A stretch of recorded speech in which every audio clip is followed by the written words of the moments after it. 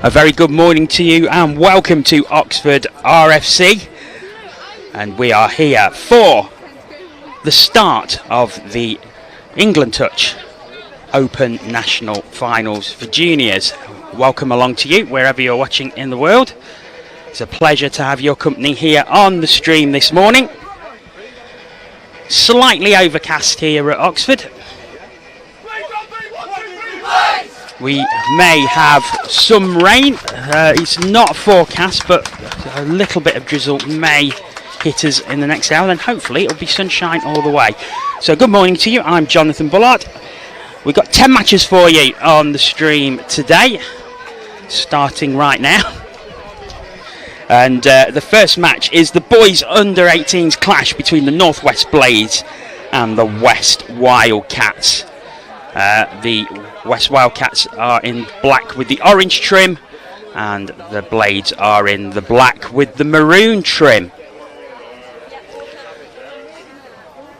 Also coming up for you later today, we've got the Midlands Tigers against the South East Taipans. That's the next clash in girls 18s. Same teams face off again in the boys 15s on the stream. Then we have the Taipans against the West Wildcats in girls 15s.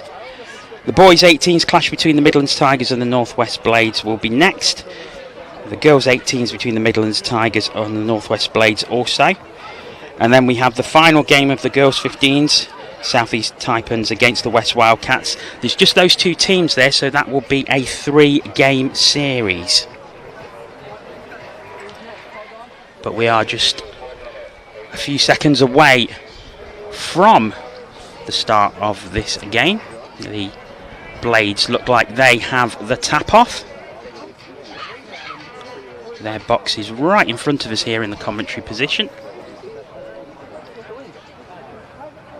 You can probably see on the screen it is a little overcast, a little dark. Hopefully that will lighten up as the day goes on. So 30 seconds away as the 30-second warning goes. Chris Wearmouth will be joining me very shortly. He's just taking care of some little admin bits, and in a couple of minutes he'll hopefully be along to help co-commentate on this one.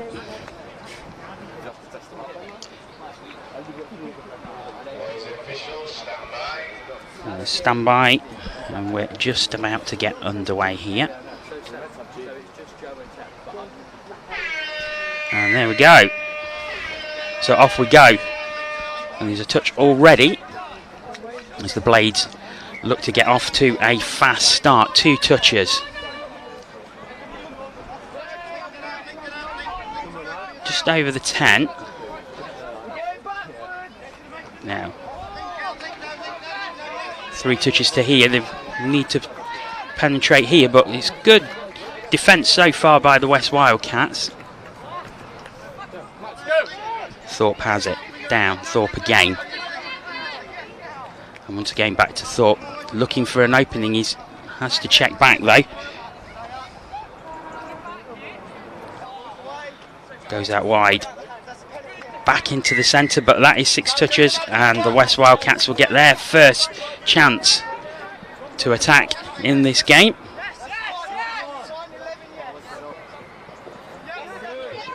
They need to penetrate almost at the 7. Out over onto the left hand side, and now back in. Is this the opportunity for the opening score? There's the touch. It's coming across the line. And that is a turnover. The Blades have it back once again.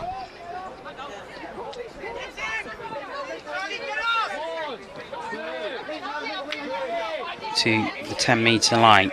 Almost up to halfway. That's 3 touches already. 4. So they're going to have to do something special if they're going to penetrate from here. Comes out to the left-hand side. Wheatley has it. Down it goes, but that's 6 touches, and once again it'll be the Wildcats who have possession. Starting deep though, and we've seen this over the past couple of weeks, that if you can't score, then the aim is to get your opponents starting their set of 6 as deep as possible. Now, the handling error, it gives the chance for the Blades over halfway, over the 10. Whistle goes. Is that going to be offside? I think it is. It is. Isaac, look out here, come on. Come on, Isaac. Hey, pass it, Ellis. You've got him away from this wing, and then just run your step. Probably here on the ambient microphone, the coach's instructions of the Northwest Blades asking all these players to go out to the left. But here's the opportunity now. Was there a touch beforehand? No, that is the try. Let's look at the replay. Ellis, let's go, Ellis. Just dived over. It was Charlie Wood. Really, really good dummy.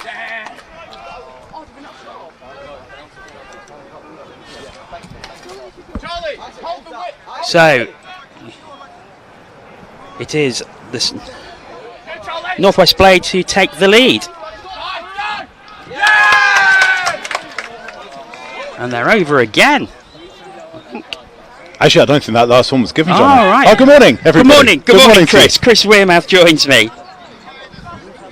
Yeah, I don't think that was given. I think there was a touch just on the line, but it's some really good set-up play by the Northwest Blades just in that initial set of salvos there, just camping out on the Wildcats line. I think what we've seen is a lot of the principles that we've seen elsewhere in touch are really alive and kicking when it comes to the boys' 18s.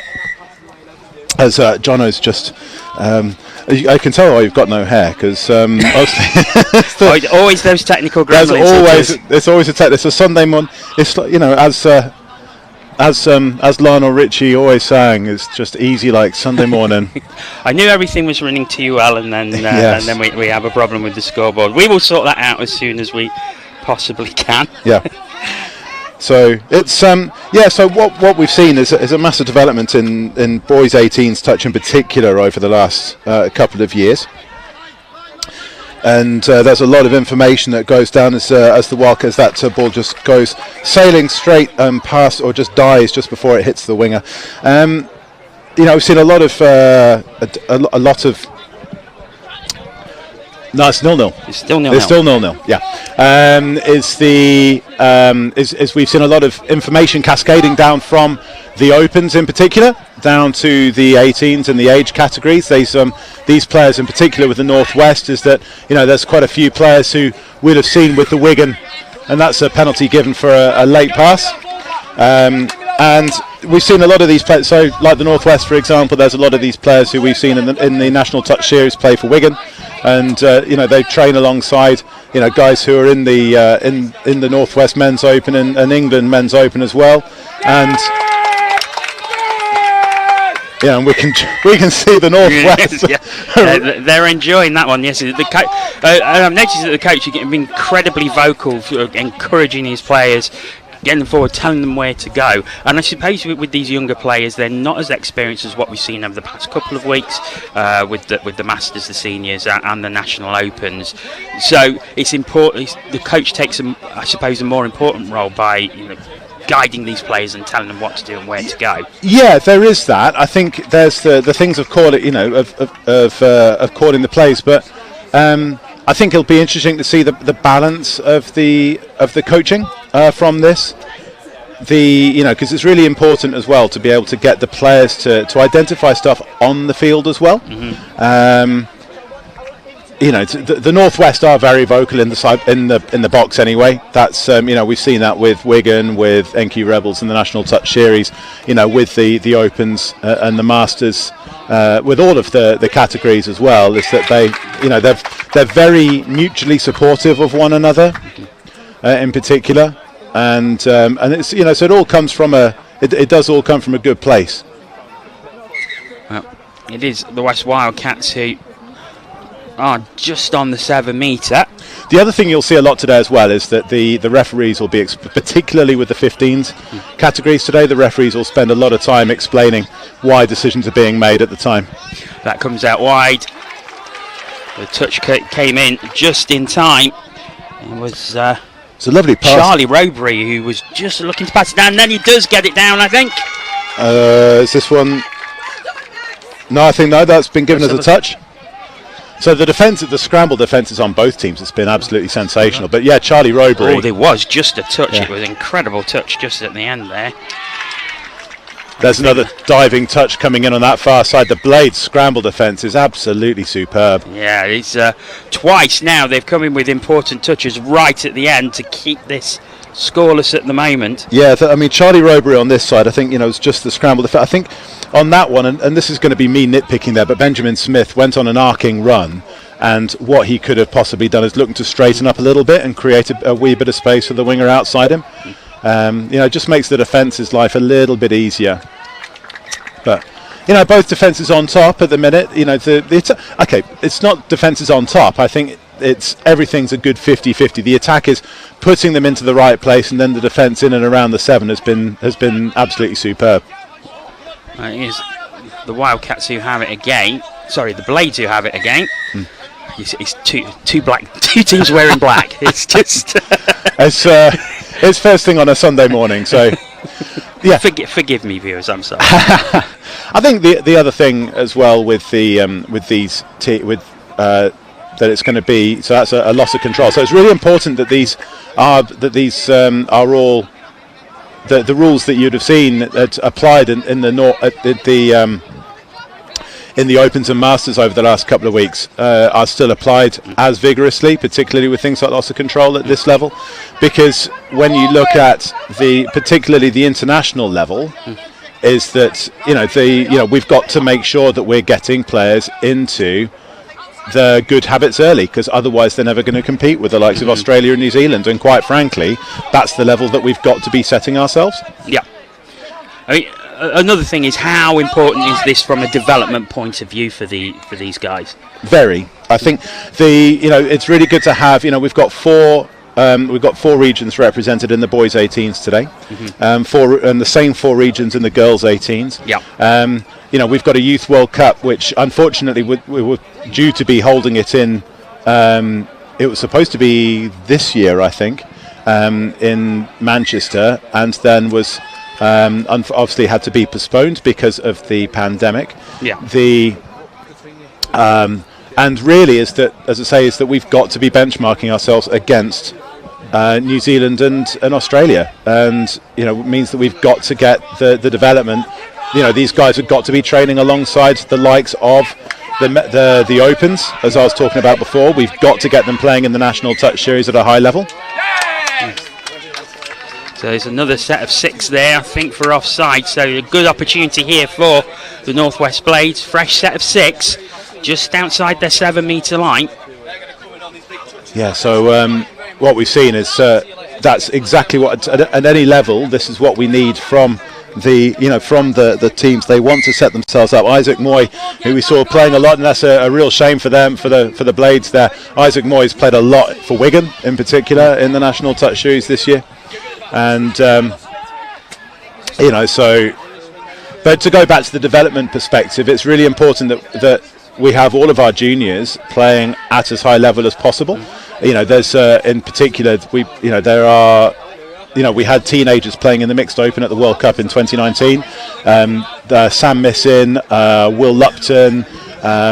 We had, names are going to escape me now. So a couple of the girls were in their teens as well, 17-year-olds playing at the highest level. And we've seen how they came on in leaps and bounds. Not only later in the year when England won everything at the Junior Touch Championships. Oh, now is that down? I think that is. Yeah. Yep. But also is that we've seen how they develop at adult touch as well. Now this is just created there. It's that's just what's happened there is that the Blades mid has then gone straight in on Sam Massey, and he's one of those players I was talking about. He played boys 18s in the Junior Touch Championships in 2019, and then he's just kept the ball just for long enough, and as soon as the Blades mid has then just gone in on him, which he didn't need to do because there was a link there to make the touch, and then it's just created for that switch to come in for the opening score. So lovely creative score, but a little bit of a defensive breakdown. So opening score to the West Wildcats, as the Blades look to come back straight away, but again they've given it away. It's another set of 6 for the Wildcats, just outside their 7 metre. So what's good to see there is that's the same kind of move as you'd see at the top level. You know, it's not just the ability to do, well, it's the combination of the awareness and the ability.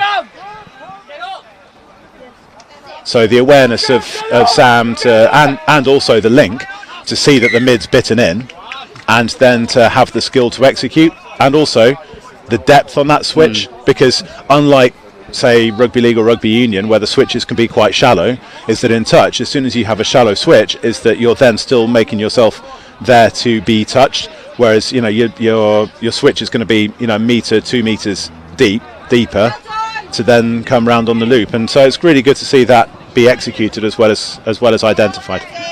So the Wildcats are looking to build down the left hand side. It's well covered by the Blades though.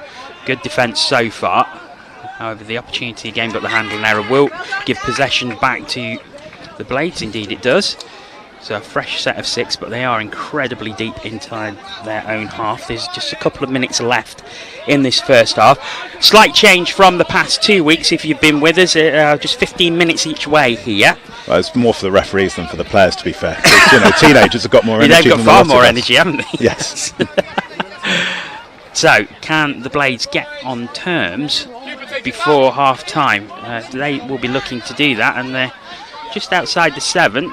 Good penetration here from this drive. Yeah, so you can see them just waiting for the Wildcats just to come up to the 7 to make that strike dump coming in. Now on this one, it's not sure how many touches they've got left. There we go, and that's a late pass given by CC Chong there in the middle. Now what they were looking for there was Sam thought was going to be looking really for that strike dump in the middle, and it just didn't come. Wildcats. And by that, in terms of is taking the dump on the 7, whereby you can then you can put a bit of acceleration into the play and really attack the defenders as they're working back that 7 metres, because it is a long way regardless of how old you are. It certainly is, and I think we've seen that over the past 2 weeks. It's something I said before you got here, where if you can't score, you're looking to get as deep as possible to make it as difficult as possible for your opponents to get back, to get a scoring opportunity within 6 touches. Yeah, and the Wildcats did exactly that. So they didn't score in their 6, but what they did is they turned the ball over right in the very, very far corner, which means that you've got to force the Blades to work across to use up touches just to get fresh players onto the field, which is they've done. What you then have to do is to back that up is with some aggressive defence, and I think that'll be the call at half time, is for the Wildcats to make that defence more aggressive, to shut things down, so that Blades have to use up 3 or 4 touches, not 2, to get over halfway. Well, over 15 minutes, no hooter. They've not mistakenly set it to 20, have they? They may very well have done, actually. we need to make sure that that they know. In fact, it may not be good for timings as it comes out wide. There's a touch. It was a good run there. Charlie Robury again on that right hand side. Blades coming again as we still away. We're 16 minutes in now, so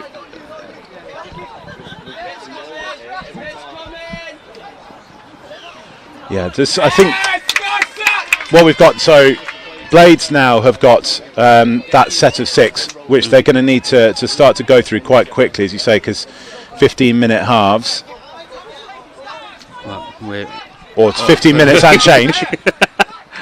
That's a good touch as Isaac Moy was looking to go through there. So that one's Ellis Povey. So we've got 2 10s. Right. Yeah, so Isaac Moy's in the. There we go. Yeah, Isaac Moy's in the vest, and Ellis Povey's in the. Isaac Moy's in the t-shirt, and Ellis Povey is in the vest. So that was my mistake earlier on. But overall, one touch, one try in it. And as far as Wildcats are concerned, obviously Wildcats created that really well. It's going to take something, as we've seen already, it's going to take that little bit extra to create that try and those try openings. And so this is what, and that's what Wildcats did, because it was a good try at the start of, midway through the first half to unlock the defence. It was a defensive lapse, and then, as I said before, the awareness to identify and then execute. So, it's a good competitive game. It most certainly is so far, and we will take a short break while the players have a quick rest. We'll play you a quick video from Bournemouth Schools, but for now, at half time, it is the West Wildcats 1, the North West Blades 0, and we will move over to the video, and we'll be back again very, very shortly.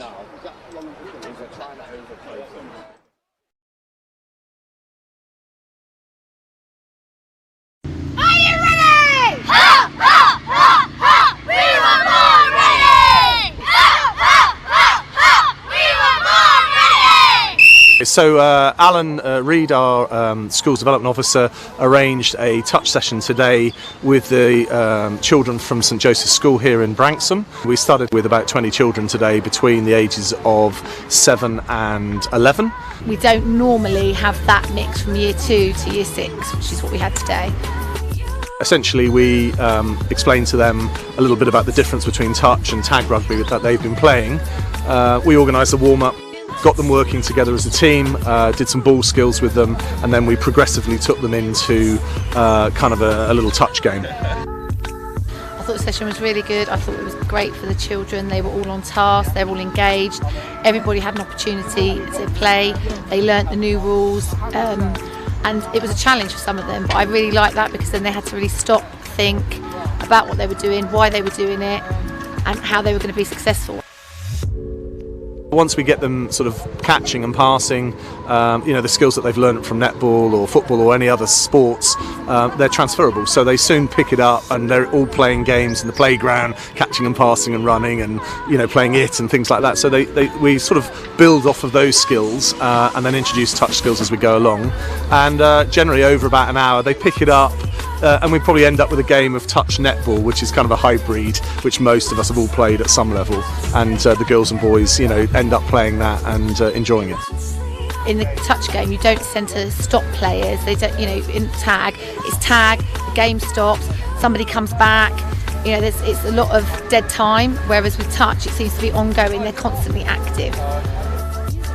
You've got to get players in at grassroots level, and if we can get them before they are teenagers, where they've already chosen karate or badminton or whatever it might be, if we can introduce touch earlier, I think that's a great way to raise awareness, get them engaged in a sport that's all-inclusive. And actually the one difference that we've got with a lot of sports is obviously boys and girls playing together, and they don't necessarily have to stop playing together when they become teenagers, which I think they have to when it's rugby and perhaps other sports.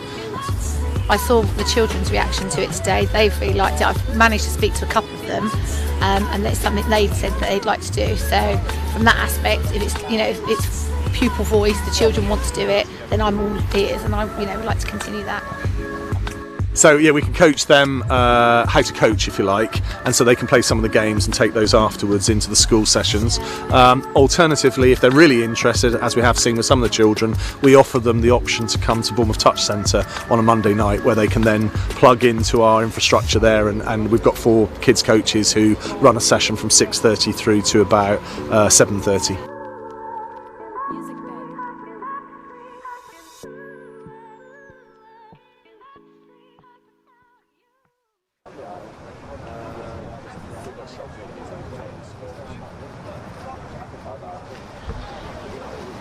Welcome back to Oxford.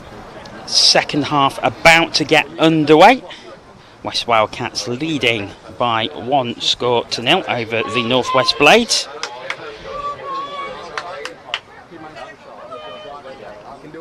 So, about 30 seconds away from the start. The players just waiting for the hooter. There was a slight issue with the hooter, which is why we had a little bit longer. And Chris, that's all been sorted now, and we will be back to 15-minute halves from now on in. That's because I had hot chocolate and caramel lattes as opposed to their normal kind of bog standard black coffees this morning. So kind of like you give them too much you give them too much sugar and not enough caffeine. And hey presto, keep on keep on playing all day. With these early starts, caffeine is very important, but it's the West Wildcats straight on. Oh, it's just beyond there on the left-hand side, and it was almost a second for the West Wildcats. Good start for them. Yeah, it's going straight onto the offensive, and I think so as I said before, what Wildcats need to be is now massively more aggressive in defence. They need to really, really work hard. They, at the minute, what they're doing is they're letting blades come to them and not really shutting them down. And what they need to do is to get it so that the blades are using up 4 touches in their own half to get up to halfway, and instead blades are getting over halfway in 2. Which, when you've got players who've got the level of experience that we were talking about in the first half from the National Touch Series, from training with the Opens, a lot of them, you can't give them that amount of time. Mind you, the flip is also true. And we've seen now Wildcats getting some good pace going onto their attack. Just driving straight, but they just need to make sure the half is there quickly. Again, it's getting into good habits when you're training. I think what happened, a lot of these players would have played some form of rugby, and it's a thing where you get a little bit more time, say as a half in rugby league, or as the breakdown in rugby union. Whereas in touch is that it's really important that the half is there just like that, in the split second to get the ball off the floor. When you watch, to go back to the example of Australia and New Zealand, is the ball just is on the floor for a millisecond. Just on the 2 codes that we've got, you've got Union and League, does one provide more plays for touch than the other, or does it tend to be a good mix? It depends whereabouts you are in the country, doesn't it? I think, in the Northwest, that's such a lovely offload there. It's a shame. That is just a slight handle error from Samuel Wilkinson, but it was a lovely build-up from the centre to the right-hand side. Yeah, that's. The pitch is still is a bit long and has held the rain from last night and yesterday. But so to go back to what you were saying before, is that it depends whereabouts you are in the country. So if you're in the Northwest, there'll be a lot more league players. In the West region, you're going to be dealing with many more union players. Yeah. But the thing is that you've got that there are it really does benefit everybody's codes. So it doesn't matter really what codes they play for, because they get the core, you get your core handling skills, where junior league players will be more used to than union is in the getting back to get onside. In union, and you see this a lot with players who, and especially when they get older, is players who are used to union and then play touch for the first time, as they're used to kind of making the tackle and then just getting back a couple of metres, because that's what you do in warm-up touch or ready for rugby, or all of the other kind of minimal contact versions that there are in and around union clubs. Whereas in touch, you've got to get back 7 metres, and that's the biggest thing. But then that really helps your cardiovascular. Yeah. So we've got 15s and 18s here. Any other age groups that will play, or is it a tendency, if you're good enough at a young age, you will go into the 15s age group? If you're good enough at a young age, you'll go in, and likewise higher up is that I think it was there was to go back to 2019 and the Junior Touch Championships, is that there were a number of 15-year-olds of under 15s who played in the 18s age groups. So we're not, and as I said before, is that we had some 17-year-olds playing in the World Cup.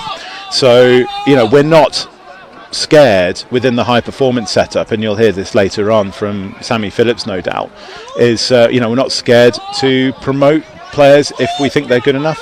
And the same thing happens at club level. We had the likes of Harry and Sam Missin, who were playing adult touch for Cambridge while they were in their while they're in their mid-teens.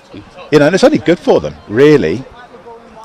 Reece Shackleton, they're looking to go over for the Wildcats. Unfortunately, touch, and that turns it back over to Northwest Blades. It's been a very close one, just the one score in the 20 minutes we've had, and it's been a very, very good standard as well. It has. The error rate's been comparatively low. We've seen the balls that have hit the deck have tended to be longer passes, and again, that's not massively different to the National Touch Series or the Opens, or, as I said before, is that just given how the rain that there was in the Midlands yesterday and last night, there was some pretty torrential rain.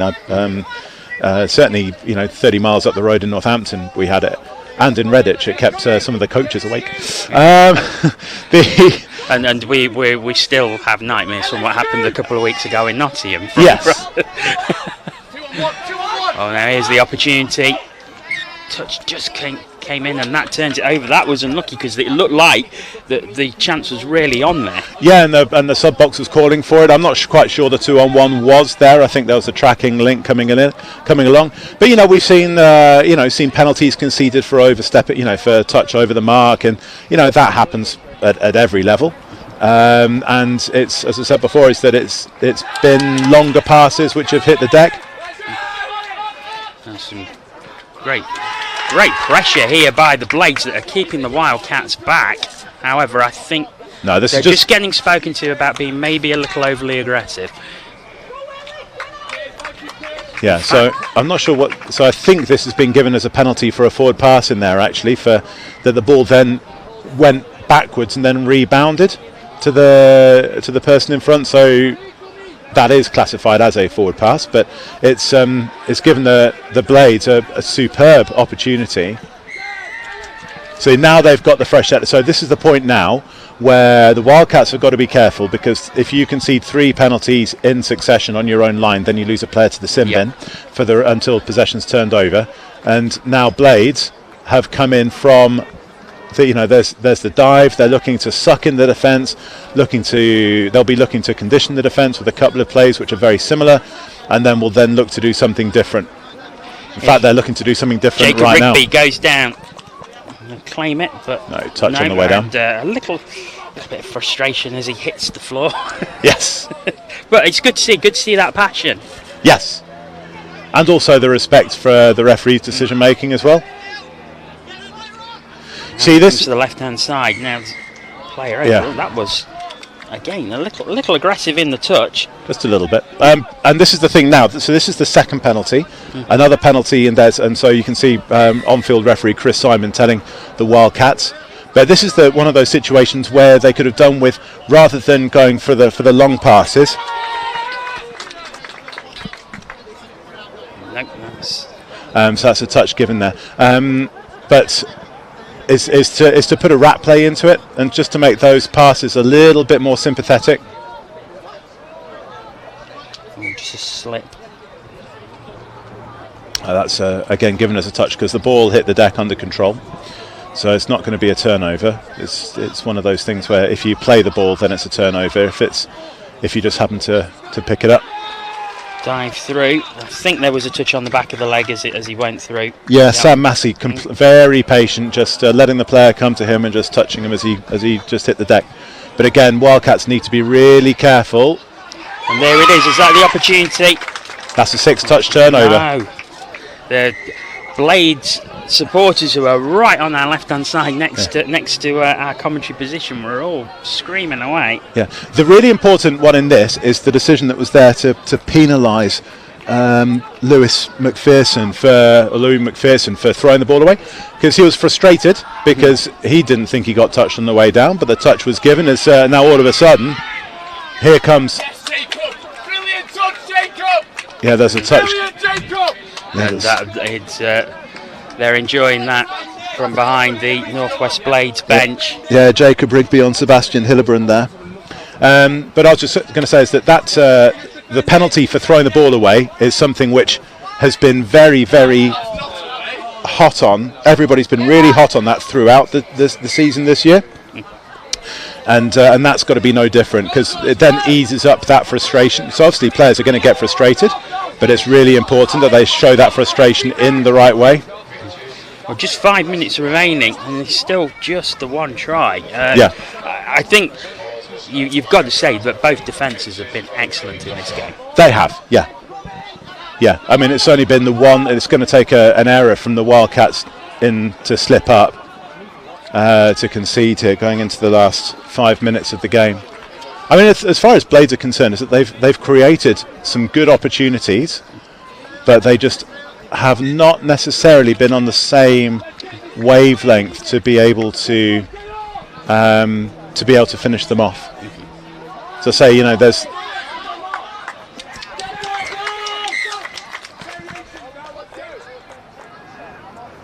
it looks like it's a turnover to the Blades. So now an opportunity for the Blades once again. They've got a fresh set of 6.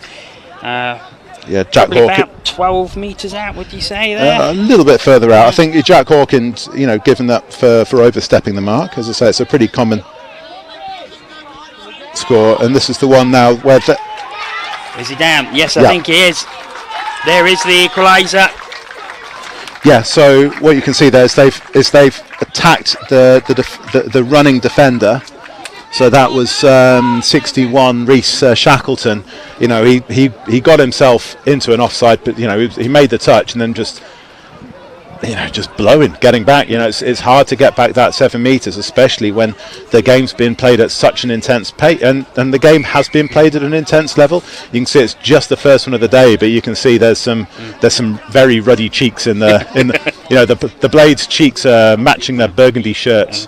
Yeah, and one it was Charlie Wood going over there for the Blades, bursting through and putting it down. That is the equaliser, and they have got the score that they probably did deserve. Now, is that down? Was there a touch? Yes. Yes, there was. And we've seen quite a few of these where they've dived through, and there's been a lot of like last-ditch touches as players have gone over the line. Yeah, so the defence has been tracking really, really well on both counts. And as I say, what happened? You know, we saw on the first for the Wildcats try. You know, we saw the good switch to capitalise on to capitalise. Now that's been given as a touch as opposed to a loss of control, because the ball just hit the deck straight away. It's been given as a slap in the ball out, so that's why that's restarted with the penalty. You know, it's that we saw with the Wildcats score came from a defensive mishap, and the Blades was on that as well. Wildcats now needs to do what the Blades did, and that's attack the defenders in and around straight after the touch, because that's how they're going to make their meters and to break through.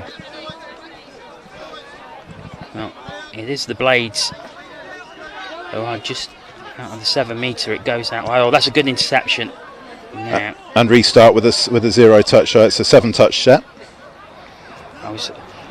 For half a second there, I thought, is he going to put the wheels on and go down the line? I hope that it does stay this, because this draw is this has been, and this is that's been given as interference. I do hope it stays as 1-1, because I think the teams deserve a share of the spoils on this. It has been a very even match, as you said, Johnny. And at this point, it would be a heartbreaker if one of these teams do manage to get over. However, it's the Wildcats. Oh, this is the opportunity. It goes right out to the left, and it is there. Yeah, Sebastian Conahan finishing that off, and this is just created by a straightforward. So we were talking about the skills from other codes, and that one there was just a straightforward set of hands from Theo Edwards, and you know he's played at a higher level, and the winger couldn't do much else, because the winger came in and shut in on the link on Edwards, but he had to do that, because if he didn't, then Theo Edwards would have scored himself. So, but then it's a good pair of hands. So the defender did nothing wrong. He had to, he had to force the decision to be made by Theo Edwards, and then he did that and just saw it coming and just flicked a good pass out to the winger to score.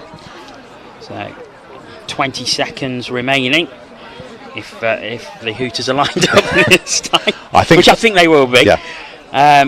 So Blades really need to do something with this. Oh, it's not complete. That's going to give Wildcats another set of 6, and that will probably do it for them.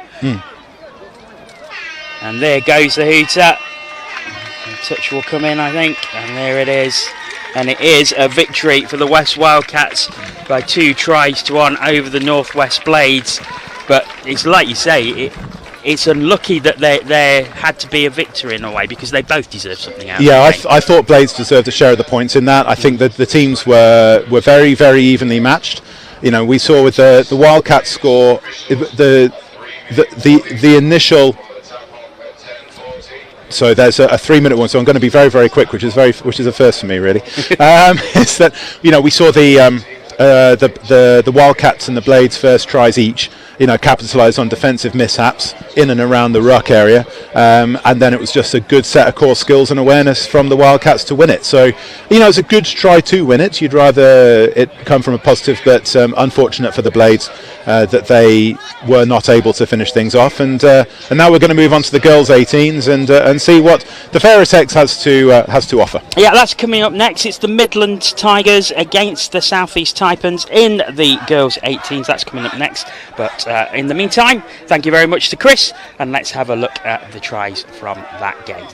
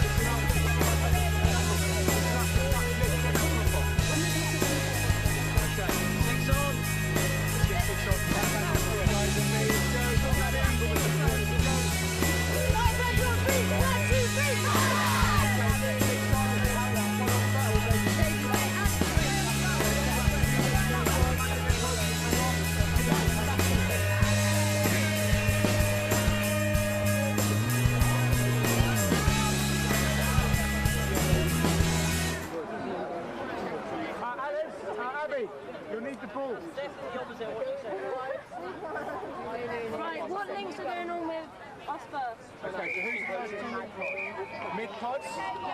So mid-pod is... Welcome back to Oxford.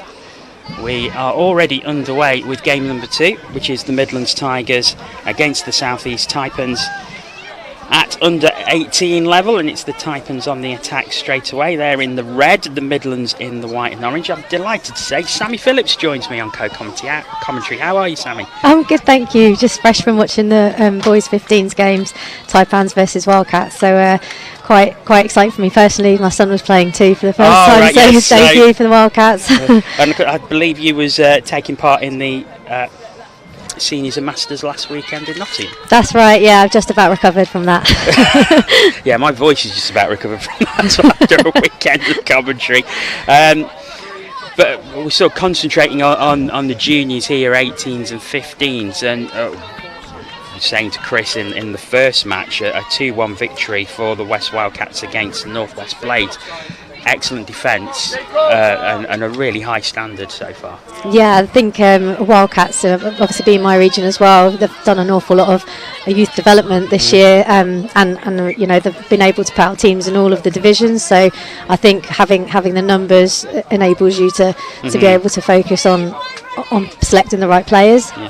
And I suppose with everything that's been happening with regards to COVID as well, that you've not been able to have the training sessions that you probably normally had, so it's testament to these kids that they can adapt to that and get straight on back at it and playing at a high standard.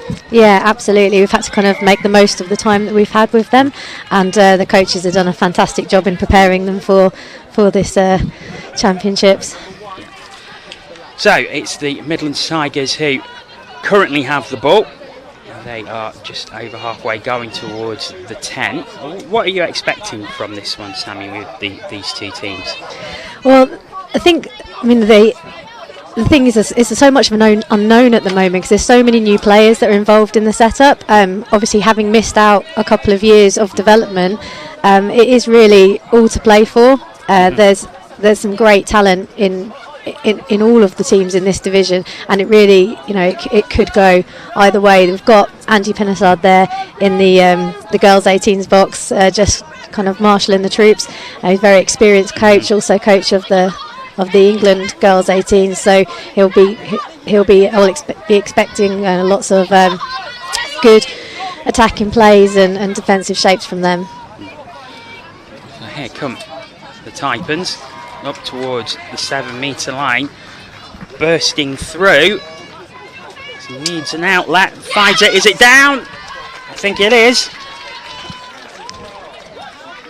Let's watch that one again. No, it's not been given. It's not been given. I think that she didn't quite get it down on time. I think the touch came in.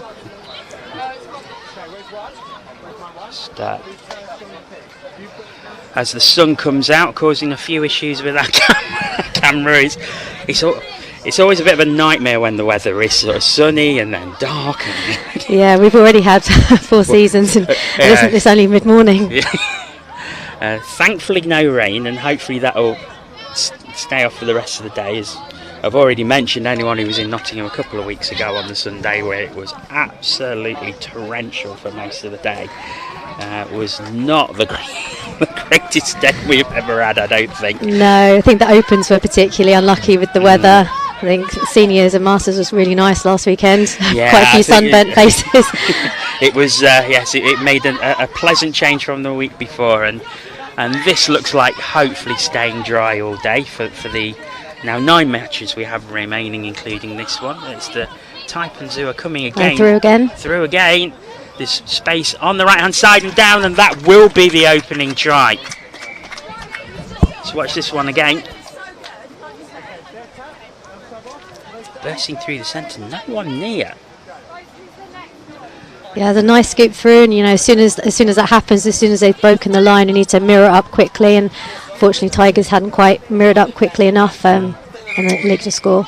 So the South East Taipans take the lead, and would you put that down to good attacking play or more of a breakdown of the defence? I think the speed of play certainly helped the Taipans scoop up with some momentum, but the good angles on the scoop and making it, and good speed running through the defensive line, and then like I said, the defenders hadn't quite clocked onto the scooper coming through, and they hadn't mirrored up quickly enough. I think that's what led ultimately to the score. Almost an opportunity for the Tigers to come straight back there, but just a mishandle allows the Taipans to get a fresh set of 6, but they are very deep in their own half, and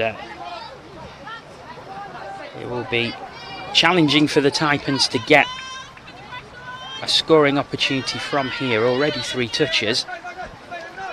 So this is good defence from the Tigers, and even better is there's an offside call there. Offside, otherwise it would have been a turnover for a fresh set of 6, as it is. A fresh set of 6 for the Taipans. That's lucky for the Taipans, because they hadn't really got much momentum going into their box drive, so they were quite lucky there that the Midlands were offside.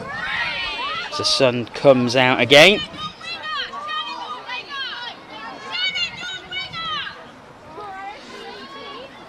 think there was a touch there, wasn't there? Oh, no, there wasn't. Score's good. Around the outside. Now, let's have a watch this one again, because it looked like there was probably a touch. Lots of time. No, it was missed, and down it goes. And the Taipans do take a 2-0 lead. Now, what do you think happened there? Because it looked, in all intents and purposes, there was a great opportunity for a touch in the corner there before the ball went down. Yeah, I think that player was slightly distracted by the scooper, obviously, as a half who couldn't score and hadn't quite made sure that they had covered their own player. So that overlap was then executed well. So the Taipans looking good with their 2-0 lead. They defended well as well, so they've stopped the Tigers really having any penetration beyond that 7-metre line. And when they have got to the 7-metre line themselves, they managed to get over. Yeah, so the that is Taipans are driving with much better yeah. pace and variety this time. We really got the Midlands rolling. Yeah, they're coming in. Oh, that's just a slight. Yeah, just a little bit of a fumble on that strike, Dom, because I think they were setting up for a scoop there. And obviously we've had no rain this morning, but we had a lot of rain overnight. The ground might be wet. Could that be a reason for that handling there of the ball? Maybe a little damp. And yeah, certainly. We had a few of our international teams training here yesterday in the deluge, and yeah, that will certainly won't help with the handling if that ball is a bit slippery as the half picks it up. Oh, bursting through. It's the half. She's going to need to make a pass, but she's touched on the way through.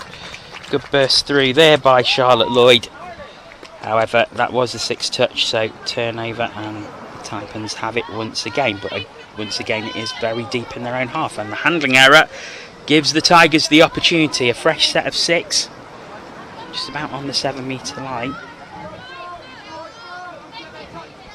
Coming across into the centre, trying to draw out the Taipans' defence, looking to find those gaps.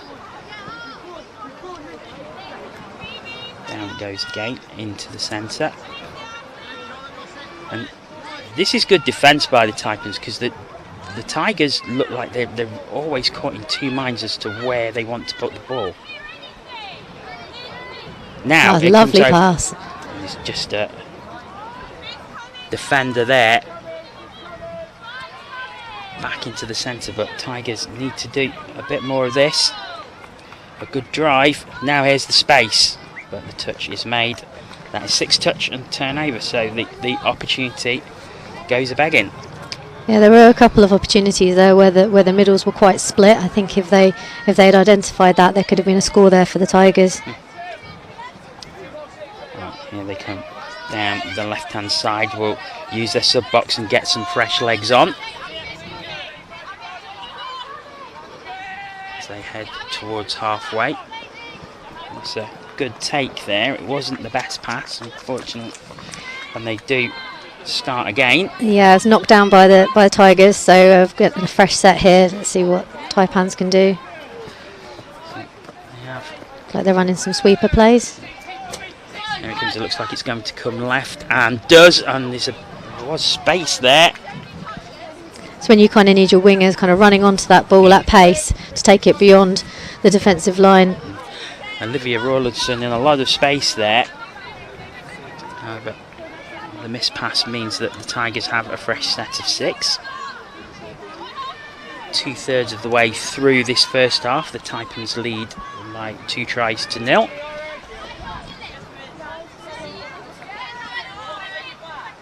I think both teams just need to work a little bit on their transition from their box drive. Just slows down quite a lot as the teams are subbing off and back on again. So I think that would picking that up a little bit would certainly help them build that momentum in the drive.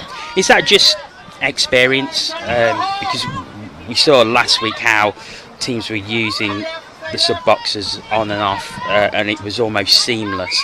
Is this the fact that these are youngsters, they probably haven't got that experience of using it like more experienced players have? Yeah, definitely, and there's a little bit of hesitancy as to whether they're going to get the pass away or whether they're going to take the ball in, and you know, as those players are coming off, we haven't quite got the fresh legs on, ready to hit the drive and continue it. So yeah, they just need to work a little bit on the transition from the box, because there are, you know, quite a few errors, handling errors, and slowing of momentum happening on both sides.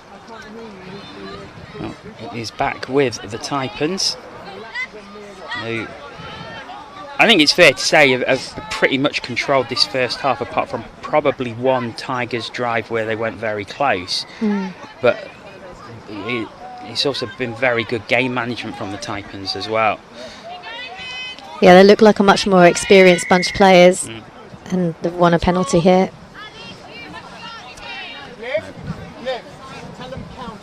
In the centre, it is Alice Summers with the ball. So Alice is a very experienced player. She'll be certainly playmaking here. There goes this space out on the right hand side. Is it needed?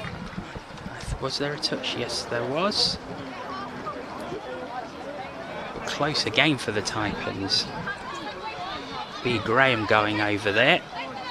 Just touched on the way down. However, the opportunity is still there for them. Just outside the 7, is there? Just drawing the Midlands defence out once again. Now here comes the drive. Oh, a nice dummy! I think that's going to be... No, it's given. It's given. Let's watch that one again. He's such a dangerous player. Oh, completely fooled them. Nice little show and go. And it is 3-0 Taipans, and who have dominated this first half.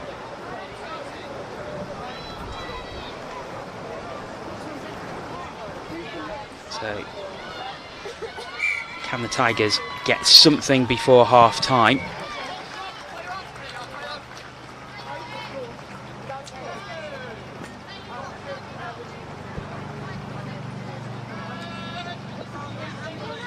Down into the centre.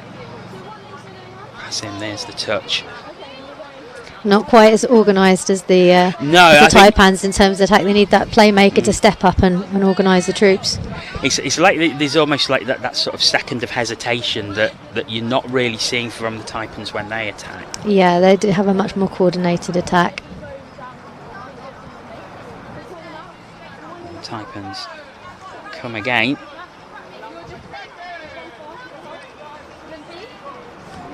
Just a reminder, we will be seeing these two teams next in the boys 15, so Taipans against the Midlands Tigers at boys 15s level. That will be in 20 or so minutes time. Oh, just the handling errors, the Taipans were looking dangerous again. Yeah, they had an overlap there again too. If they'd managed some quick hands, I think they would have been in for another score. I'm expecting the hooter any second. The hooter to start the game did go before the players were ready, so it was probably about 30 seconds in before this started. So that will be the final play. In fact, that is the final play, and that is half time. So the Taipans lead the Midlands Tigers by 3-0. Sammy, what do you make of that first half? Yeah, I think both teams just kind of sussing each other out there. Taipans looking strong once they come out of the box on their drive, really going with good momentum into their scoop plays and attacking the line with some pace. Also, when they're in their line attack, they look organised. They look like they're running their plays, conditioning the defence. So at the moment, I feel like they have the upper hand. I think with Midlands, they need to just ensure that their box drive gives them a bit more momentum, because they've got some quick players in there. They've got some players that can throw some really nice long passes. So I think they just need to bring that out a bit more in the second half and try and stop the Taipans getting such a roll on them in the drive. Okay, well, thank you, Sammy, for the moment. While we have half time, let's have a look at what Loughborough Touch are up to. Just watch the shooters for me. We'll call that live. We are going to move sort of hands on the ball.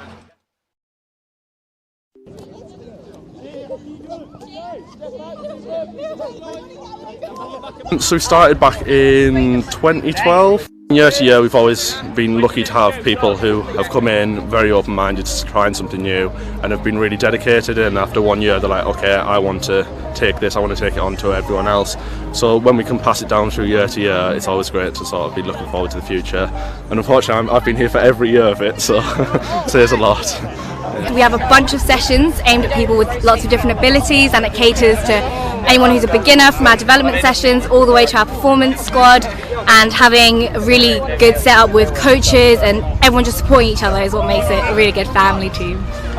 Our competitive touch, we can step up the standard. We've got Matt Davis, who's been great coaching us all. You learn a lot in the games and they're just really helpful, and they'll just like to say you could do this next time, and they're really helpful, just giving you little tips and pointers. Our first year started really small. We only had about 40 or so members, and then regularly we had about 25 come to sessions. Through the years now we're looking at about 90 members. We've got a lot of people just wanting to come down, play a bit of social touch, and then we've got people who want to play competitively. And obviously with England Touch it's progressed as a sport over the last few years, so it's great to be able to influence us in the university game.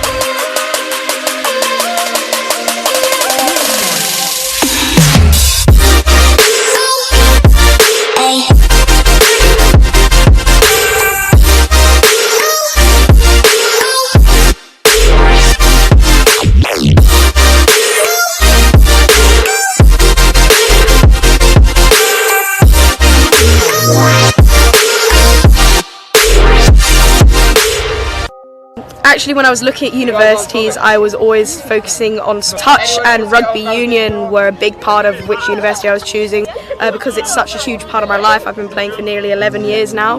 The level is higher than what I expected, just because I've come from such a high intense level recently, but it's a nice surprise.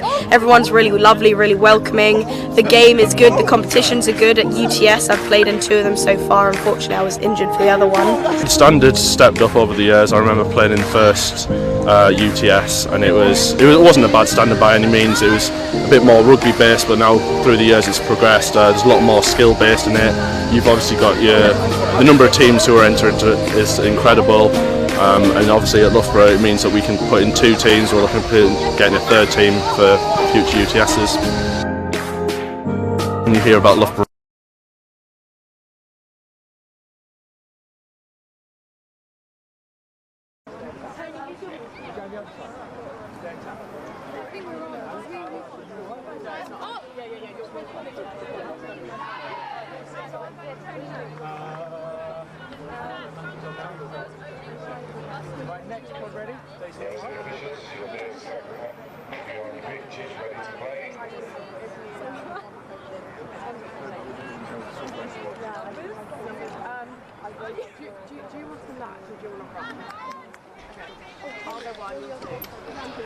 Welcome back to Oxford. Second half about to start very shortly.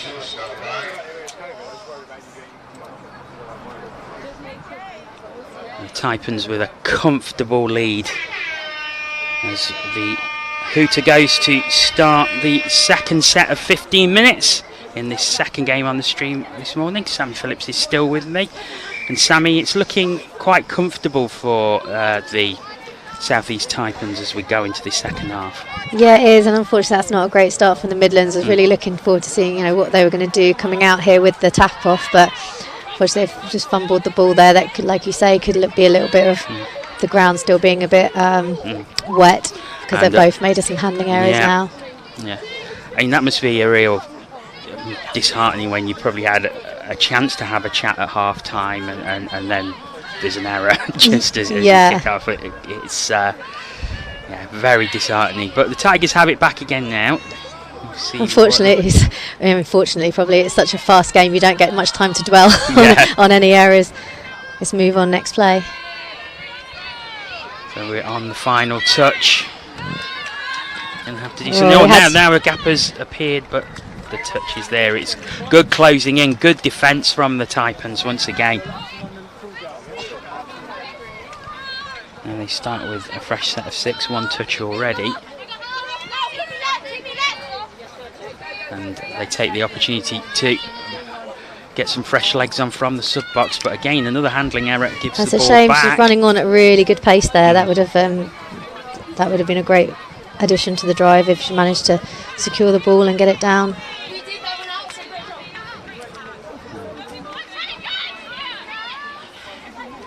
And here's the Tigers, who are over the 10, going towards the 7. Look to go out to the right hand side.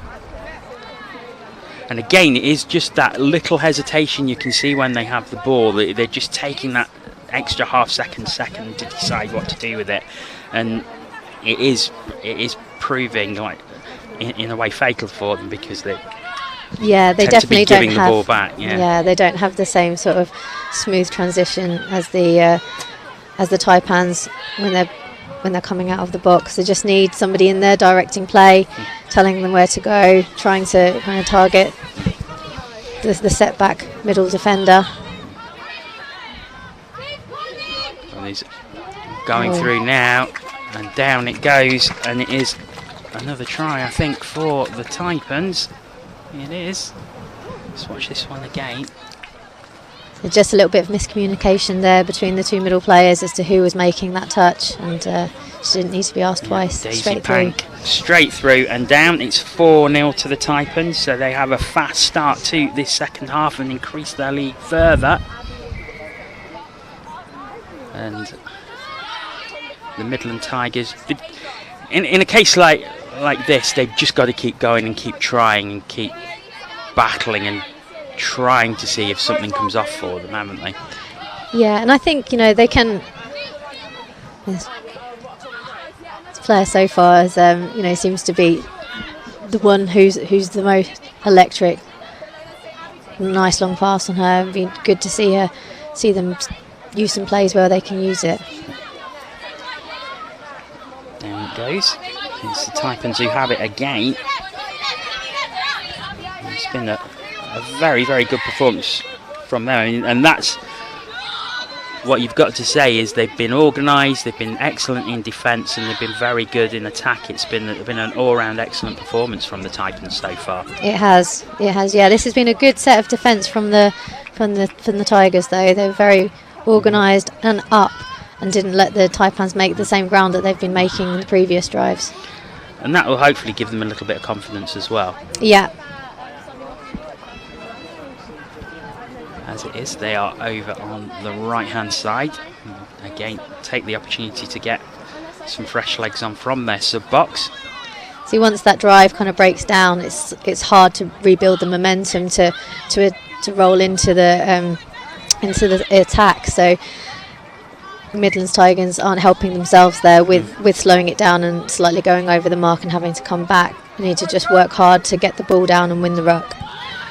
As it is, the Taipans have a fresh set of 6 starting from their halfway, and they're already over the 10. Crowding defence from the Tigers. Gaps opening up on the left-hand side. When they're coming on, they look dangerous. They're running at pace. Their handling is good. Picking good spaces. Just putting it down a little bit. Back centre, and now here comes the drive, and there is space right out on the left, and down it goes, and that is given. Score's good. It's another one. Let's watch this one again. And there's Alice Summers again with the long pass. Long pass right to. Lovely. And down it goes. So that's kind of that snappy ball down that you need before any touches come in. And it's bread and butter for the wingers. Yeah. And it shows how well organised that the Taipans are. The fact that they managed to draw the Midlands defenders back into the centre to give the wingers that amount of space, and also how good the passing is to get the long pass over to the wing without going forward to get the ball down. It's an excellent play all round. That's right. I think when the players are getting driven hard and finding it hard to get back on side, you'll find that a lot of the defences will compress, which gives that space out on the wings. And if you've got the nice long pass like Alice does to execute it, then the scores are there for you all day long. So Taipans have it once again. 9 minutes just under left in the match. 5-0, they have a very, very comfortable lead. There's an excellent passing there into space. They scoop through again. And Lovely. there's the opportunity now. Well Was it under deserved. control? Was it under control? No. That's a shame. That was a lovely score. So, Created from passing the ball into space and a nice scoop off the back of that momentum. again, just the handling error. I suppose it's one of those things that when you're 5-0 ahead, it doesn't matter as much as if you were, say, 1 or 2 ahead. But at the same time, I'm sure she will be disappointed. Yeah, it's just a shame that a passage of play like that hasn't resulted in a score, because it certainly deserved it. Yeah. Well, that was a bit of miscommunication there. Miscommunication, and again it gives the Taipans the ball back in a dangerous position, a set of 6 starting from there. And again they look to draw out the Midlands defence and create the gaps. Back into the centre it comes. There is a player wide out left, but it goes back into the centre. And now here's the opportunity. There's a touch, and that will be all 6 touches, and it goes back to the Midlands Tigers.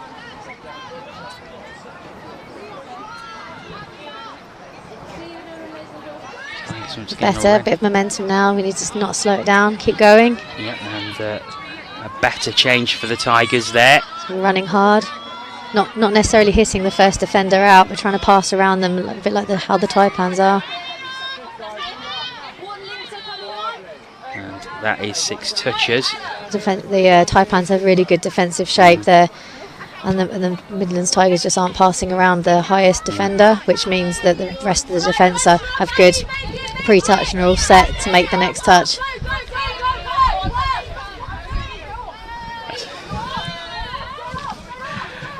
As it is, it's the Taipans who have it once again. In fact, no, it is turned over back to the Midlands Tigers. Now, they looked a lot more fluid in their last drive. Can they continue that on? Once again, they go for the quick change. Not as fluid that time. No, they just need to be a little bit more slick. We need that, ball down, win the ruck, half there quickly, and then an on-come play, running at pace. Just those components that make all driving play work well. And again, another handling error unfortunately gives possession back to the Taipans.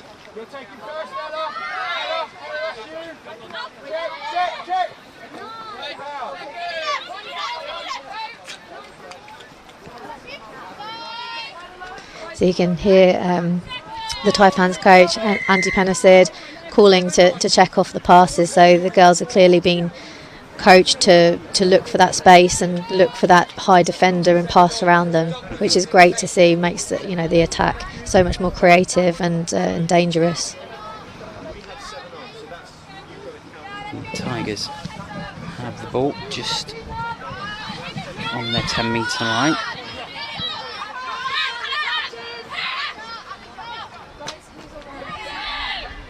Again, it's just and another handling error.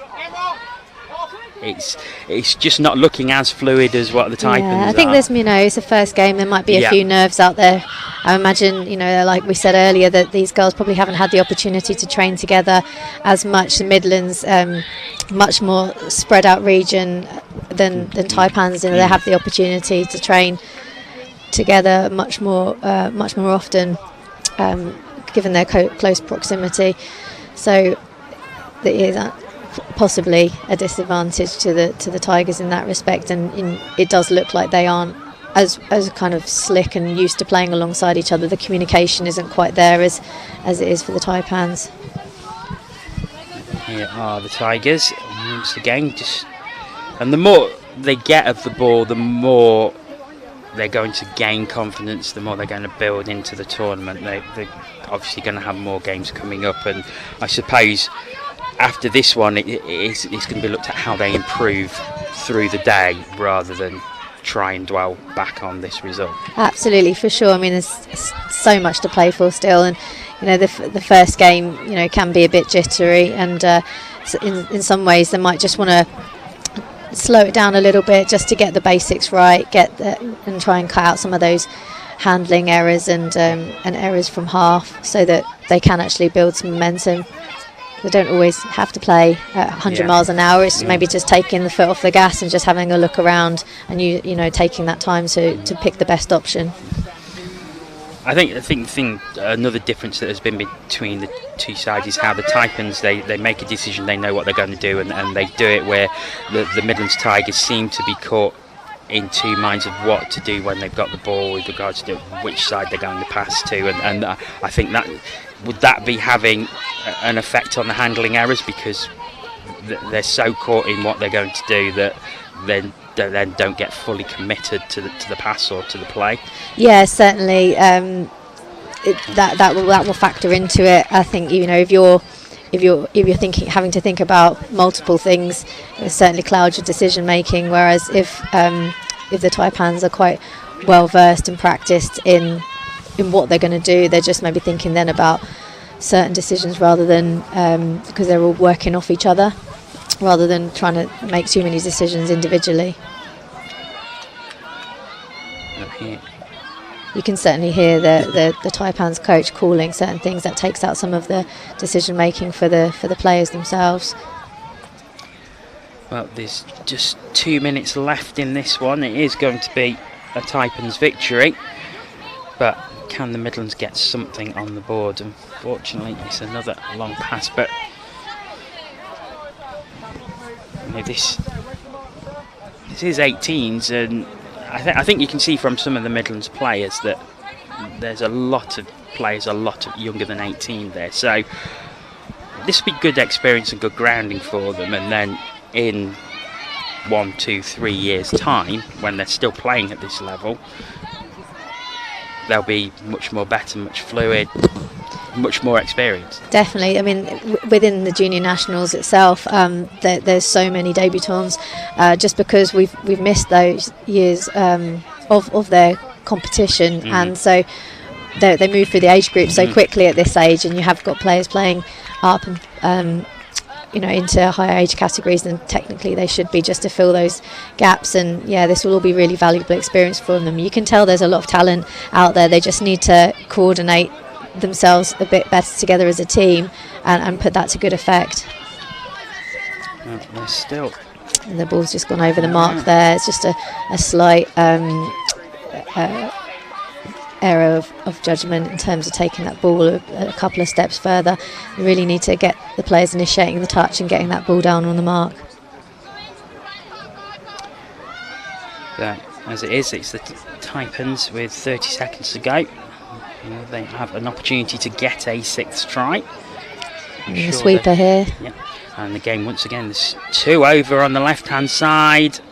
Well, that's good defence in the end. There's 2 players over. A lot of space on the right-hand side. And there is the hoot. So this will be the final play. Taipans just looking to draw this out. So that will be that. An excellent 5-0 victory for the South East Taipans. Sammy, thank you so much for joining us for that game. Pleasure to have your insight on that.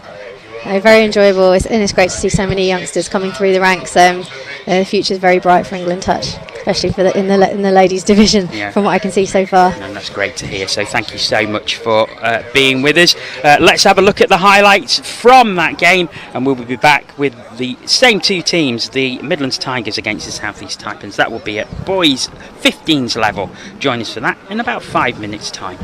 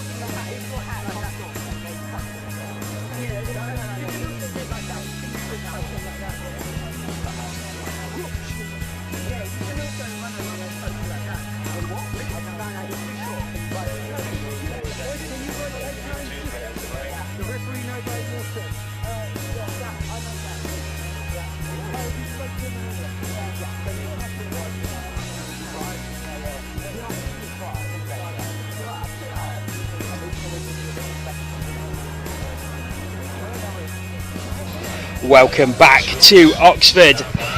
Game number 3 of the morning about to start. It is the Midlands Tigers against the South East Taipans at under 15 level. And I'm delighted to say that Sol Phoenix joins me for commentary on this one. So Sol, are you looking forward to this one? Yeah, it should be a good game actually.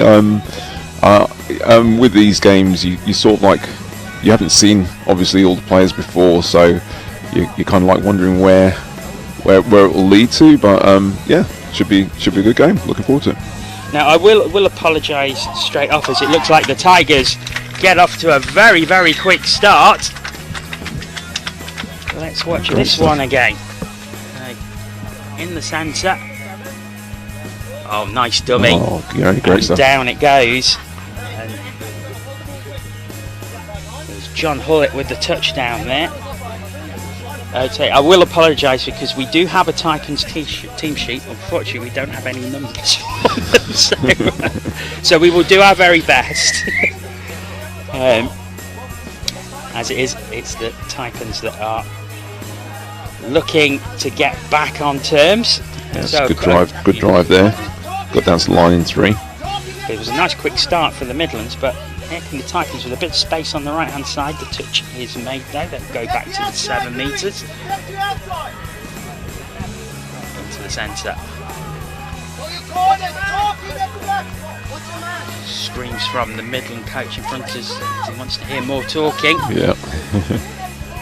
I see it's 15, so a lot of these, it may be their first time playing in a tournament like this. Yeah, I'd say so. I think that a lot of them probably will be playing locally, socially, but they probably haven't had a chance to actually play together as in a junior tournament, because obviously most clubs won't have a dedicated sort of like under 15s team. So this will probably be the first time for them playing against people of their own age group, which is really nice. And especially as we've had COVID as well, which has put pay to everything for a year, so that's obviously taken it back. But this would be a great experience for these boys. Absolutely. I mean, and that COVID thing, it really, I think this is probably one of the age groups that's really hit the most, because of course a lot of these players would have kind of like missed out on that, that early sort of like development, and whereas in the older age groups you tend to find that, well, it's just been a couple of years off, whereas a lot of these players would have been actually sort of like beginning their touch during those years, during the last couple of years. So but they seem to be doing pretty well. It doesn't seem to have stopping them at all there. You know what I find quite strange, because we've had 2 18s games and now we're having the 15s games, and after the nationals we've had over the past couple of weeks, some of them look so small. Yeah, honestly. They're very, and very sprightly as well. I'm sort of like, after recently I was playing the Masters, and it certainly looked a lot slower than this. Oh, there's another score. There's another score. Oh, great stuff, yeah. Let's have a look at that one again this week. Check the replay. Comes back. Yeah, so they created an overlap on the outside there, which meant that the outside man's really struggling to deal with it, and he's gone on an outside break. Brilliant. McGilvray going over there, so the Midlands Tigers with a good cushion early on in this one. Can the Taipans come back and get something on the board with this drive? It was something we were seeing last week as well. We were seeing a lot of scores. Goes over there. I think there was a touch. There was, but we see. Yeah, I think she's just given a. I think they're not going forward fast enough, or it was a penalty for offside. But they've got a new set of 6 now. We were seeing that after try back to halfway, and you was often seeing a comeback try straight away, and there is one there. Yep. There's great hands across down the line there by the Taipans. Over it goes. Number 13 putting the ball down. Yeah, great score. I can guess a name from the list we've got, but I'm not going to. But yes, an excellent score, and what the Taipans needed at that point in the game. Absolutely, yeah, to keep themselves in the game and put a bit of pressure on the Midlands. Yes, as I was saying, that you often saw a try and then a comeback try straight away because you were starting a set of 6 from halfway. That's it. Yeah, I mean, really, that's what Midlands will be looking to do here. I mean, you've got a fresh set of 6 from the halfway, so you should be making the line fairly easily, and then sort of like setting up some sort of attacking play. So hopefully that's what Midlands will be looking to do from here. Midlands. Ooh. Again, has he got that down without a touch? I think he has. Does the referee give it? Nope, he's given it as a touch. No, he's given it as a touch. So back to the 7 metre. Across it goes. Space out on this right hand side now. A lot of space on the right hand side. There is a touch.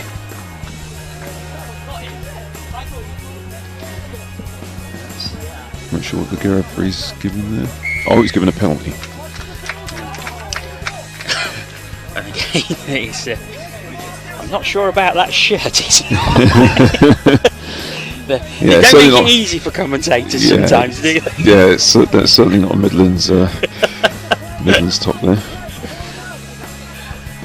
But here come the Tigers once again. Oh, nice switch. I think there was a touch before that went down. Indeed, there was.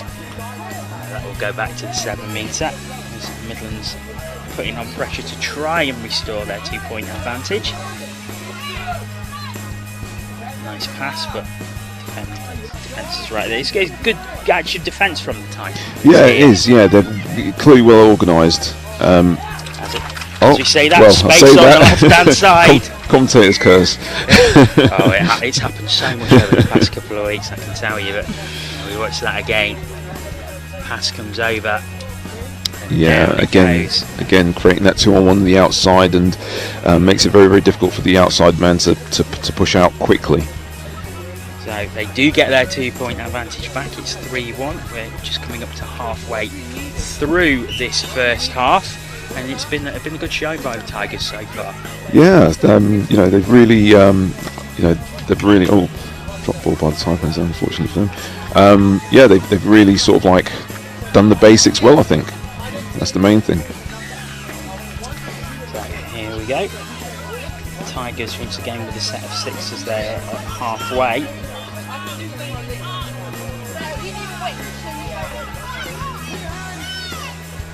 A few shimmies. Moses Ratnich.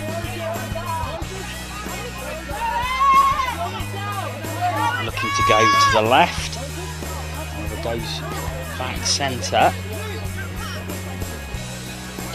Taipans just keeping them at bay and not allowing them to get to the 7 metre line. Yeah, I think Midlands here, they're holding on to the ball very well. Again, commentators curse. I should stop talking. Oh, please don't. Don't leave it all to me. Oh dear.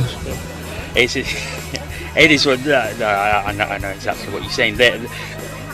that was probably the least fluid move we've seen of the Tigers in this game, where they seem to be in two minds of what to do. Yeah, I think you know, they like I say, they're controlling the game fairly well. They seem to be slowing it. They were slowing it down a little bit there, but they've looked in control. So we'll see how it goes. But things can change. Yeah, so we shall see. So how quickly things changed last week. I mean, there was a couple of games where there was one where there was an 8-2 lead on the stream, and it came back to 8-7. It was only really decided in the last second. Yeah, so one of those games I was involved in. I think that's why I couldn't be absolutely sure, but I thought I'd let you confirm that one. Yeah, one of those games I was involved in. We were up. I think we were up 6-2 at half time, and that's right. Yeah. And then it was at 8-0, and then there was a try on the final play. It was pretty the diving somersault try. It was very close. But I mean, those are the games you want to play in. So because they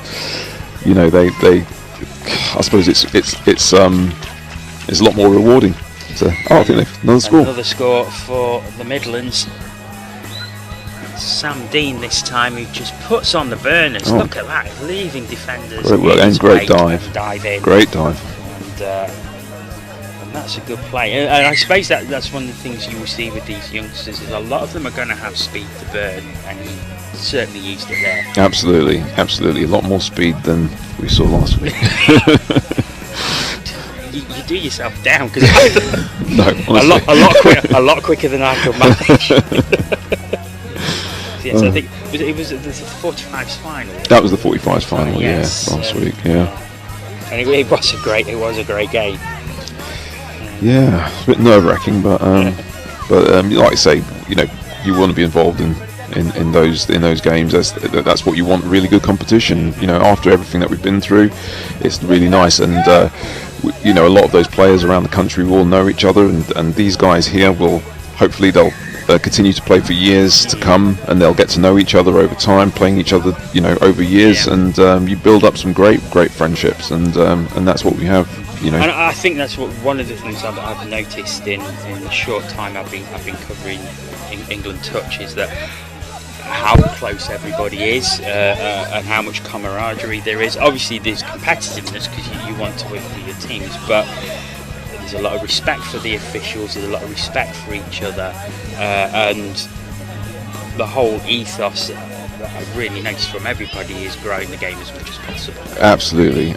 I mean, we all love the game, and the social side of it is just fantastic. I mean, it's a great community. It really is. It's a wonderful community, and it's just everybody just wants the game to move forward, and more and more people in the sport is what we want, and it's growing very, very fast now. But it's great. Love it.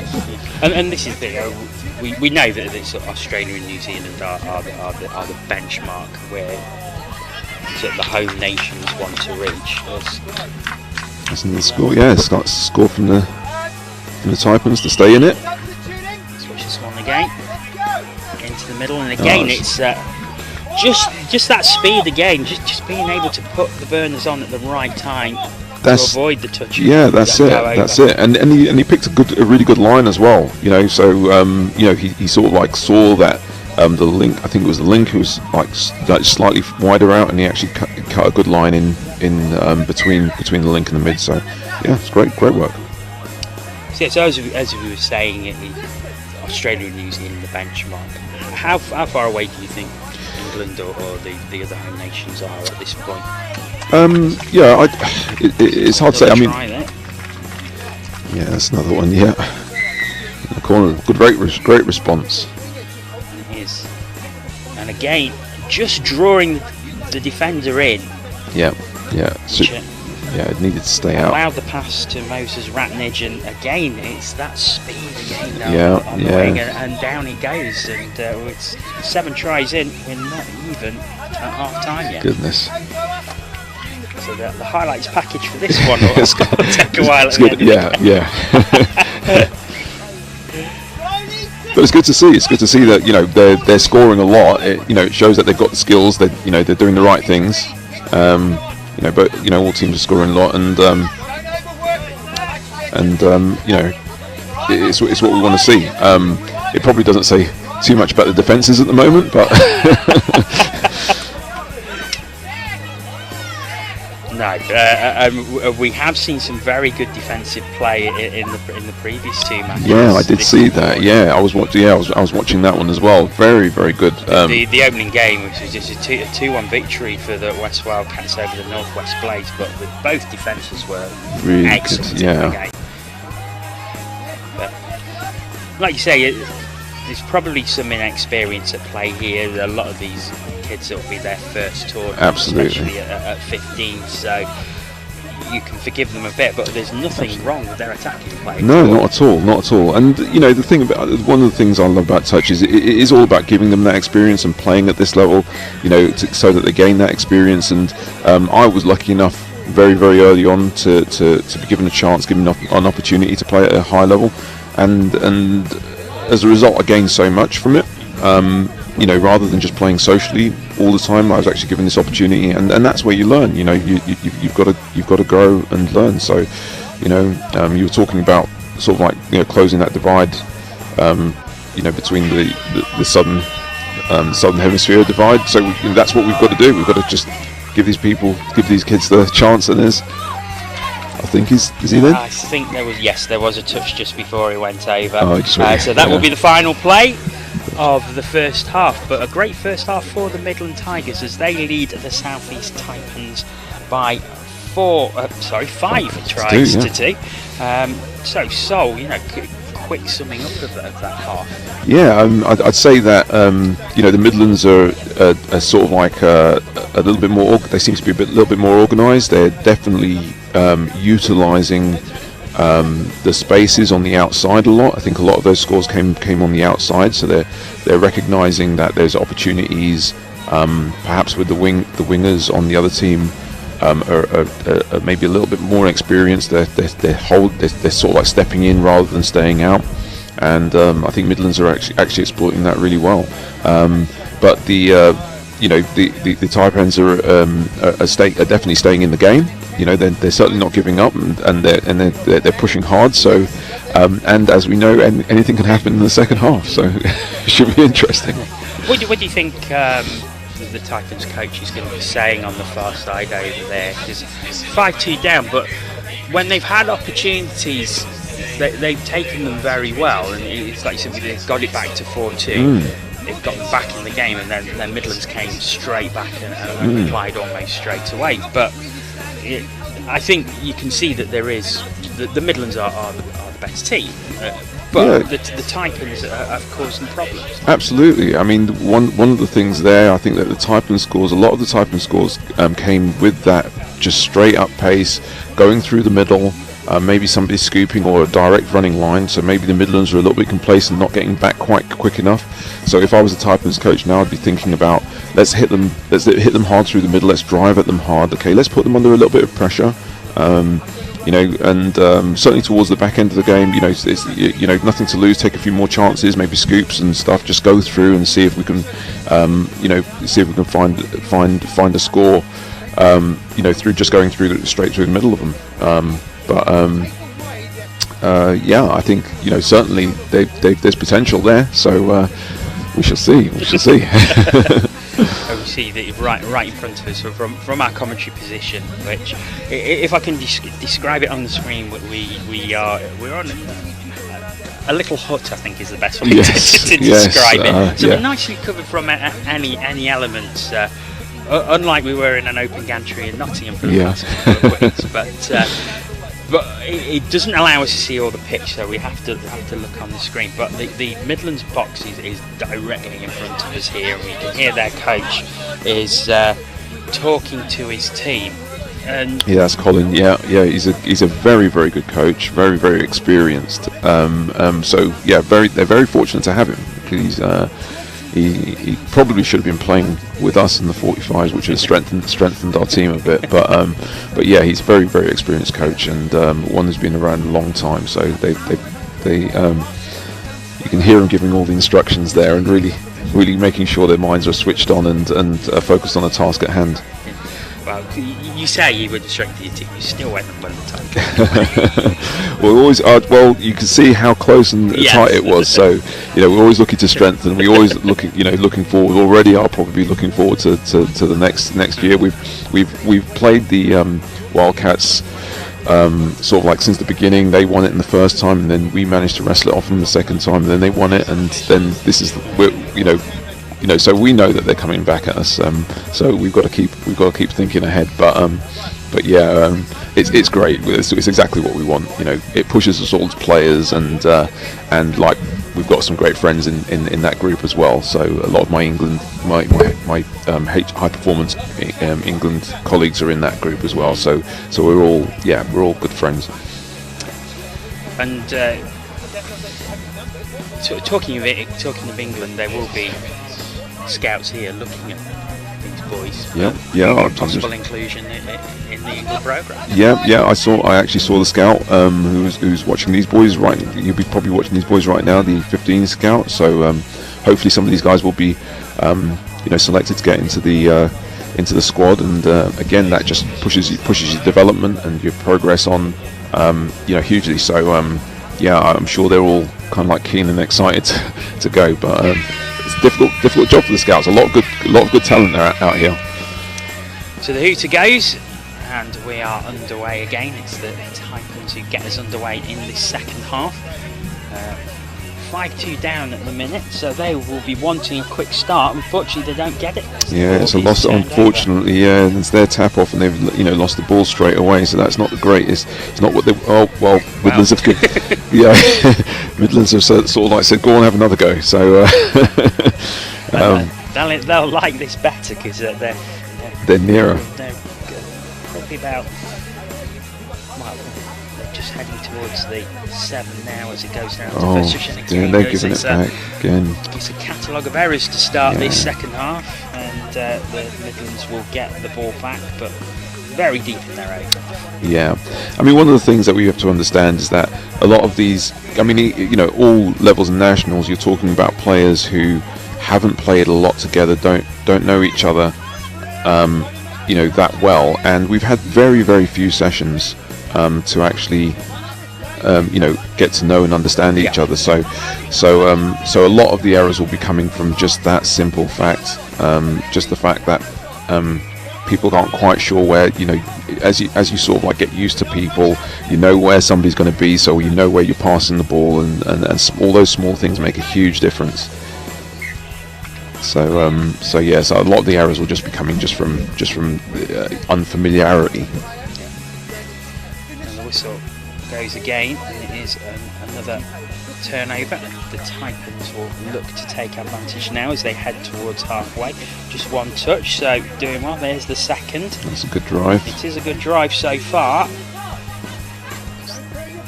Into the middle, jinking, and this is looking promising for the Taipans as it comes. Certainly is. But that is the 5th touch, so one more play. Unless they can draw a penalty to get a fresh set of 6. Goes out wide to the left. And again, good overlap. They've still got the ball, but there is the touch and the turnover to the Midlands. But that was better from the time. It was. It's certainly a good drive, and straight away, as soon as you're getting into the right areas of the pitch, at least you're putting the defence under pressure, because they're on their line, and it's all.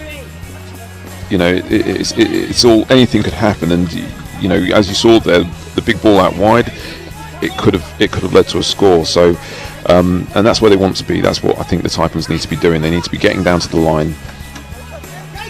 Oh, there was no touch there. Ooh. And he's down. It looked like there would be. That's the pace. That's the pace that you were talking about.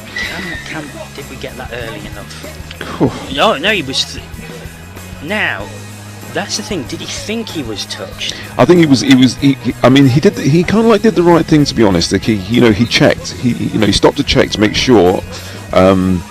Thought that he might have been, but actually there was great honesty, which is one factor in this game. Great honesty from the Taipans there, and he said, no, I didn't make the touch.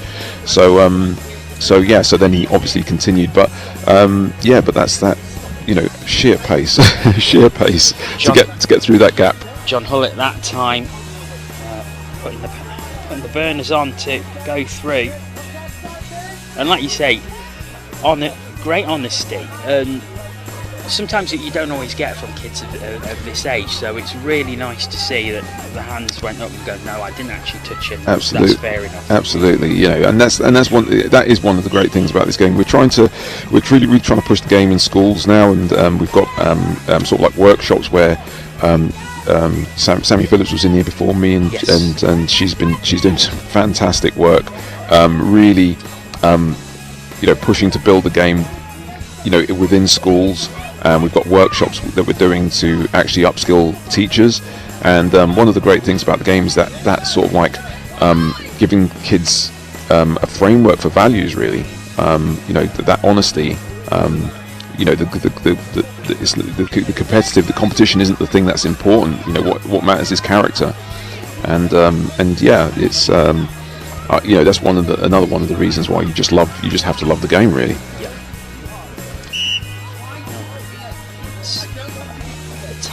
Who have the ball again, or do they? No, it's the Midlands who have it. Don't know what happened there. Over halfway. Again, the Midlands are great at these jinking little runs and avoiding the touches. Some real pace out there and real good feet. They just seem to be getting to that position where they're caught in two minds again of what to do. They're looking a bit more fluid now as it comes back inside. Wide right comes the shout from the bench. There's the touch. That is 5th touch, so one more play. Now will they look to go right hand side as has been? And now I think it here's the opportunity. Might be on. No, there was a touch just before he passed, but that will be a touch and pass penalty there. So in touch, if you touch and pass, if you pass the ball after you've been touched, obviously it's a penalty. It's actually an offence to do that. So I think what's happening with the Tigers there is that that's the thing what I was talking about before about just getting to know people. So they were trying to. Oh, great score! Great score there by the Taipans. Let's watch that one again. Didn't appear to be anything on as the defence closed in. Yeah, just saw a break between the link and the wing there, and just took it.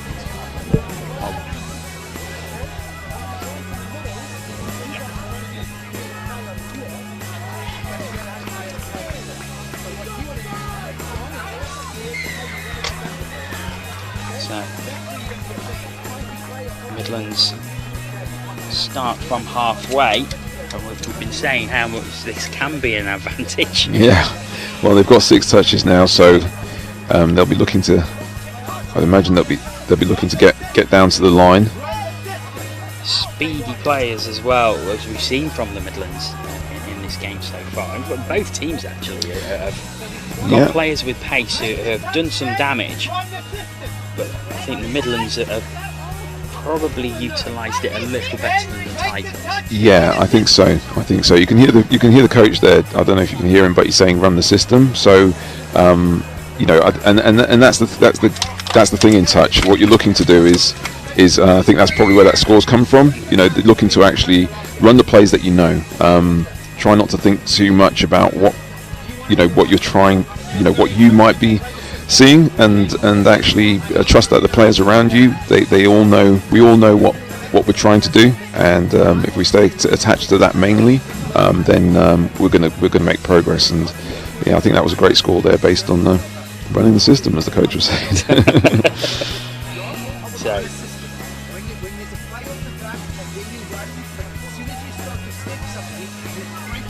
it is 7-3.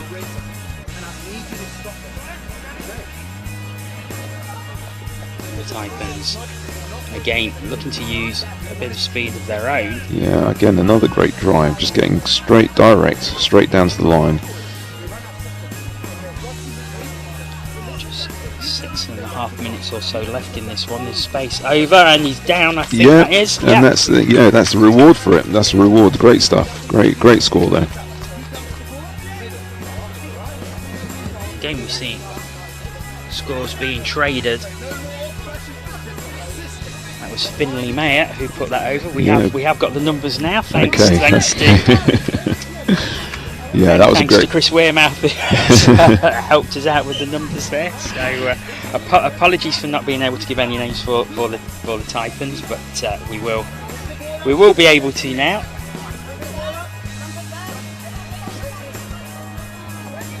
Here's the Midlands Tigers, and that is a handling error. So now, there's 6 minutes to go. Taipans 3 behind. It's still a tall order, but you never know. Anything can happen. I mean, it can suddenly get very tight. Especially if things like that happen. It only takes a few errors, and suddenly everybody starts to, everybody starts to get a little bit tense, especially in the last few minutes. And also the Taipans that seem to be, you can see them with their drive, they seem to be getting a little bit more sort of like organised. They seem to found themselves a little bit, so they know what they're trying to do. And Taipans, and here we go, another good drive, and here we go, player over. Yeah, good touch there. Henry Hamps going through. I think he was looking to get it to Gabriel Holton on the right wing. Yeah, another score here, and it does make it will make it quite an interesting game. But they just didn't quite get there. Just a little bit fumbled there. Yeah, that will play into the Tigers' hands a little, because they're just. Is there?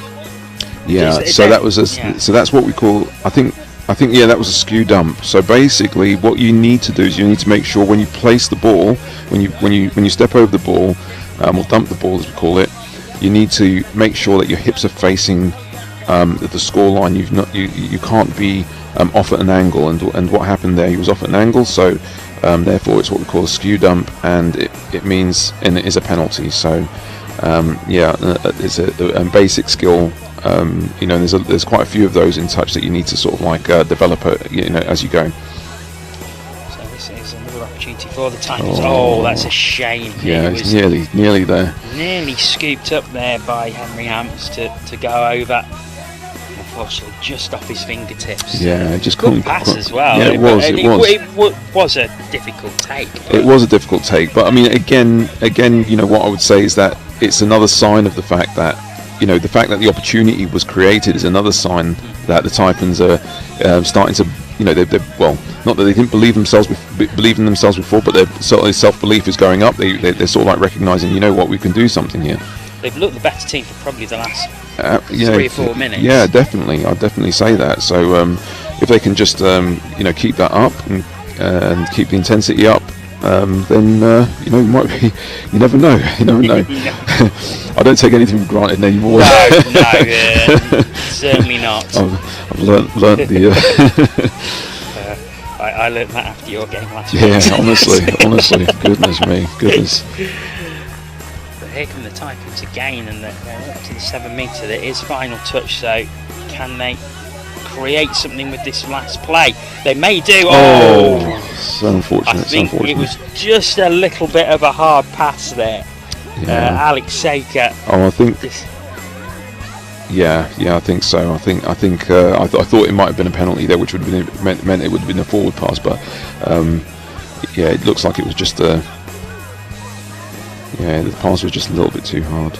I think at this point the Midlands are going to be glad of that 3-point pushing, because they're looking on the ropes a little bit. Well, this is it. I think. But here's the commentators once again bursting through. I think they're Sam Dean. I think they're listening to us. Look at that! But again, it's an example of that speed. Absolutely, real burners going through. But from a standing start as well. I mean, that's an incredible burst of pace. Absolutely.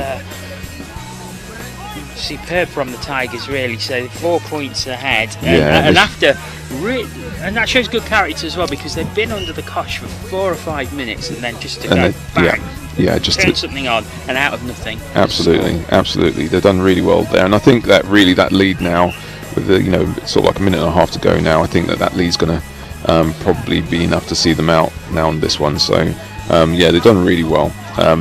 There'll be things that they'll want to look at, and they want to, I'm sure the coach will be saying to them, like, okay, we've won that one, but we can work on this, and that's great as well, because if you're this good enough to to win,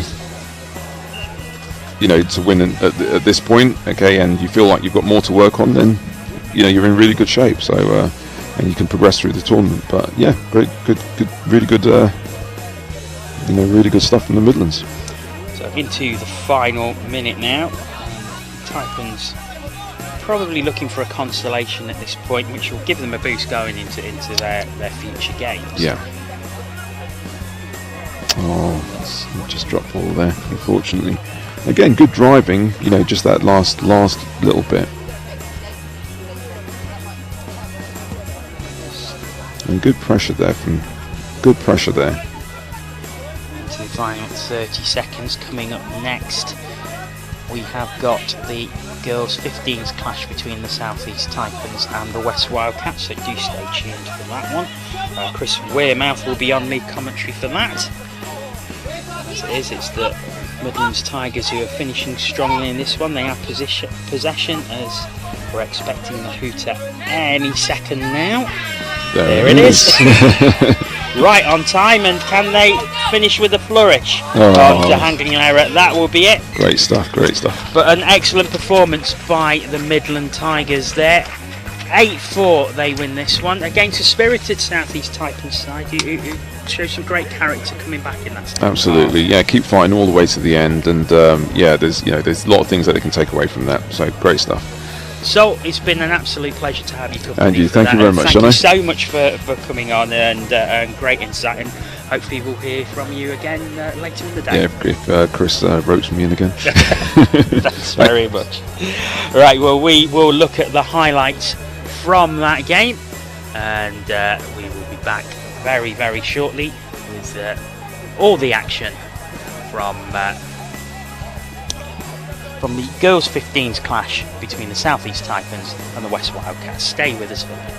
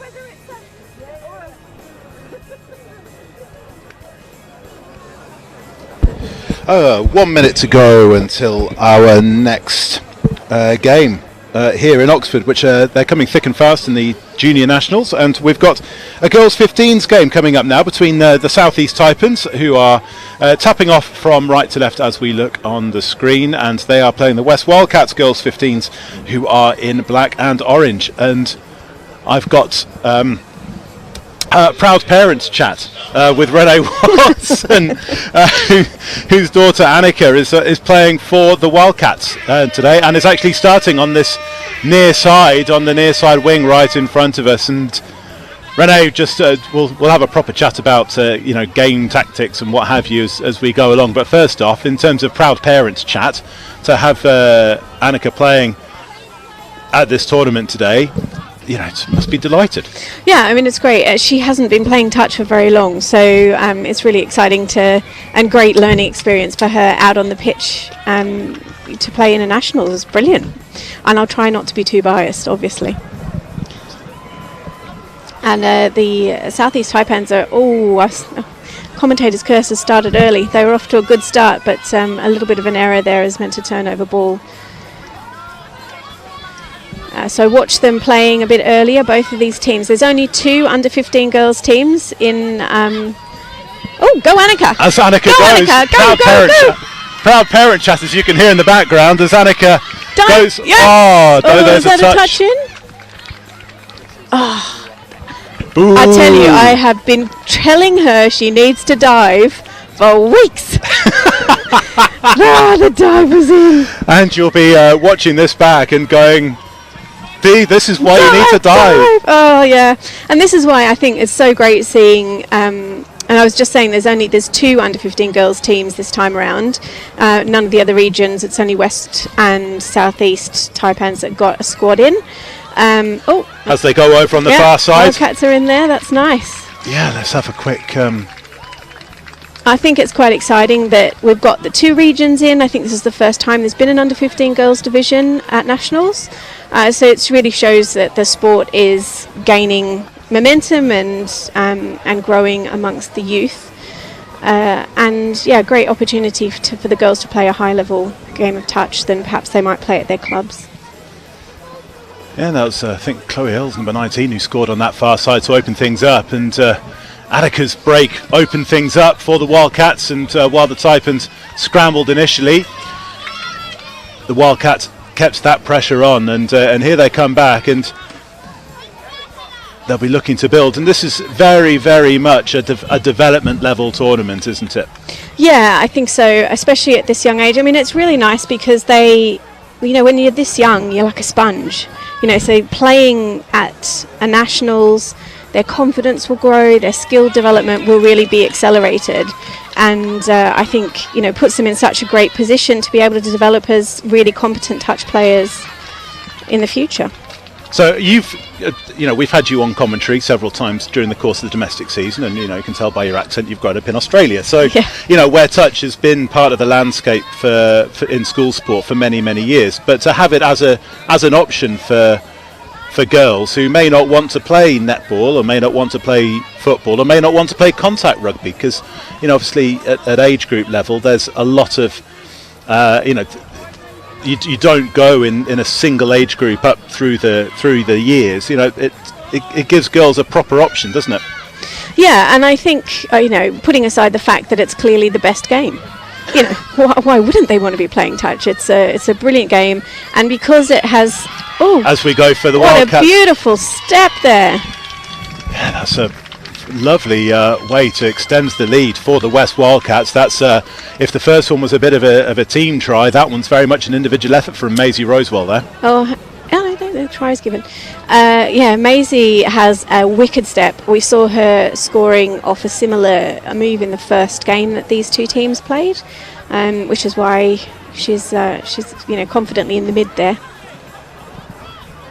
What you're saying is why would girls not want to play this sport? I think in particular when you're looking at such an emphasis on girls and women's rugby as an introduction, because not every, as I say, not every girl's going to want to play contact immediately, and it's a fantastic introduction to oval ball sports. Yeah, and I think particularly, so these girls are under 15, so most of them are going to be 14 and 13. I think there might even be the odd 12-year-old in here as well. And, they're coming into an age, I think, where actually playing a team sport and having a focus that's on something physical, that's outside, that brings them together in a really positive way, all the stuff about body image and everything, I think it's a critical part of a healthy, teenagehood, is to be able to participate in a team sport. As the Wildcats look to I've build... got a huge overlap over there. Can they get it in? Was that forward, I think, is the question. The touch definitely came in, regardless of whether that was forward or not. Amy Oates was touched on the way through, and that's a 6th touch and a turnover, and the Taipans have held out this time. As Renee said, these teams have met already this morning, with the Wildcats pipping the Taipans 4-2 on one of the back pitches. But, I think with England Touch trying to give as much exposure to all of the age categories as we possibly can during the course of the day, though these two teams will play each other once more this afternoon to decide the title. And the Taipans look to break through Lily Woodhams, but the Wildcats' defence holds firm, and thus some lovely handling coming in from the Wildcats, especially Mia Wood, who gave a pass previously and then caught another one there, and that was a proper fizzing spin pass, looping fizzing spin pass, and a really tricky one to keep a hold of. And speaking of which, having done all the hard work, and you can see Alyssa Evans-Mann's reaction to that, because that was one that really shouldn't have hit the deck. Yeah, and Maya, she's got a very good pedigree. Her mum plays for the Wildcats women's 35s, and her dad is a long-standing rugby player. So I think the expectation from her family might be that she can throw those balls and really get the ball away and handle them well. And the Taipans now are starting to get a bit of a drive going forwards.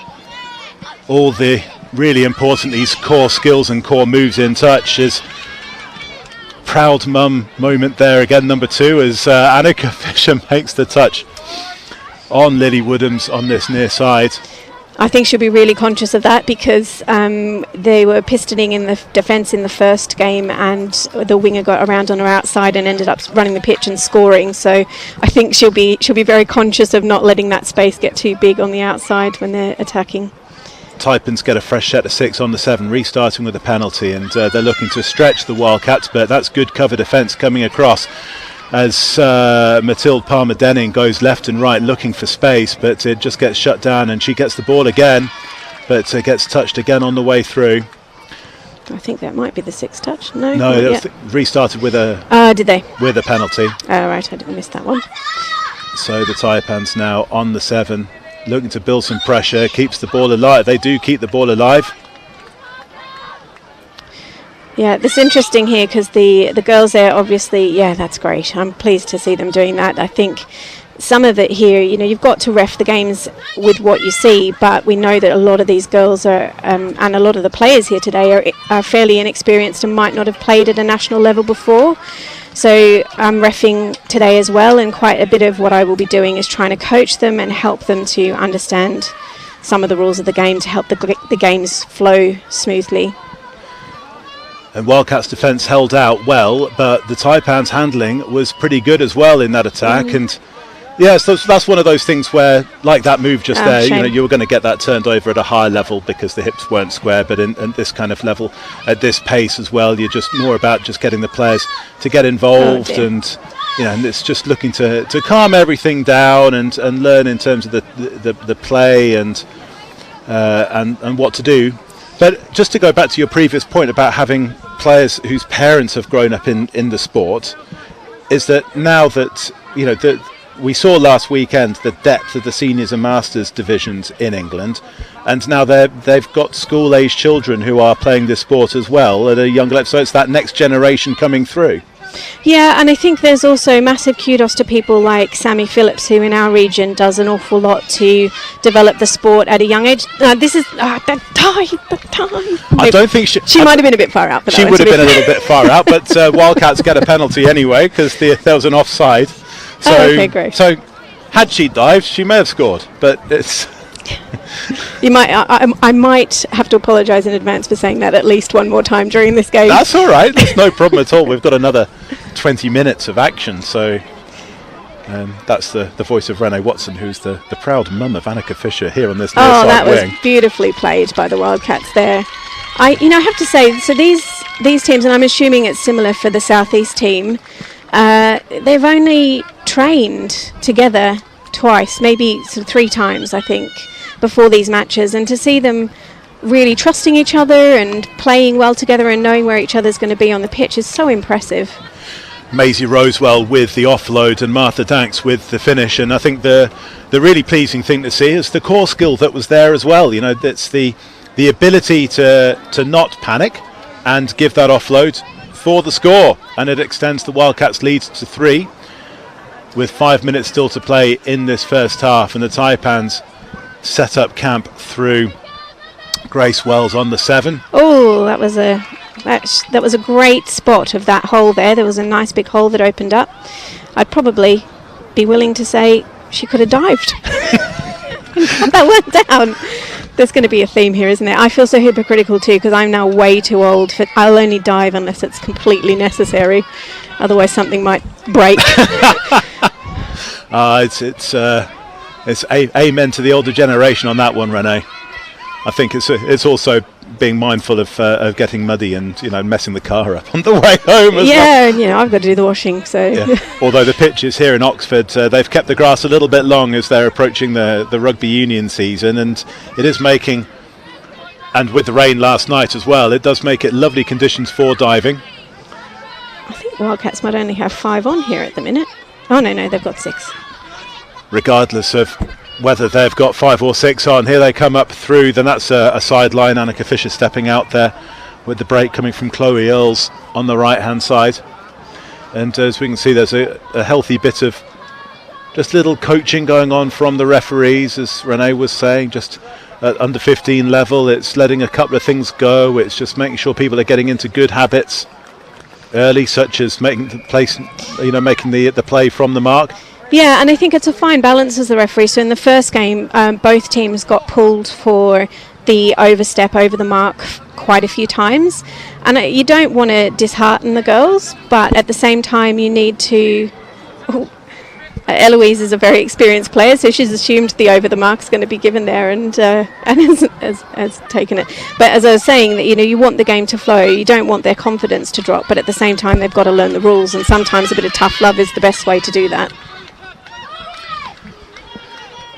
Wildcats have entered, they're one of the only regions to have entered a team into every single division or every single category throughout the Nationals this year. Yeah, and I think we've got Sammy Powles, we've got Amro Karim, we've got Claire Rylance, we've got Jaina who's coaching this team. We've got a really good group of very active touch players who have been administering the regional and coordinating all the regional training and everything, and I think that really shows. I think they should be incredibly proud of what they've achieved here. The training days where they were doing the selection, it's more than 100 kids. Claire Rylance was telling me crazy. I mean, I don't remember the last time I've seen so many children in one place. It was absolutely brilliant.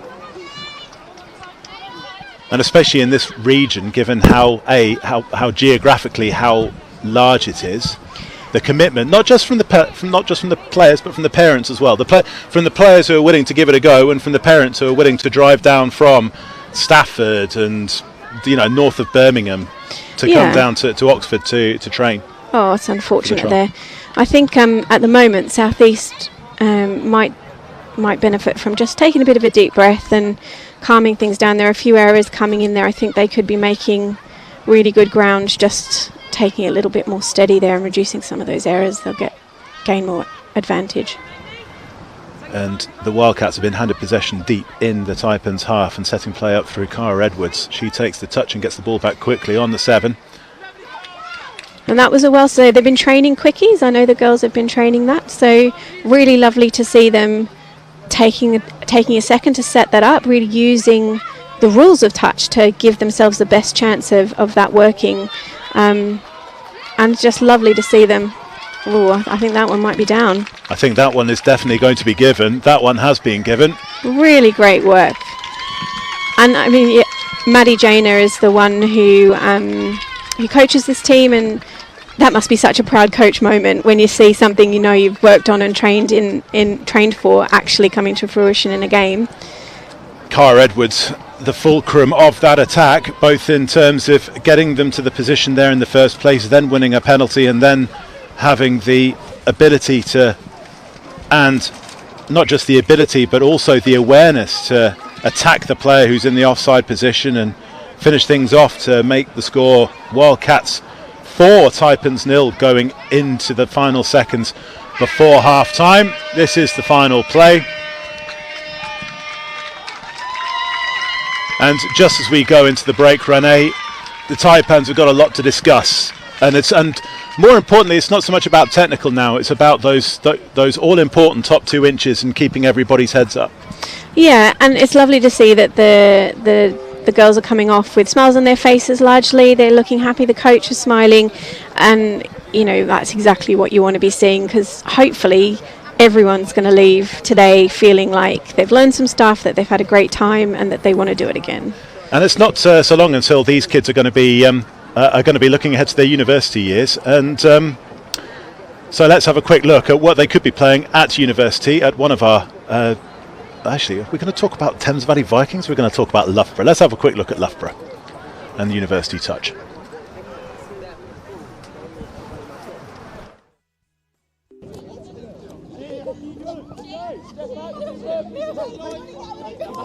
So we started back in 2012. Year to year we've always been lucky to have people who have come in very open-minded to trying something new and have been really dedicated, and after 1 year they're like, okay, I want to take this, I want to take it on to everyone else. So when we can pass it down through year to year, it's always great to sort of be looking forward to the future, and unfortunately I've been here for every year of it, so it says a lot. We have a bunch of sessions aimed at people with lots of different abilities, and it caters to anyone who's a beginner, from our development sessions all the way to our performance squad, and having a really good setup with coaches and everyone just supporting each other is what makes it a really good family team. Our competitive touch, we can step up a standard. We've got Matt Davis, who's been great coaching us all. You learn a lot in the games, and they're just really helpful, and they'll just like to say, you could do this next time, and they're really helpful, just giving you little tips and pointers. Our first year started really small. We only had about 40 or so members, and then regularly we had about 25 coming to sessions. Through the years now we're looking at about 90 members. We've got a lot of people just wanting to come down, play a bit of social touch, and then we've got people who want to play competitively. And obviously with England Touch, it's progressed as a sport over the last few years, so it's great to be able to influence us in the university game.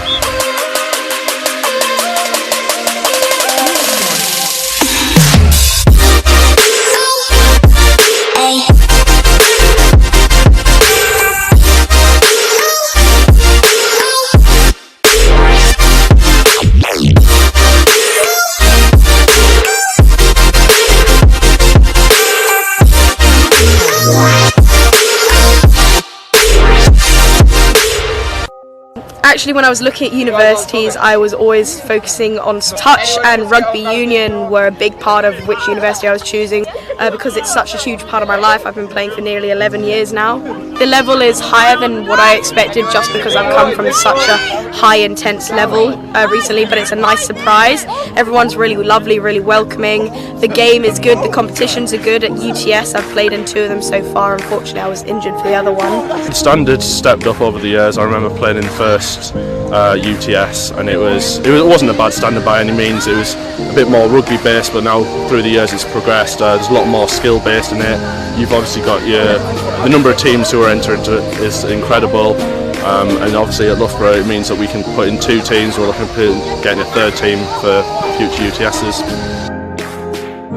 When you hear about Loughborough,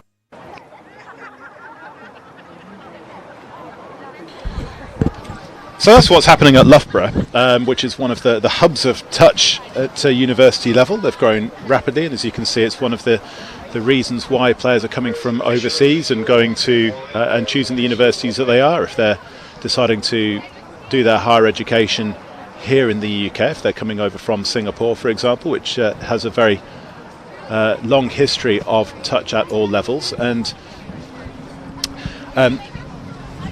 my name's Chris Wearmouth, by the way, and I'm joined by Renee Watson here in the commentary box for this girls' 15s match between the West Wildcats, who are leading 4-0 and playing from right to left as we look, against the South East Taipans. And just in terms of the university hub, Renee, is that we're hearing from under 18s who are picking their universities based on whether they've got a good touch programme or not. So, for example, Loughborough and Exeter, or Durham is growing, Nottingham Trent, for example.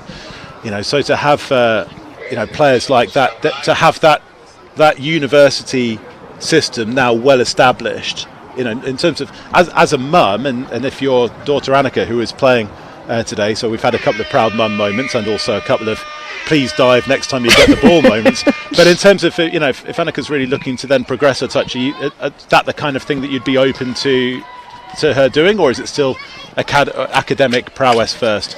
Do you know what? I think it's all about balance in life, isn't it? I mean, when I was at uni, I didn't do anything sport related. I did science, but having an outlet that isn't just about your degree, I think, is so important for mental health and for feeling, being able to recharge and do something different that's not in your books. So I think regardless of what you're doing academically, having something else that you love to do that gives you pleasure, that all of that stuff is so important and often underestimated and overlooked, and it becomes obsessively about getting the top grades, which obviously is important, but that was unfortunate. Yeah, that was quite a big overstep there. Yeah, that was definitely going to get given as overstepping the mark as opposed to taking it back.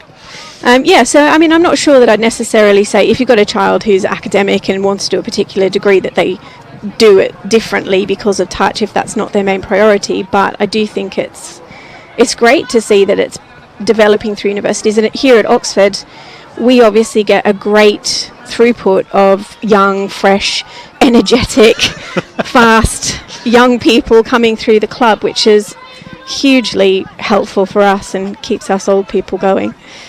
Because Oxford and Cambridge both have thriving university touch setups, and Oxford has a very strong inter-college tournament, as well as an improving team in the university national touch series as well.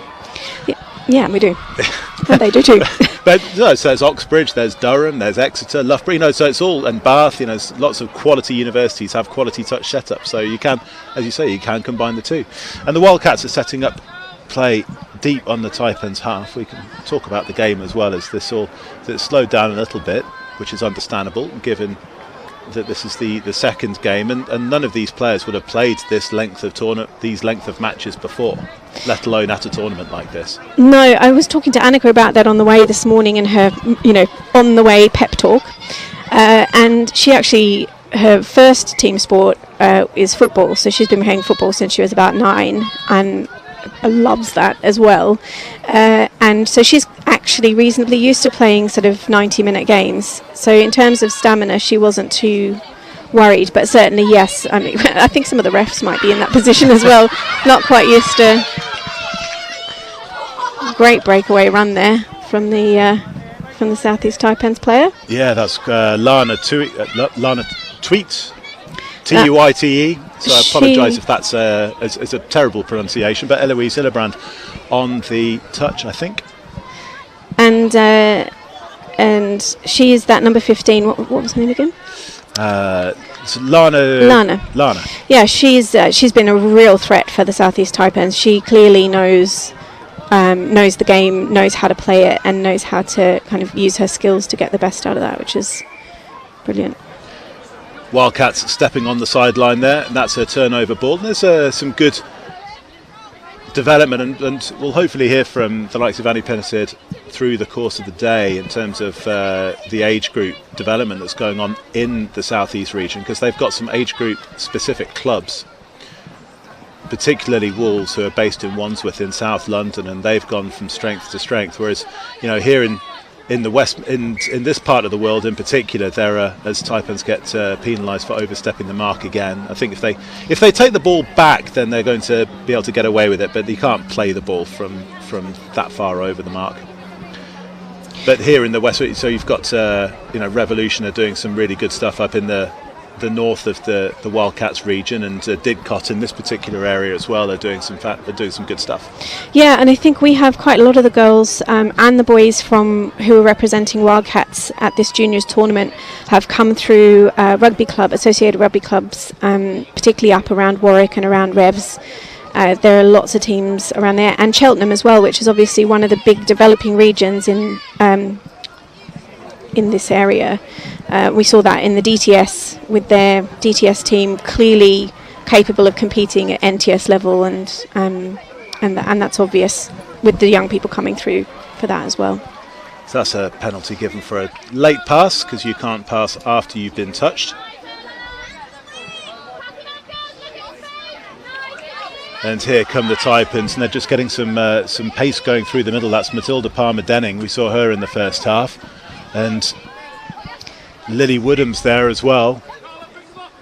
And that's just a loss of control there. Yeah, I think the ball was just lost out of their hands before it hit the ground, which was unfortunate. And it's interesting because when the South East team gets a roll on with their drive, they're really threatening. They've got some really quick players. If they could just tighten that up, I think they would. They'd be really giving themselves a bit more opportunity to attack that line. Speaking of pace, here come the West Wildcats. They've put themselves into a great position. Maisie Rosewell's just taken the touch. Ball comes off the floor. Matilda Palmer. She gets the ball back as the Wildcats manage to put the ball through the hands. And that was 6. Well done to them for trying to keep that alive. I think, when you're coming up to the last touch and you've been given a fairly sort of limited bag of tricks that you can draw on in a touch tournament with so little training and playing together, actually just having a go and keeping the ball alive is a great strategy. And Taipans are now getting some go forwards, and one of their standout players has been Matilda Palmer-Denning, and she's taken the ball forward again, the number 10. As you say, they've got some some players who have got the pace, but it's one of those things at this level, isn't it, where there's going to be an inevitable difference in experience, which then obviously leads to a difference in skill level as well. Lola Sanderson taking the touch there, and Palmer-Denning involved at the heart of it once again, as is Lana Tweet, who we saw on this near side was a proper threat. Yeah, and that number 13, I think she is over there for the South East Taipans. She's got a great step on her, really good. We've seen that a few times today. She's opened up some holes with a lovely step. Wildcats have held out. 8 minutes to play here in the second of their 3-match series. Wildcats won the first one 4-2 and are on course to make it 2 from 2, leading quite comfortably. They've created some good scores, particularly at the end of the first half where the ball was put through the hand, and that's exactly what they're doing now. Some lovely offloading. Amy Oates there just gets touched, but that was a late pass given by the link out to the winger, and Taipans will restart. Taipans will restart with a penalty, and they just get some fresh legs going on, and you can see just it might not be the fastest game, but it's still played with plenty of intensity, and you can see that in how out of puff the players are when they come off the field. Yeah, I think also there is something about when you're less experienced, even if you've got the speed, sometimes you don't run at 100%, you run it more like 70 or 80 because you want to make sure you get the move right, and you maybe not quite as confident with your hands, so you want to make sure you catch the ball. So I think that's the kind of thing when some of those foundation skills like catching, passing, some of the basic moves become automatic, then we'll see the speed come in this age group. And we've seen a little bit of that already in terms of through the driving, through the little offloads off the floor, that when players get it together, as they start causing problems, and the Wildcats are now working their way off the field to get some fresh legs on. That's Chloe Earls taking the touch. Mia Woods there That's some lovely running there by the number 5. Yeah, and that's Alyssa Evans-Mann, she's had a great day today so far. Really, it's unlucky. Slight loose ball. It's unfortunate that Cara Edwards couldn't keep hold of that, because she was at the heart of the score, which I think even just going into the half-time was the one that really clinched the win for the Wildcats at the very end of the first half, with just a few seconds to play. There's no scores in the second half. And the Taipans are now looking, I think, for a bit of a consolation score or two, even with, I think can call that, even with 5 minutes to play. Sounds a little bit harsh but fair, I think, is the terminology. We'll just have a quick summary just of what's coming up over the next couple of hours. So next game's at 12:40. It's the boys 18s between the Midlands and Northwest. Then it's the same two regions go head to head in the girls 18s as well. That's at 1:20, and then we're into the finals of the afternoon, so there'll be the third of the matches between the Taipans and Wildcats in the girls 15, so we'll see these two teams go head to head once again. And then it's the boys 18s final, that's at 2:45, then the boys 15s final pool stage match, and then the very final game, and you're refereeing it as well, at 4:15. That's going to be the girls 18s final. Yeah, and I have to say massive kudos to England Touch. They have been really putting their money where their mouth is when it comes to their diversity and inclusion program, and I know it's not necessarily a massive thing in terms of scheduling, but putting the under 15 girls on the main pitch twice, putting the under 18 girls as the final match of the day, I think it really sends a message that women and girls have as much of a place in touch as the boys do, and that's not something we see in sport very often. I think it's really admirable that they are actually doing what they say they do in their policies.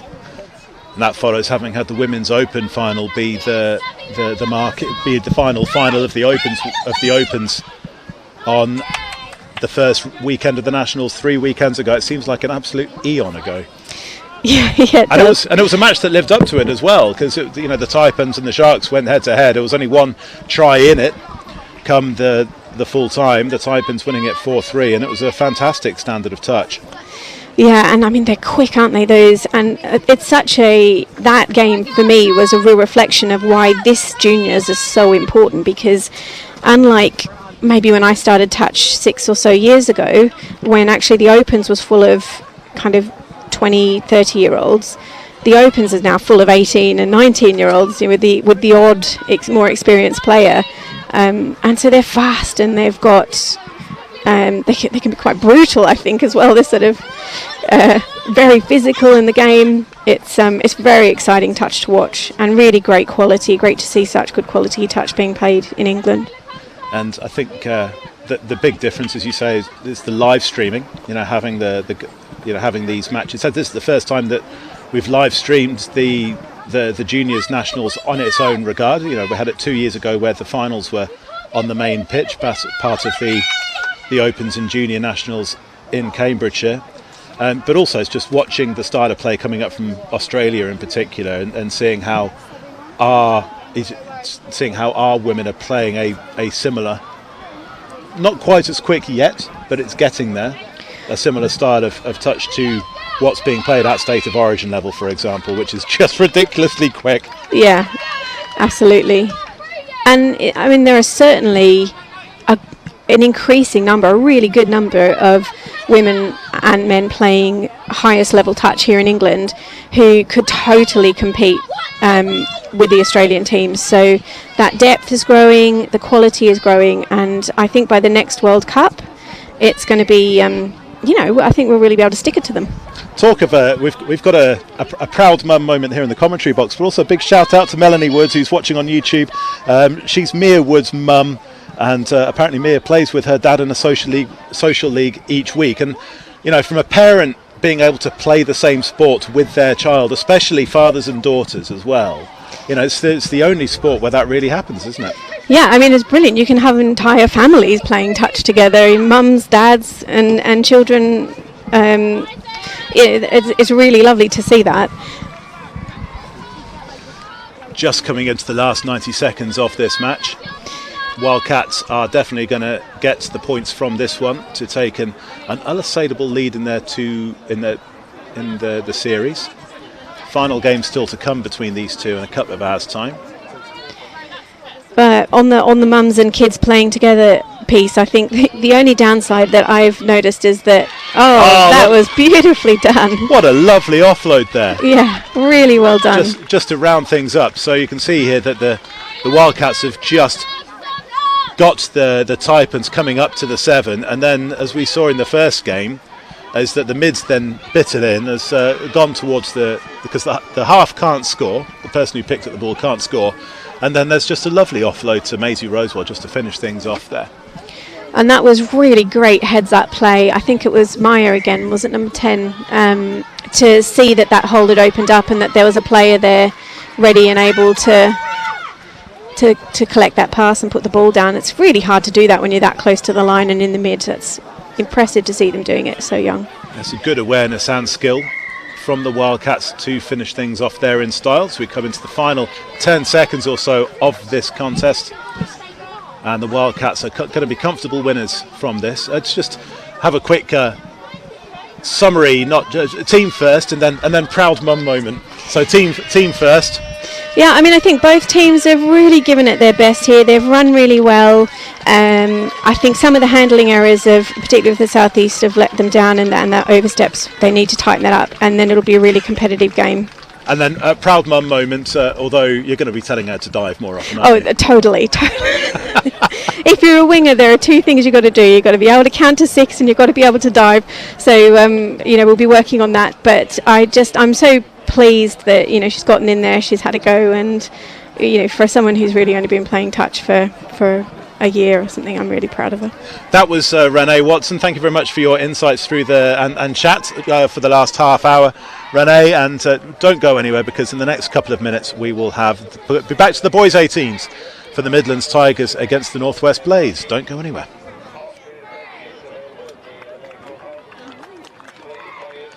I'm going to dash.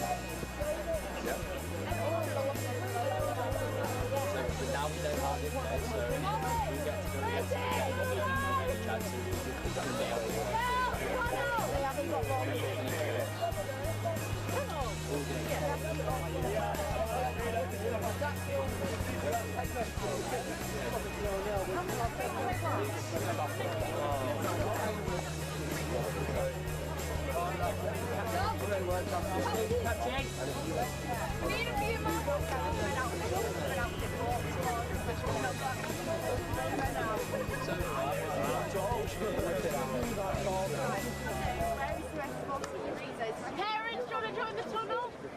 There's only 10 of you, but missing 4.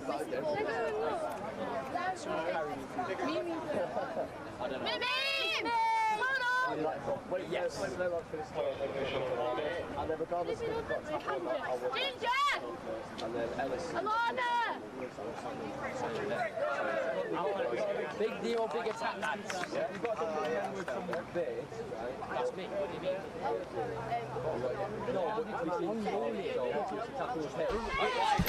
Welcome back to Oxford, awaiting the start of the next game, which is the boys 18s. The Midland Tigers taking on the Northwest Blades, the Midland Tigers in the white and orange and the Northwest Blades in the black and maroon strip. Players just coming onto the ice. I'm delighted to say that England 40s head coach G McDonald joins me. G, nice to have your company. Yeah, it's great to be here. Good to see a great turnout again for the juniors nationals this year, and even more teams I think than we had the last junior national. So yeah, 15 teams altogether, as we're just having a cameraman swap over. As the hooter goes, we are about to get underway. There we go, the Midlands Tigers get us underway. They have the first set of 6 from the halfway, and already up to the 7.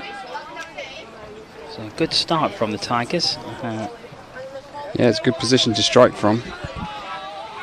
Down it goes central, and it goes back to the 7-metre line.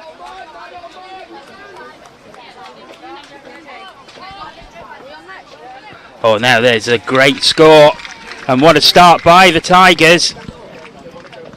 Let's have a look at this one again. Comes out to the left-hand side and straight through with speed and down, and the Midlands Tigers take an early lead in this one. Yeah, it was a great score from Ellis there, out in the link position. So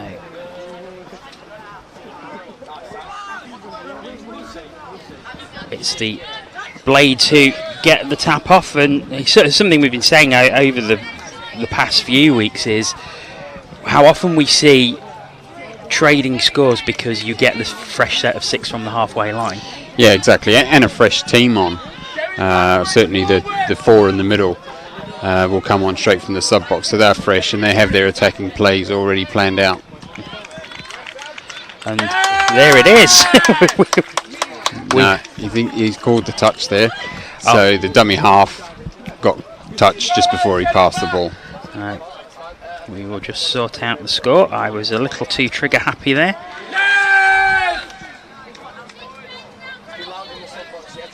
They've got another opportunity now though. Charlie, hold this wing.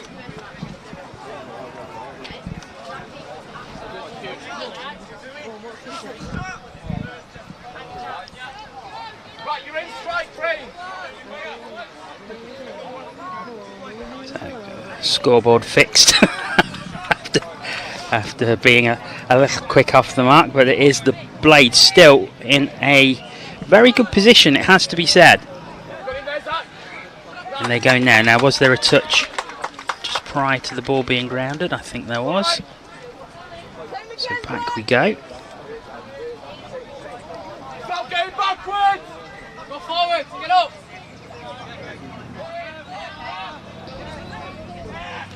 Here they come again, and dive down. I think that was touched, and that is indicated by the official. So it's still the Midlands who have that 1-try lead. Yeah, and that's the 6th touch, so it'll be Midlands trying to get to their sub box now. Yep.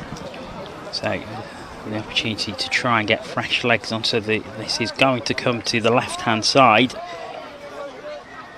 and that is indeed what happens. And a smooth change over there. Yeah, there's. Oh, and they've now got the penalty, and that often comes from sides when they're driving off their line and they drive really well. They catch the defending team offside, so they end up getting a fresh set of 6 from more or less halfway. So it is a fresh set of 6 for the Midlands Tigers. They lead by 1-0. That's the touch as they go through, but at the 7-metre line, so a good drive so far. And just slowed down a bit as they look to draw the Blades defence out, looking for those holes. Blades defence holding firm at the moment, though. Looks to be coming right. Oh, they've got another set of 6. Yeah. So that for those who don't watch a lot of touch, that will be considered unlucky, wouldn't it? Because it seems that he blocked the pass, but it is actually penalised as a charge down. Yeah, he's knocked the ball down in the middle of the pass because he was outnumbered there on the outside. So he did play at the ball, and hence they get a fresh set of 6. As it is the Blades who have possession, and they've done well with it. A good drive has got them up to the 10.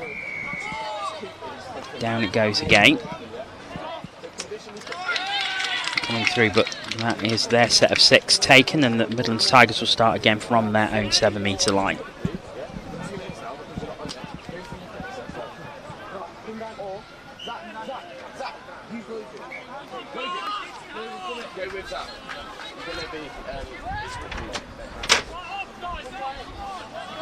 Yeah, some good driving again to their box from the Midlands, getting their fresh players on. I think this is the 3rd touch coming just now. Yeah, they've done well. They're at halfway.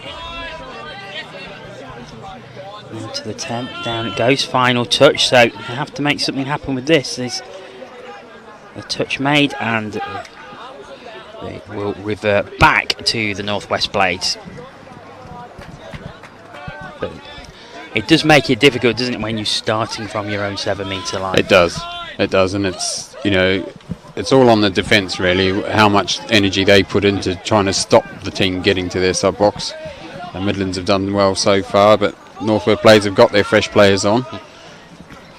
And that's a really important part of the game, is rotating those players, rotating those sets, so that fatigue isn't playing as much of a part of the game as it could do.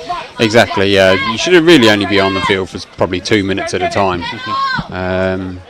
And if you can't sprint at your normal sprinting pace, then you've probably stayed on too long. Right. That's a fair enough assessment. And it is the Tigers who come again. Over the 10. Final touch. But long pass attempted. Doesn't really go anywhere, so possession will revert back to the Northwest Blades, but again back on their own 7-metre line. Yeah, I think the Northwest Blades winger there will be quite happy he didn't touch that ball. Otherwise, Midlands would add another set of 6. But this is the thing, isn't it? If you're not going to get a scoring opportunity, the aim is to make your opponents start from as deep as possible. Yeah, and as far away on the other side of the field, ideally, to their sub-box, so they've got to use touches to get there. So we're now coming up to the 4th touch. Bit of speed shown, though.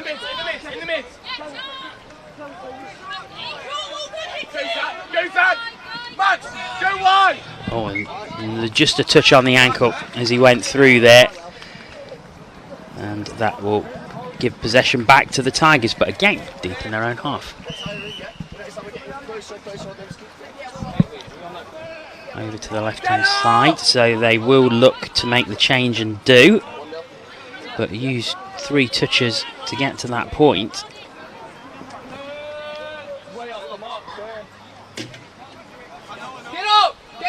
And they come towards halfway.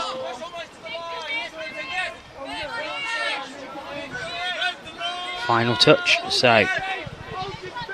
Yes, good defence from Northwest on the set, done really well. I think that's been a feature of the first 8 minutes of this game. Apart from that one score from the Midlands, it has been defences have been very well organised. They have. Blades come again. Yeah, they'll have some good territory with this set.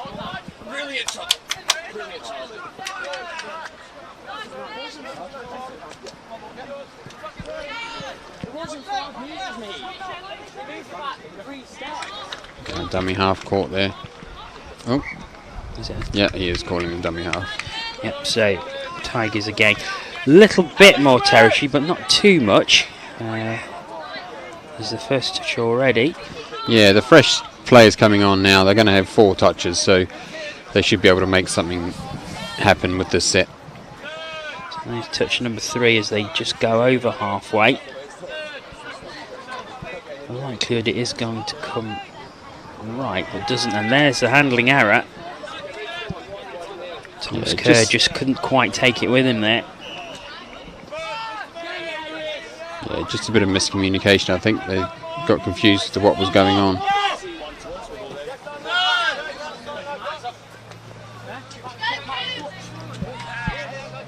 You killed it, guys. Work it back.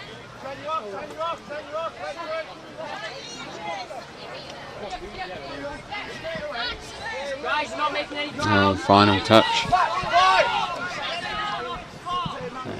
Oh, that goes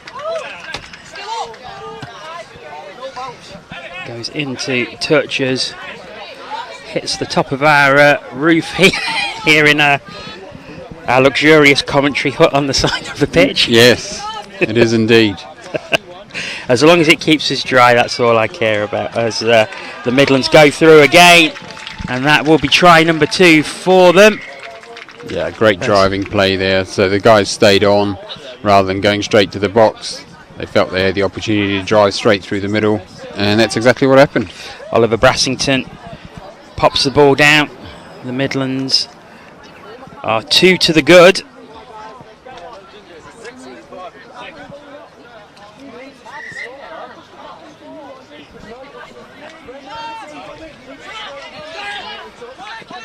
And there come Northwest Blades again. Yeah, unfortunately it's a late pass there, so he was touched before he passed it, which is a shame because they were getting some really good momentum there. Here come the Tigers again. If you get the third here. Yeah, they've got the final touch now. See if they can make anything happen or if they're just going to kill it in the corner. Yeah, so the Northwest Blades will be going back to their sub box again.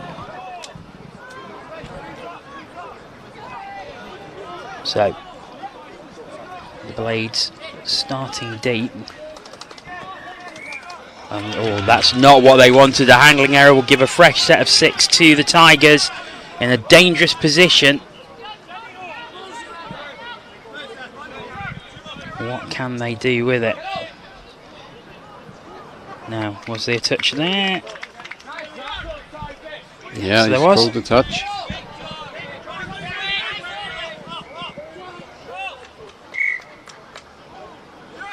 There's a penalty for offside there, so they'll start again on this set. Just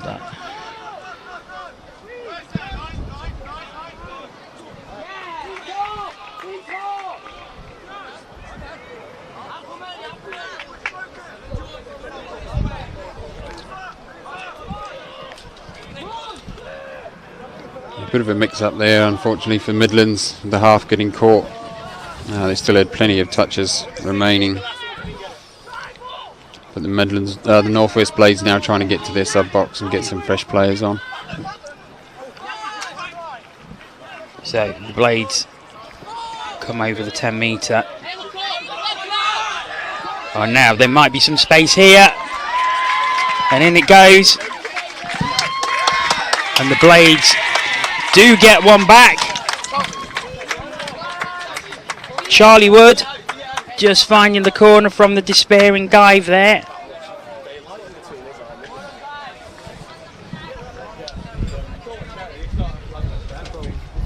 See what the Midlands can come up with from their tap-off play. They've got a few England junior representatives in this pod.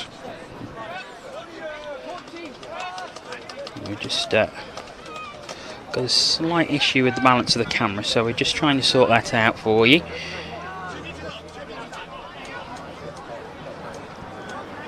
But the Tigers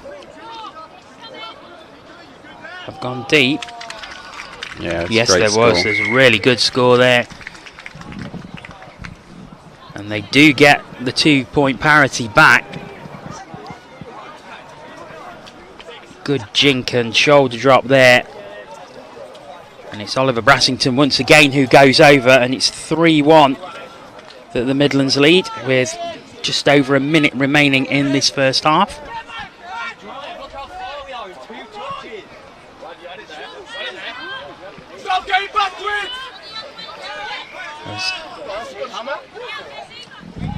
The shout comes from the coach of the Northwest Blades right in front of us. Unfortunately, it is a handling error, which will give a fresh set of 6 to the Midlands Tigers.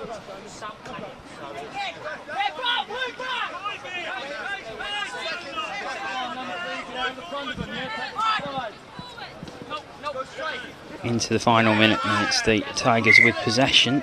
Whistle goes, but that is going to be a turnover. Yeah, it's just not dumping the ball square, so he's in a rush to get the ball down, but you've got to have your hips facing it, well, in parallel with the sidelines. So, yeah.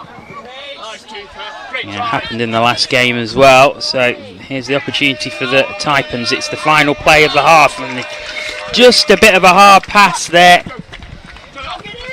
And Max Slater just couldn't take it, but that is the end of the first half, and the Midlands Tigers with a strong lead, 3-1. We're going to look at what the Thames Valley Vikings are up to, and join us again for the second half very, very soon.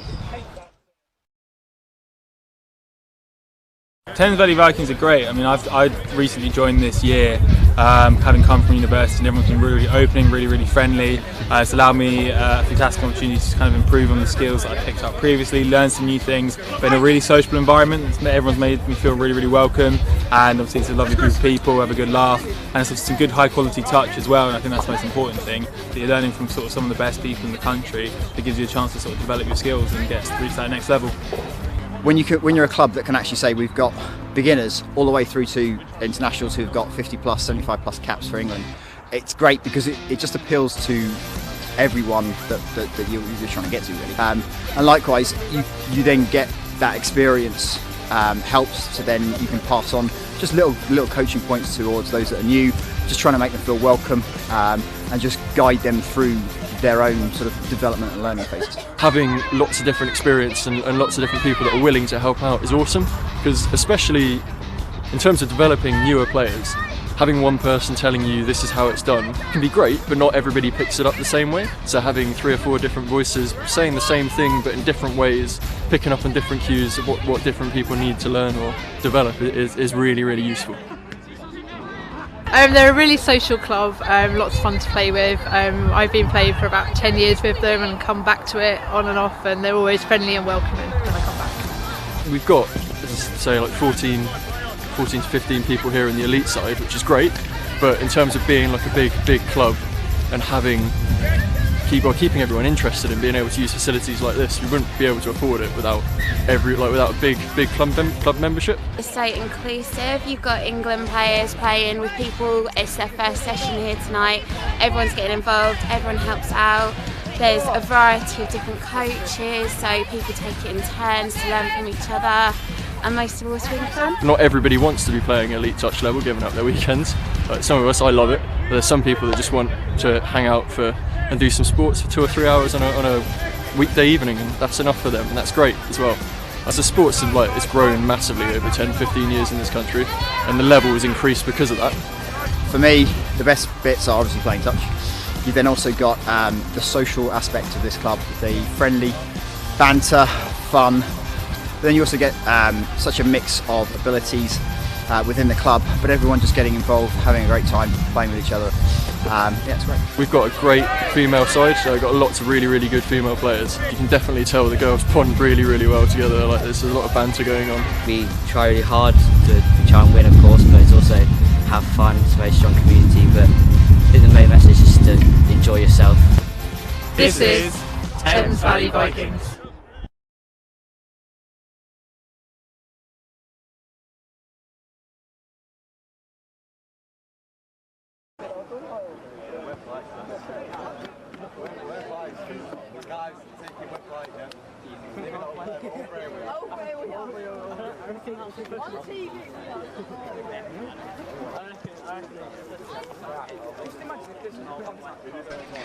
Welcome back to Oxford. Delighted to see that Jean is still with me for this second half, and we're just talking. Well, that video was playing there, and you saying you was expecting the Midlands to take this from here now. Yeah, I'd expect them to hold on and at least draw this half, the second half, and being obviously 3-1 up now, they should hold on for the win. They've got some really experienced players, junior players in their team, so yeah, they should be able to hold their own. But they could get complacent, and the Northwest, can take it away from them. Is it a case where that experience really tells them that we have a bit more tournament experience, perhaps a bit more training, maybe some nationals and club experience? Yeah, and some of these guys, there's quite a few of certainly the under-18s, boys and girls, play in the DNTS tournaments as well throughout the year, so they do have a bit more familiarity with each other. So the Hooter about to go to start this second half. There we go. So the Midlands 3-1 ahead, but it is the Northwest Blades who start us off in this second half. And if they can get a quick start, Gene, this will be put the cat amongst the pigeons a little bit. It certainly will. So down it goes. Now I think there may have been a touch, and there was.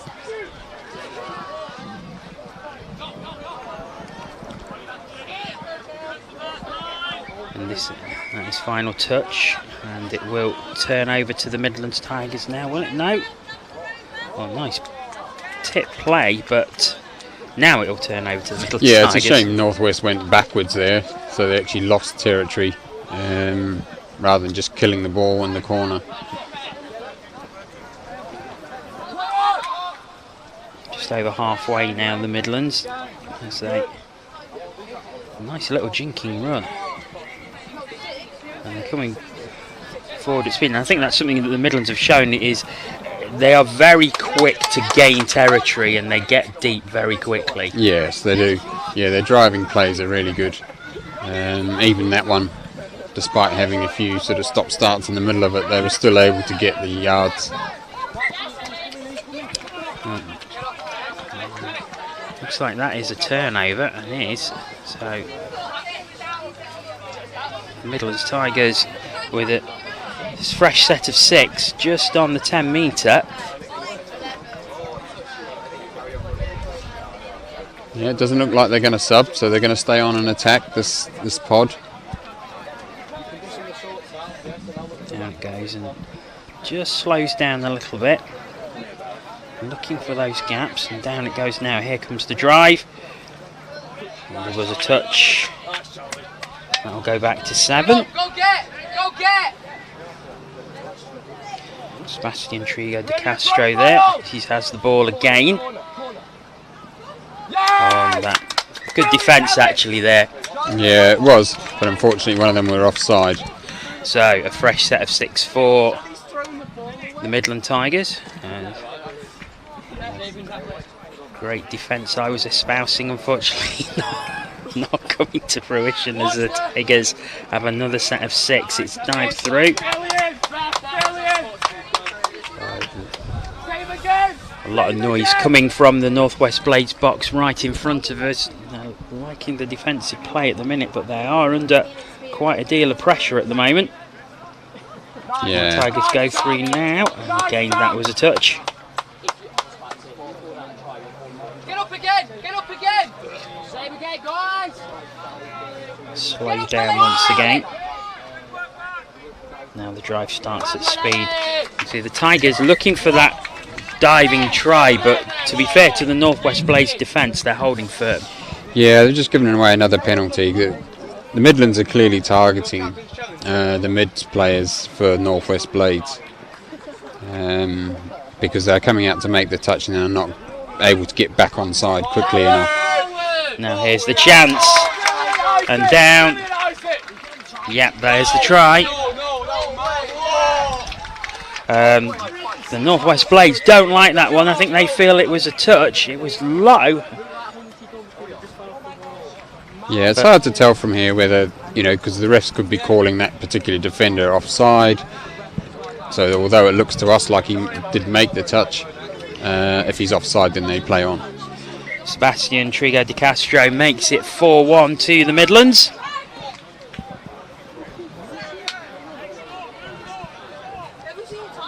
So, strong showing from the Midlands Tigers in this one. Northwest Blades, who we saw on the first game of on stream this morning,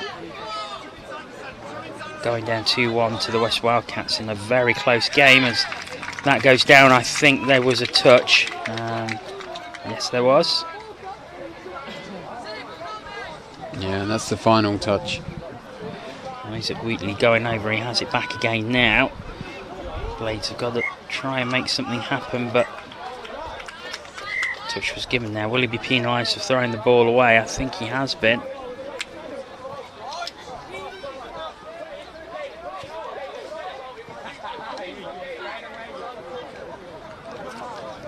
So here come the Tigers once again, starting deep. But it's a turnover. So Yeah, again, just those small attentions to detail. The guys clearly wanted to get off and sub, but he's gone off the mark, over the mark, and rolling the ball. So, yeah, fresh set for Northwest. And they're in a good position.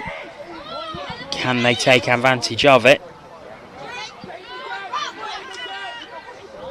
Screams of "you're going backwards" from supporters to our left.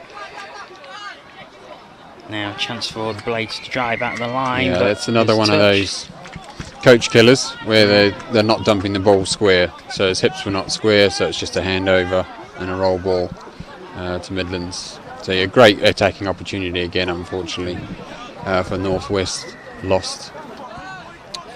Yeah, and as you say, wasting a glorious opportunity to get a chance at scoring. And in turn, the Tigers are driving well on the final touch now, but they've gone very, very deep. So the Northwest Blades have the ball again, but they'll be starting from their own 7-metre line.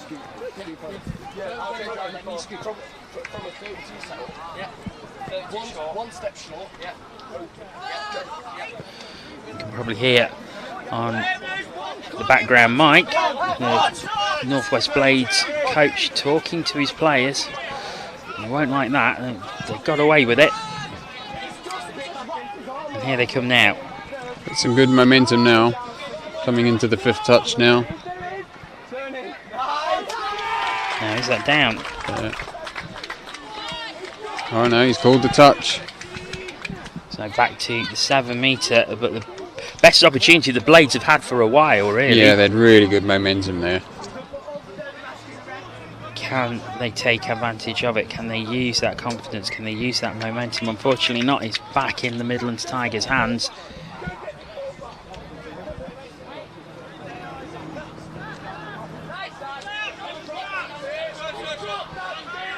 Now will the Blades pressure try and put... Now what's...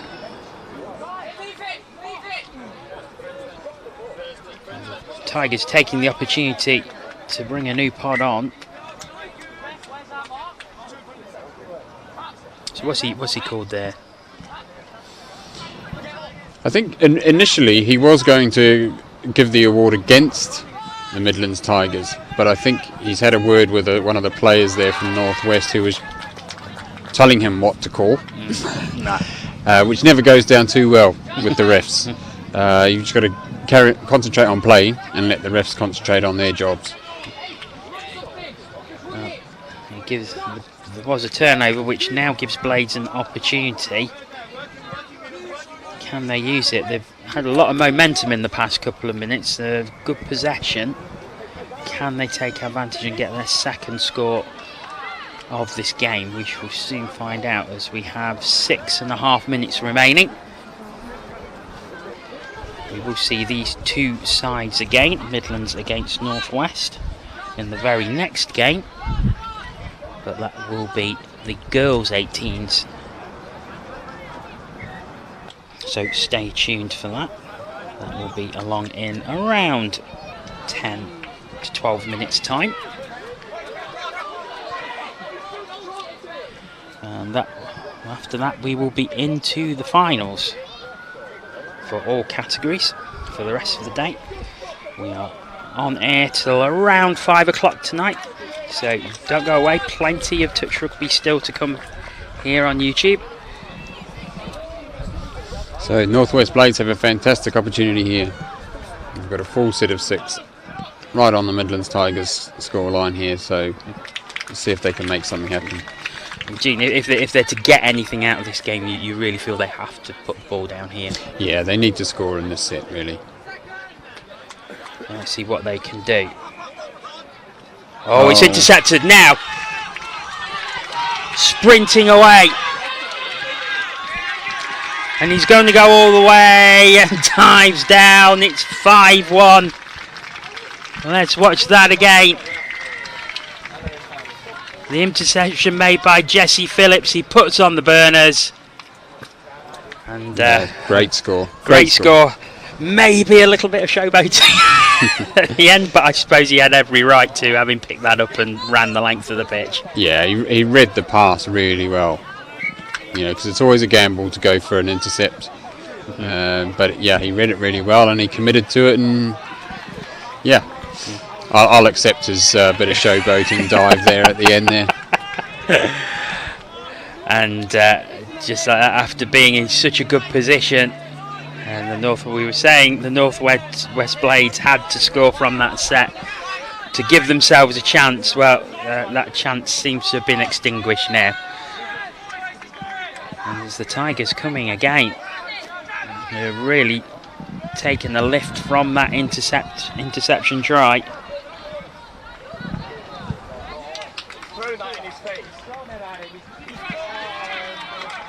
Oh, they've got a fresh set, Midlands Tigers here. So another opportunity to stretch the lead even further.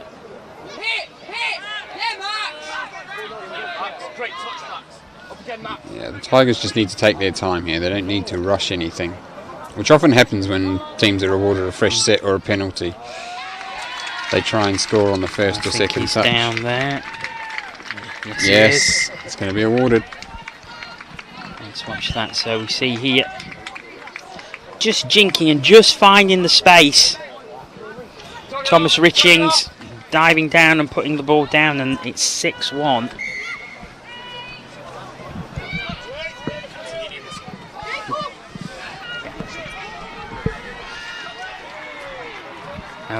The Blades with an opportunity.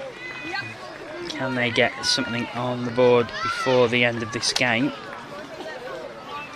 No, they've got a penalty, so they've got a fresh set.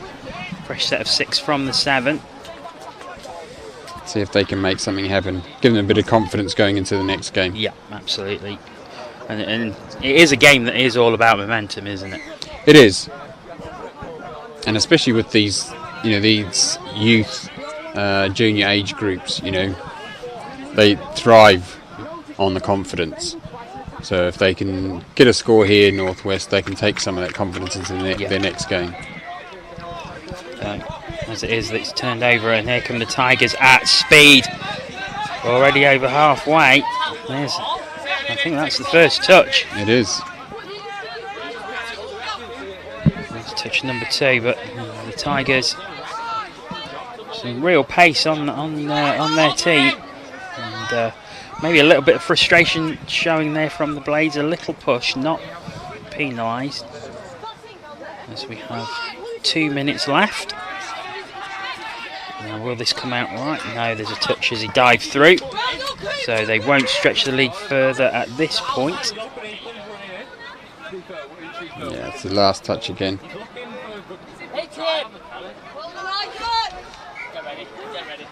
That is their full set of 6 used, so the Blades have it, but again deep in their own half. We've got around 90 seconds remaining in the game. It will be what in the end will be a comfortable victory for the Midlands Tigers, but the Blades will be hoping to get something on the board before the end.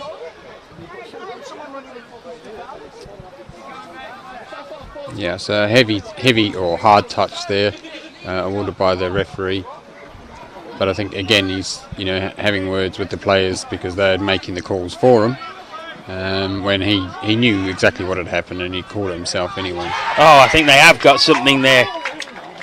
No, the touch is given. Might take another look at that. Yeah, I think there was a touch there before the pass, so it was a late pass. And it is the Tigers who get us underway again as we're into the final minute. He's dropped it, sir!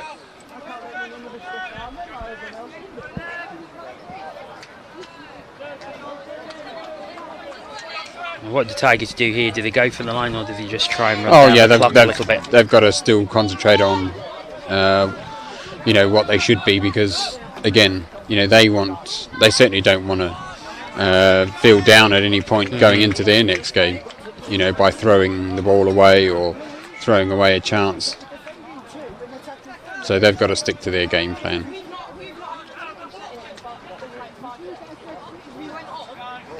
That's a loose pass, but there goes the hooter. This will be the final play.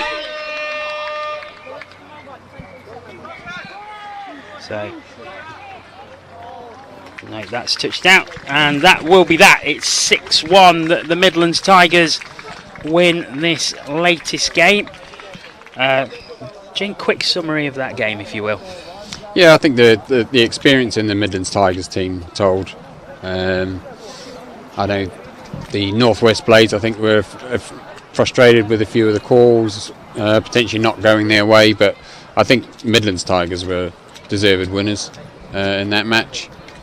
And yeah, we look forward to, I'm sure, seeing them later on in the day. Oh, Gene, it's been a pleasure to have your company on commentary for this game. Thank you so much for joining us. Appreciate your insight. Yeah, thanks for having me.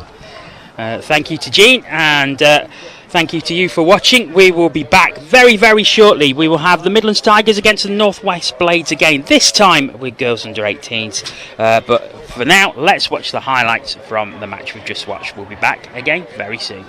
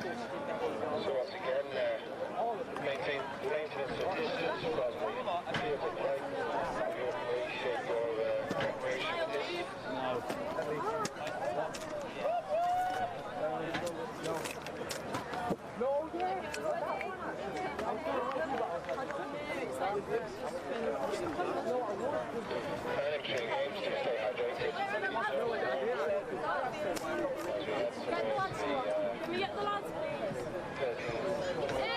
Can we have a tunnel, please?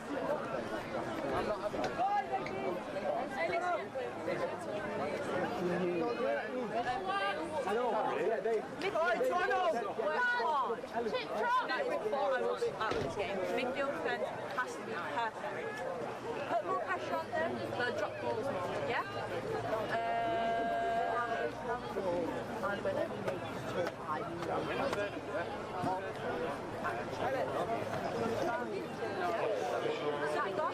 We run. Something like we run hard. Dawdling. Stop dawdling. Yeah? Losers are going to have to...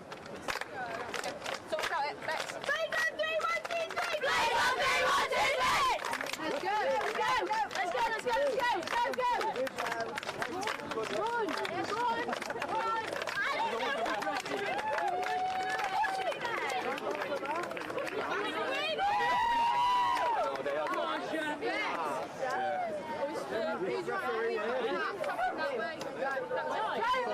Hey,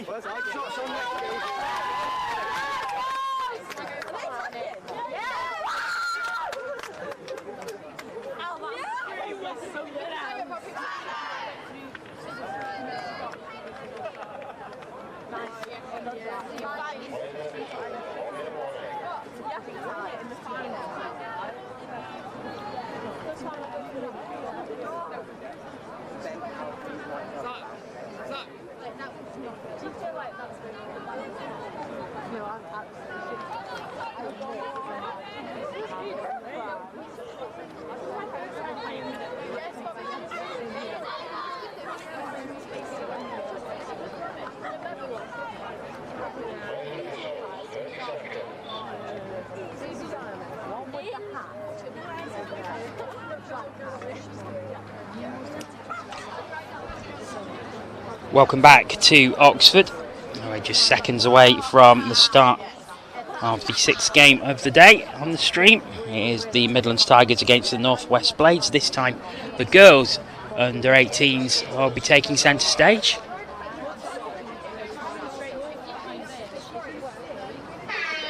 And off we go. And it is the North West Blades who have the tap off. And they look to go on the attack straight away already at the 7 metre. Great drive.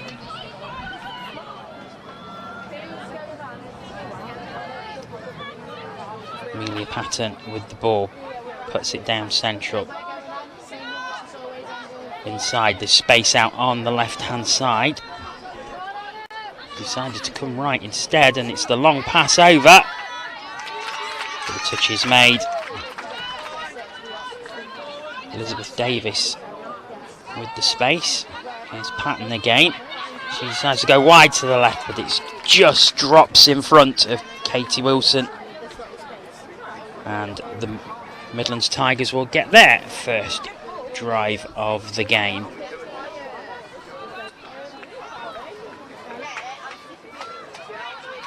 Oh, speed showing down the right hand side now. It's a good run, and it'll allow the pods to change. Oh, but the handling error. We see the North West Blades get a fresh set of 6 from just over the halfway line. So a good opportunity for them to create a scoring opportunity. Good speed as it comes to the right hand side. Anna Dennis doing really well there. Patton. Oh, right through the middle, and that is going to be the opening score for the North West Blades. Let's watch this one again. It was Patton getting it out into the centre, and it was Lucy Hawkrigg who put the ball over, and the North West Blades take an early lead in this one.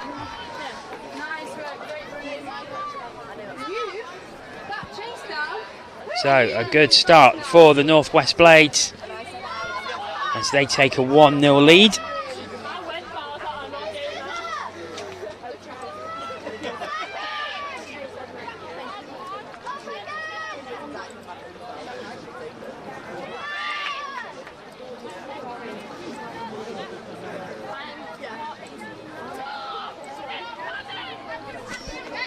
However, it's the Tigers who are at the 7 metre line. There's their opportunity to get straight back in. Oh, almost. It's just not taken cleanly. And that was a grand opportunity there for the Midland Tigers to come back on level terms. Blades start again from their own 7 metre. They'll be looking to get this as deep as possible.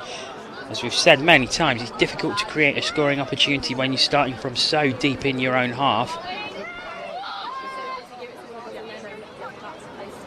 Is that up to halfway? 3 touches so far.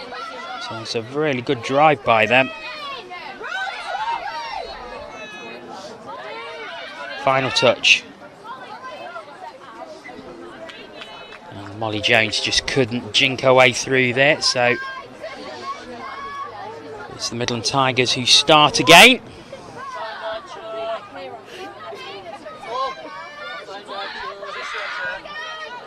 That's a great turnout from the North West Blades. Their camp is just to my left, their box right in front.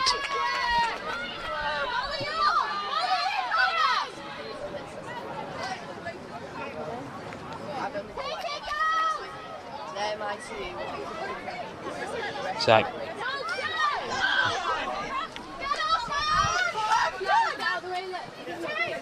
as Blades come towards halfway. Oh, Blades through again, and they make it 2. What a great burst through that was. Annie Ainscote getting the ball and putting the burners on and going straight through. And it's 2-0 that the North West Blades lead, and the fist pump shows how much she enjoyed that one. 2-0. A great start to this game from the Northwest Blaze with just under 5 minutes played.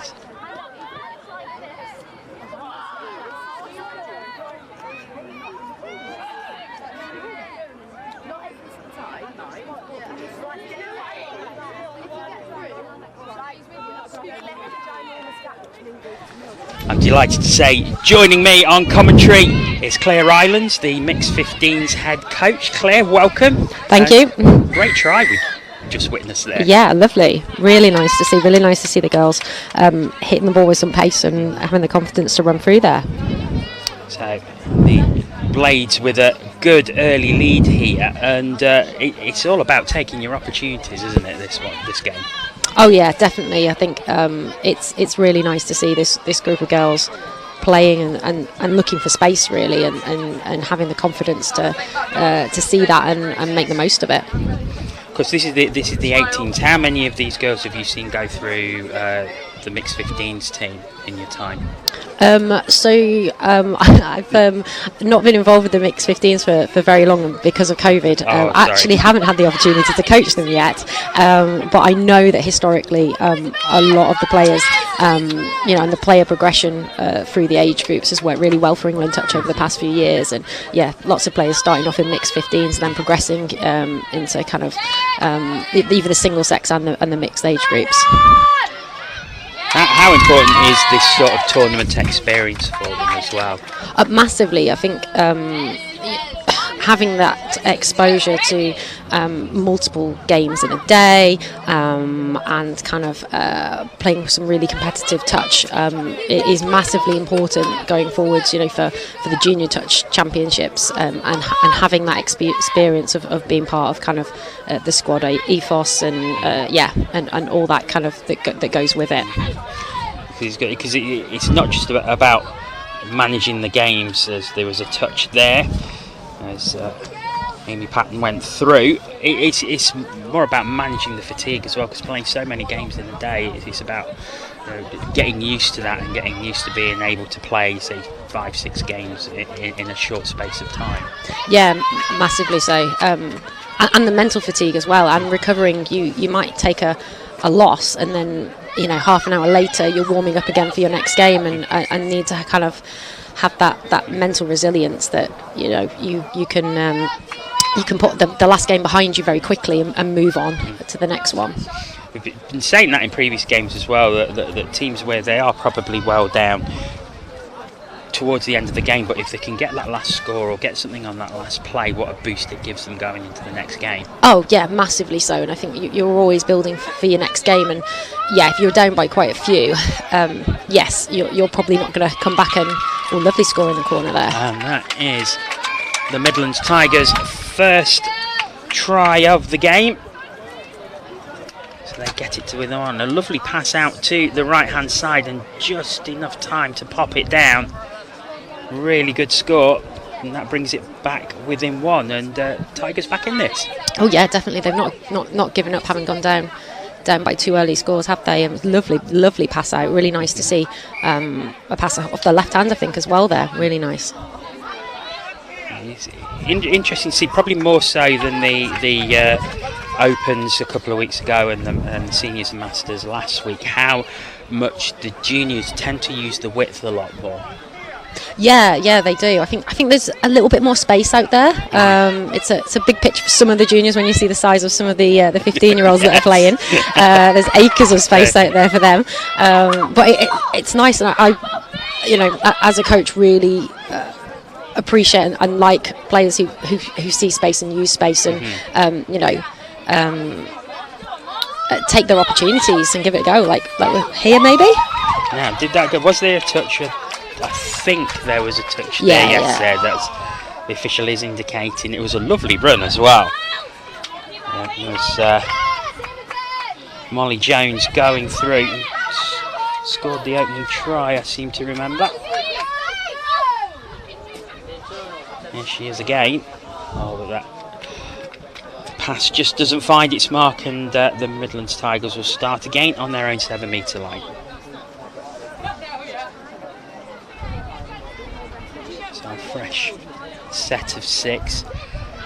we've been saying earlier as well, perhaps over the past couple of weeks on commentary, that if you can't score, getting the ball as deep as possible to make it as difficult as you can for your opponents is key. Oh yeah, I mean it's like the other forms of rugby. It is a game of possession and territory. Possession being capped that we've only got kind of the within the 6 touches. So the more territory you can get within those, the better. And like you say, it's always hard to go the full length of the pitch, so you can hammer someone down in the other half. Yeah, it's tough for them. So getting as much territory as possible when you have the ball is key, really. So into the final 5 minutes of this first half, and it's very close. 2-1, the North West Blades lead, and the Tigers coming again as they look to get onto level terms.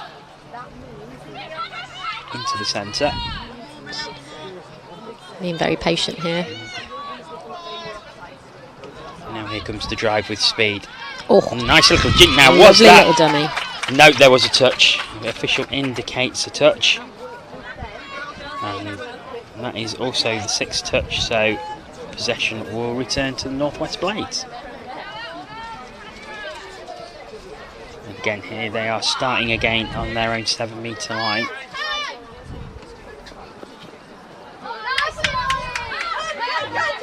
Two touches and they're almost at halfway, so now what's over the mark there, I think. Yeah, it's a fresh set of 6 for the Midlands Tigers.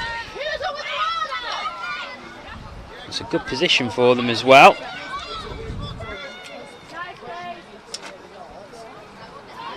Blades defence holding firm so far, but going across the line, I think there was a touch there. Yes, indeed there was. Back central now. Is there anything available out wide? Yes, there is. Yeah. And down it goes.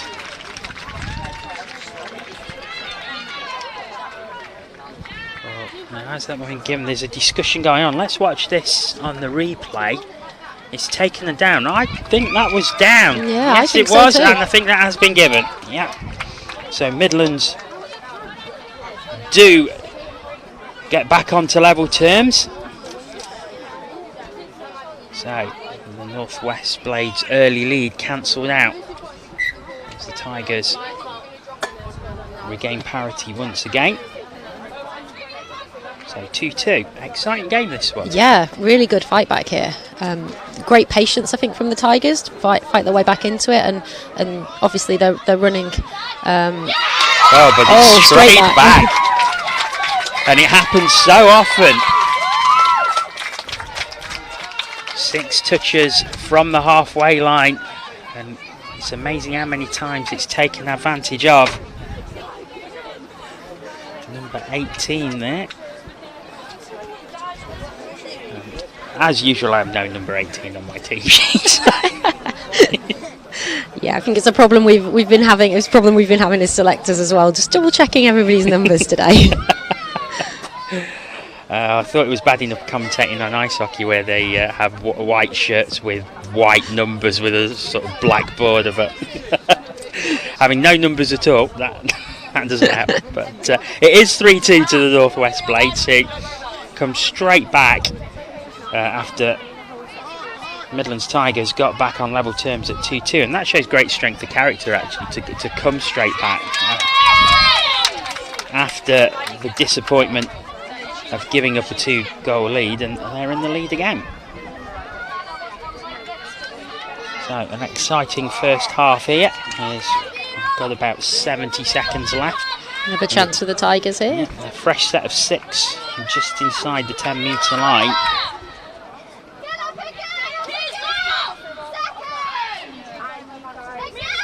So they will be patient. It's quite crowded around there. It's good defence so far by the Blades.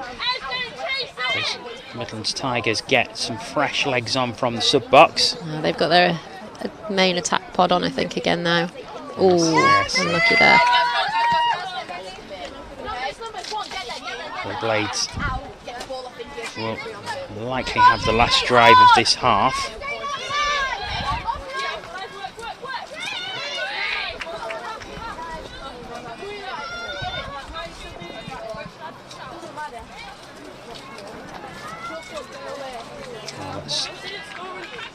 poor pass in the end, but with just 10 seconds left, it probably won't matter too much.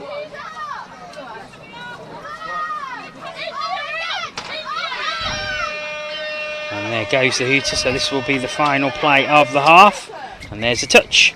So we are 15 minutes through this one, and it's the Northwest Blades who hold a 3-2 lead. So quick summing up of that half. Well, it's a bit of an actually the game of two halves almost, wasn't it? So, you know, obviously Northwest went storming into the lead, and great fight back from Tigers to draw it level, but you know, and a lot of patience on the line, I think, to get the attack plays that they wanted to run and get the players in the right position to do that. And then Northwest have just snuck ahead again there, but it's really finally poised going into the second half. Well, we will take a short break. While we do, let's see what's going off with Nottingham Touch.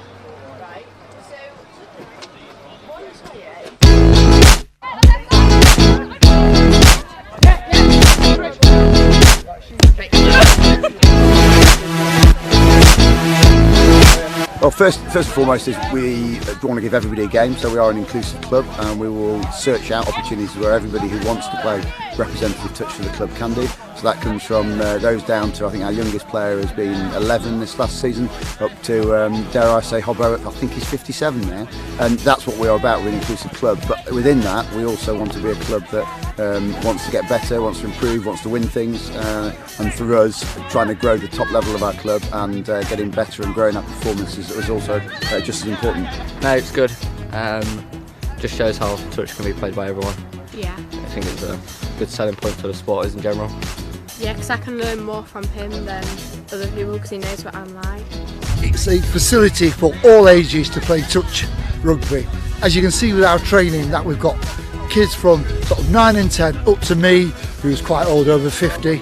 Representing Nottingham with England is great because the Euros were held here as well, so we had a really good support as well for my first Euros campaign. I think it's been a part of our strategy, part of our plan, and we see the future. We want to get better as a club. To do that, we need to bring youth in to shift as oldies further down the line. I think it's also the fact that as some of the older players bring their families down, children, there's 3 or 4 of us here tonight with children, the strategy's also been really targeting schools, junior clubs around here. The summer league that runs each year now gets 100 plus under 15s in. Well, we did something at school for it and then we enjoyed it, so we decided to carry on. We have a coaching setup here, I think, of 16 level 1, sort of the intermediate level coaches. What a good defender is going to do if you come out and just run straight at them, is they're going to front you up and they're going to stop you. If he just comes straight at me, we go underneath him, slow down the roll ball, he's either going to turn the ball over, drop it, or the ball's going to be slowed down so that the half can't get in. And in addition to that, we've probably got another half dozen who are in the England frame who help out, and you'll see that tonight. Everybody's prepared to put their hand up and help, so it's not just about taking from the club, it's about giving back, which is fantastic. You'll see the mixing between adults and juniors, and for me, from a junior perspective, that's one of the key things that we've done, is rather than separating out junior training every week, we try and mix it in where we can. And what you see from the juniors particularly is just they're growing in confidence and having to deal with players that are probably much more their senior in age and experience, and that's great for their own personal development as well as their physical development. Help us learn new skills and improve during the game. Everyone gets integrated together, all different levels, lots of coaching advice. And it's just a great spirit down here. That's why I like coming down. We have a laugh, although we take training seriously. There's always somebody to have a laugh and a chuckle with and enjoy it. I think for me, probably I would focus the game on getting as many children coming down over the summer as you can. From a point of view of growing the sport, bringing as many children down with their parents and getting an all-inclusive, fun environment that anybody can have a go in. And focus on that, of building the baseline of as many players as you can. Don't worry about trying to go through the ranks and put the best team out there. I think build from the base upwards, which is how we started 5, 6, 7 years ago. And as a result of that, we're slowly chipping away at getting up the ranks. This is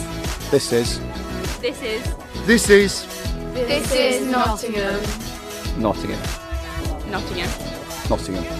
Nottingham.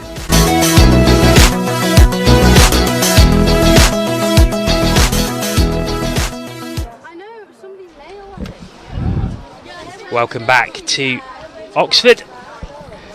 Second half about to get underway. And the Blades lead 3-2. Claire's still with me. Hi. So, what are you expecting from this second half? Because you see the Tigers brilliantly fighting back from an initial 2-0 deficit, but then the Blades equally as brilliantly going straight back up and retaking the lead. Yeah, I think Tigers will want to try and get something positive from this first set, really. Just try and set the tone, try and get back level, and not have to be fighting quite so much as they were in the first half. Oh, there's space there. There we go. No, there was a touch. There was a touch, and breaths held on the Northwest Blades blocks right in front of us, and huge cheers as that touch was given. But it's nice to see such camaraderie amongst the team as well. There's real encouragement coming from the box in front of us. And it's the Blades who start again.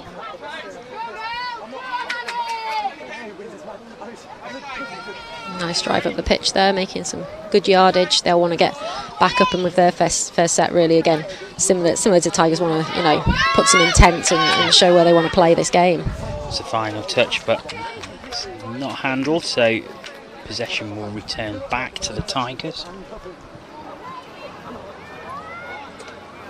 Apologies, we will just reset the clock.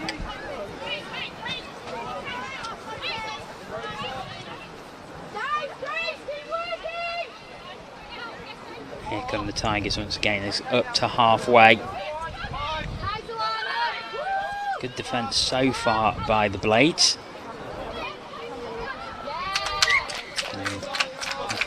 Very good defence as the ball is given up on the 10-metre line. Yeah, put a lot of pressure onto the end of that set. Just gave Tigers nowhere really to go. So over halfway and 5 touches in hand. 4 now. So the Blades could have an opportunity to really make something happen here as they get fresh legs on. Perhaps the change could have been a bit smoother there. Yeah, a little bit, but they've still got touches in hand here. You need the Tigers to walk forward here, so they're just playing patiently, just waiting for them to move forwards, and then they can strike. And there was a touch there. Amelia Patton going through, but was touched before putting the ball down, so the Tigers will start again from their own 7-metre.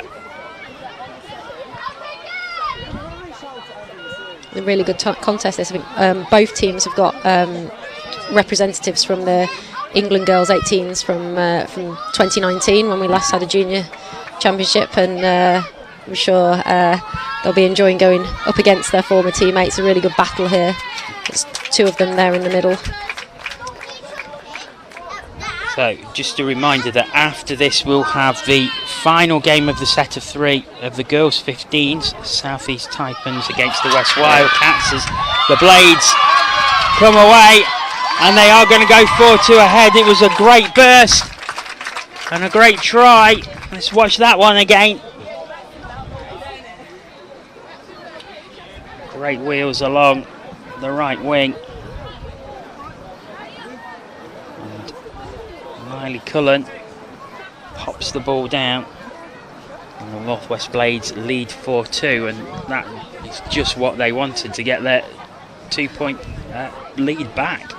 Yeah, two-point cushion is nice to have, I think, and they'll be really pleased to have that. And again, the Tigers have got to fight back and force the play a little bit to get back in. So as the Tigers look to come again, they start in their second set of 6 from halfway with the tap off. After working so hard to get back, they're going to have to do it all again. You wouldn't put it past them to do it, though. Last touch here, what are they going to do? Out to the wing. Is that down? I think the touch, was it? Oh, forward pass. Forward pass has been given. So possession returns to the Northwest Blades. In fact, I think there's a little bit of dissent there. So yeah, they've been marched back 10 metres for something. I think she may have thrown the ball away. Here come the Blades again, so I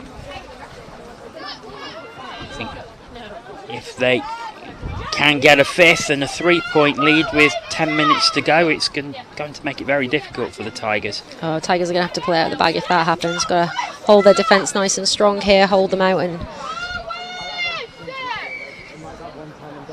no, that's not going to help. Penalty, not moving forwards. So, and fresh set of 6 from the 7-metre line. A great opportunity for the Northwest Blades to take a 3-point lead. Here they go. Still got to keep walking forwards, the Tigers. Ref's onto them. Yeah. Here's the gap there, not at this minute. Back to 7 metres we go. Advice being screamed from the subs box in front of us. And now there's a bit of space. I think there was a touch. Yeah, that touch was down. in.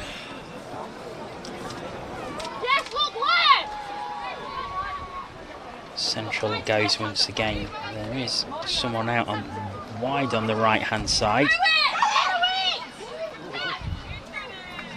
And that is final touch. So good defence from the Tigers. It was very good defence.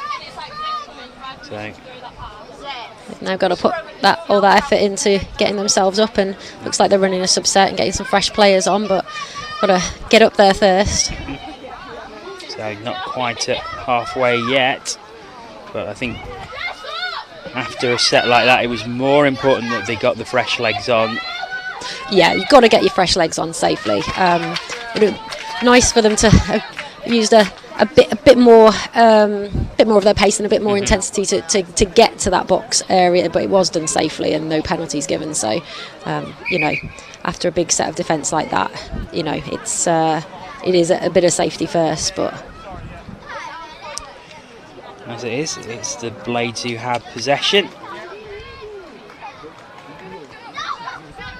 The Tigers did get quite deep, but as we said, the priority in that last push was to get their fresh pod on.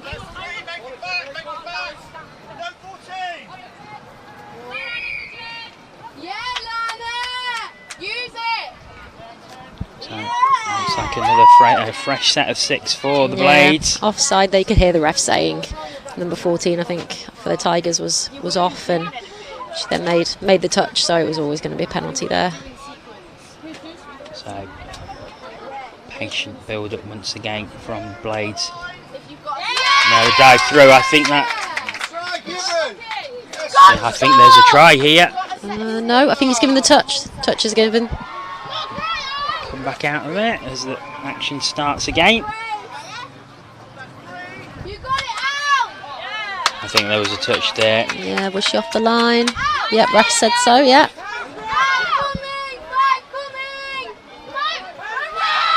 On the gauntlet. Has the ball again, and now there's space on this right hand side. That is going to be a try. Great patience by the Northwest Blades, and they get their reward. Good 2 vision over. there. Good vision. Unselfish as well. It was a nice little pass out, just to make sure. And with 6.5 minutes remaining, it is a 3-point advantage for the Northwest Blades. And Claire, do you feel that they probably got it from here?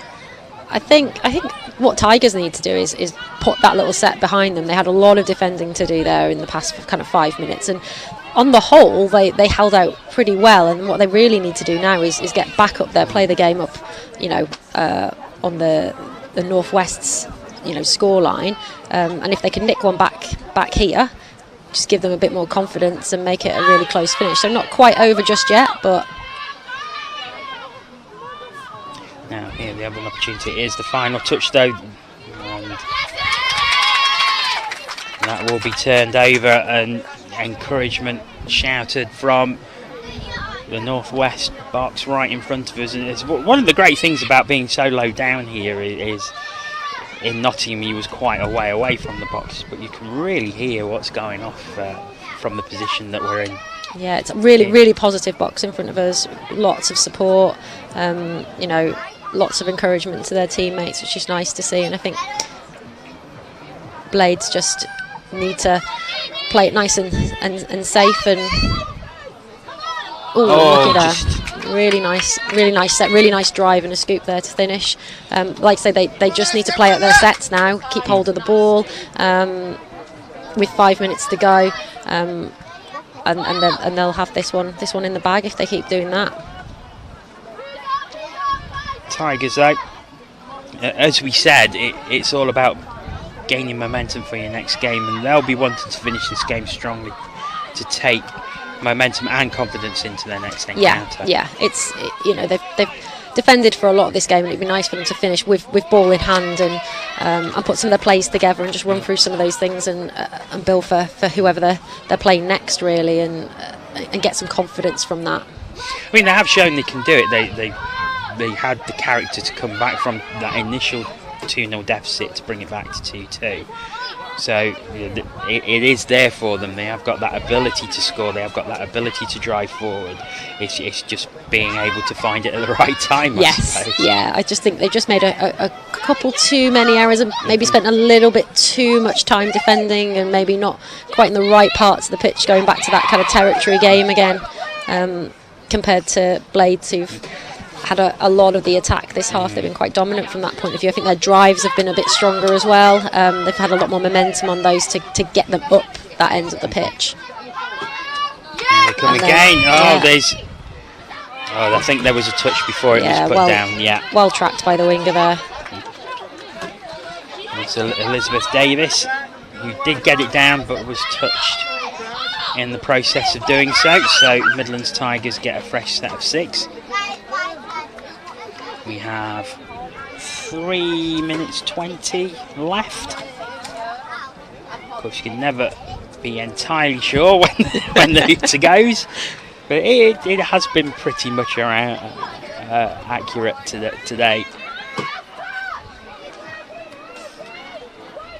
As players, you have no idea. Yeah, it was something we talked about a lot last week on commentary. It was just saying, do the players have an idea? Because there's obviously no scoreboard.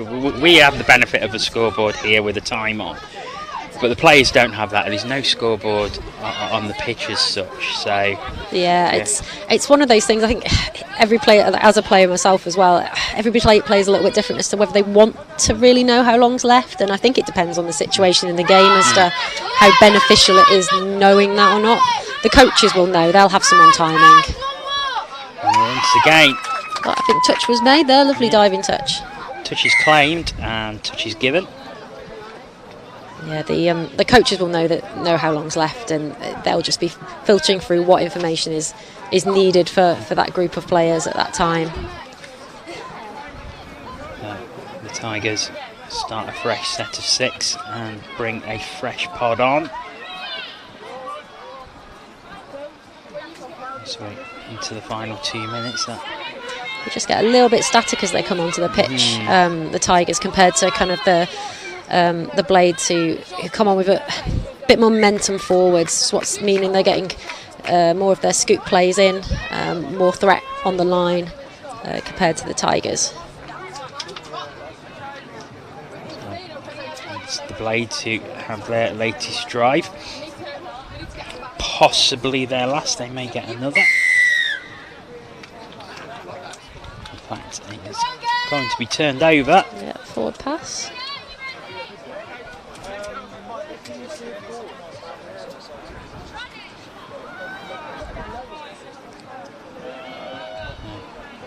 Here come the Tigers along the left-hand side. Oh, maybe a change of possession here over the mark, I think. Yeah. Turned over, so the Blades do get an opportunity for another drive into the final minute.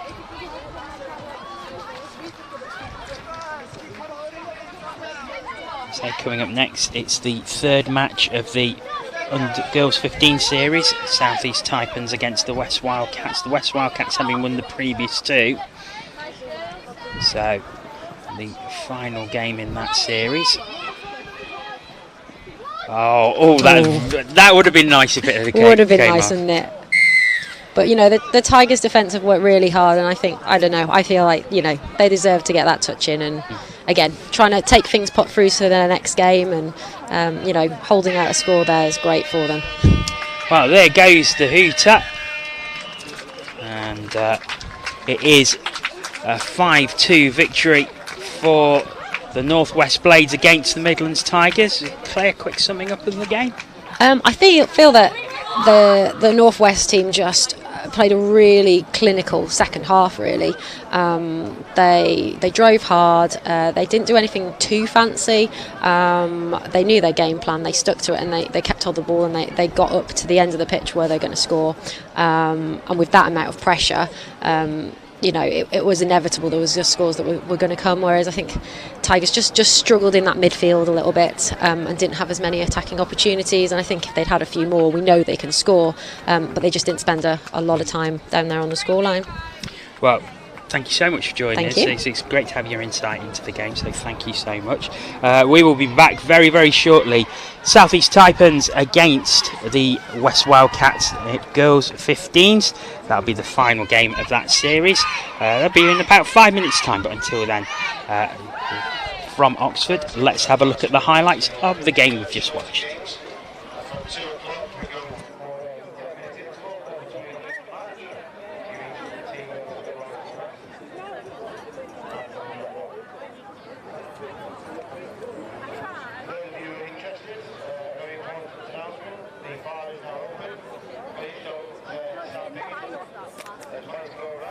What is it even?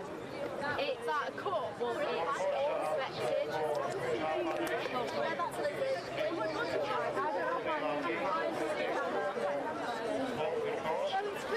If the NTS are bursting then, and that's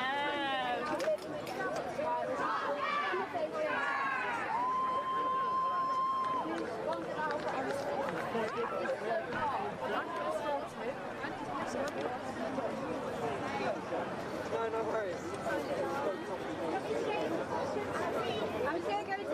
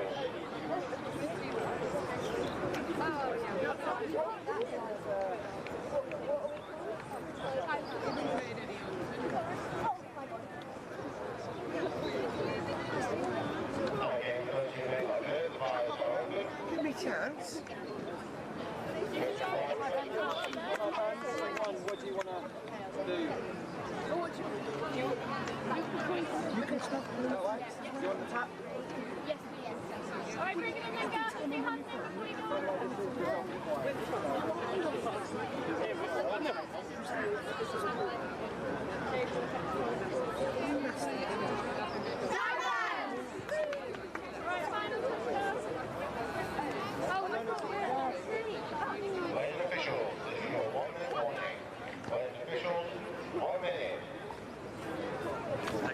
There'll be an interview after this one, so everything is you just need to put the England touch one in there out on the pitch, and then. But I'll be right here, so I'll be able to give you it.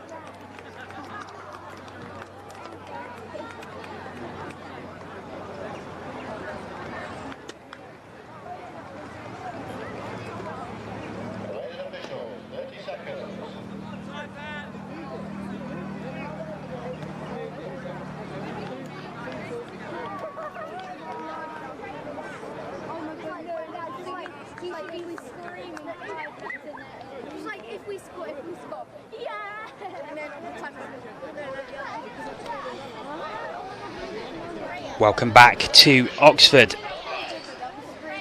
as we are about to start the finals, starting with the girls 15s. Only 2 teams taking part in this, the South East Taipans and the West Wildcats.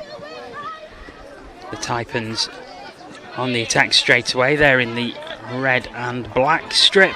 The Wildcats in the black and orange, and it's the Taipans with the quick start. What a start! Let's watch that one again.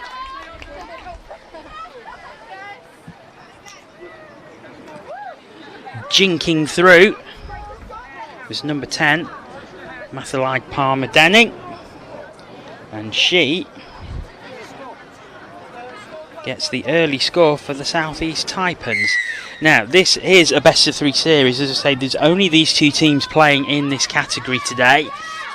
So they have had 2 previous matches, both of which the West Wildcats have won. So the West Wildcats will take the 15s title on the basis of winning their 2 previous matches.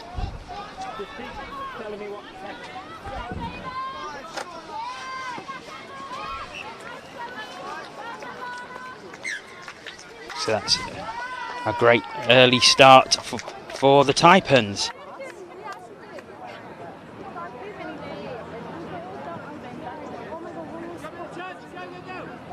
I'm delighted to say Sammy Phillips is here to join me on commentary for this final game of the Girls 15 series, and that was a very quick start by the Taipans.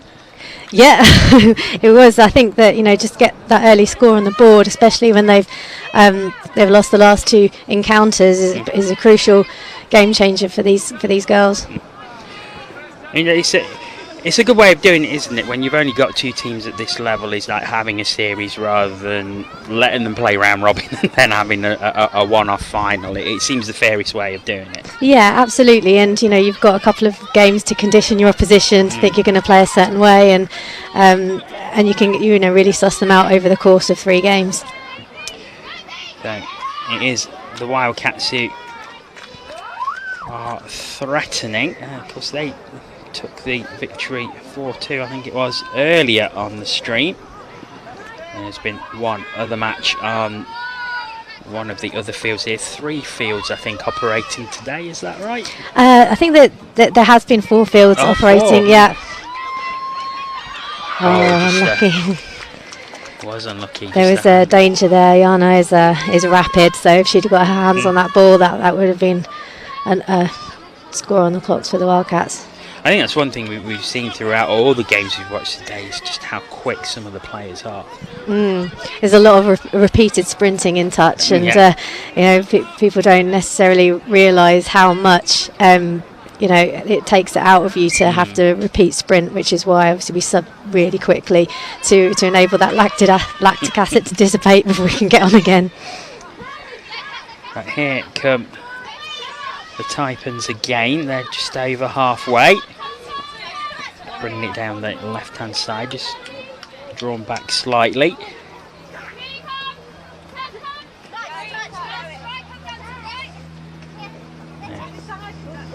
Nice bit of speed shown there. Touch comes in.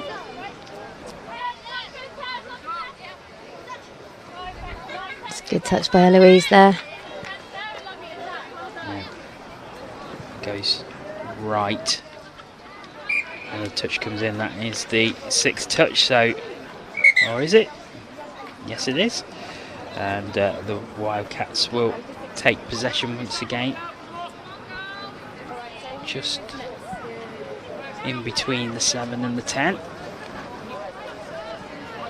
You know, it gets quite disconcerting because there's a line right in front of us, which I keep thinking is the halfway line, and I realise it's actually we are off centre. It's the camera who is pretty much at the centre line, so it can get quite confusing when I look up from the screen.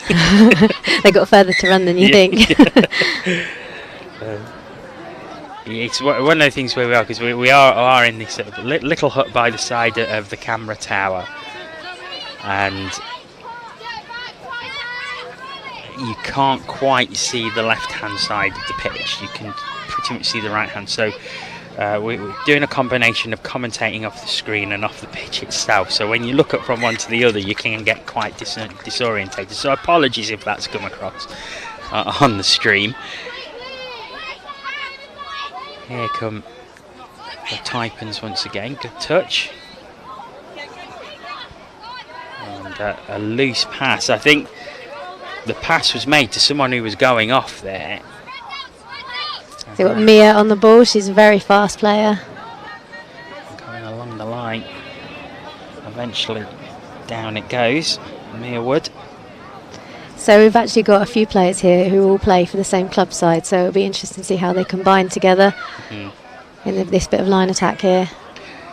And that's got to be an advantage, really, hasn't it? Because then you get you used to it, how each other plays, and I suppose you train together more often. It's not like you're just training for the West or for the South East. You're actually training within clubs all the time as well. It makes a big difference because that kind of communication and that understanding of how each other play is already there. Because when obviously later on in the games, when you are getting a bit fatigued and not able to communicate maybe as well as at the start of games, it is very handy to kind of know how each other play and where you need each other to be. So, Taipans looking to extend their lead. We're very early on and the Taipans are leading, but how do you think the Wildcats are going to feel if they do end up losing this game, having won the other two? They will take the title, but do you think it will dampen the celebrations a little bit? I think a little. I think it's always nice, to finish on a high, and the girls, I think they'll be, a little bit disappointed if they don't put the third game away. But I think they got their work cut out for them. The Taipans have certainly been doing their homework from the last two games and seem to be coming out looking a lot more organised than previously. Having said that, looking at it another way, can the Wildcats go into this game a little more relaxed because they know they've got the job done in the first two games? Oh, I don't think they'll want to go in relaxed. I think they'll be wanting to go in for the win. And here they are scooping through. Oh, good touch. Really good touch. It was Cara Edwards going through there. But Taipans with a last-ditch touch, and they have possession back. So the Wildcats, best chance they've had really in this opening 7.5 minutes. That's right. Just looking at the kind of lines of running of the Taipans now, they're looking very agile and managing to get around the defenders. However, the handling error gives the Wildcats a very good opportunity with a fresh set of 6 deep in their opponent's half. Down it goes. Just a patient build-up, but now there's space out on the left, but the pass wasn't the best and wasn't taken cleanly now. But it does appear that the Wildcats have a fresh set of 6. Yeah, penalty there. I think it looks like an offside call. It's a glorious opportunity now. Let's see if they can use some set plays here or something to try and work the Taipans' defence. It may go left again, but no, switched back into the centre. It's looking for a quickie play there. Down now. No, I think there was a touch. A further offside call. So another set of 6. And that is met with rapturous applause from the far sides of the box. I think she might go again here with another static play. Quick now. Oh, loads of space Perfect. On the right hand side, and there is the equaliser. Let's have a look at this one again. It was great patient build up. So we've conditioned the defenders to think she's going to do the same. We've tucked in, and then there's lots of space out wide there. Ayana Kelly making the scores level, and after Well, it has to be said that the Taipans were quite dominant in the opening half. The Wildcats have come back into it in the past couple of minutes. Yeah, the Taipans haven't managed to capitalise there on the momentum they've had with any scores other than their first one in the first minute. So Wildcats have there got back into the game.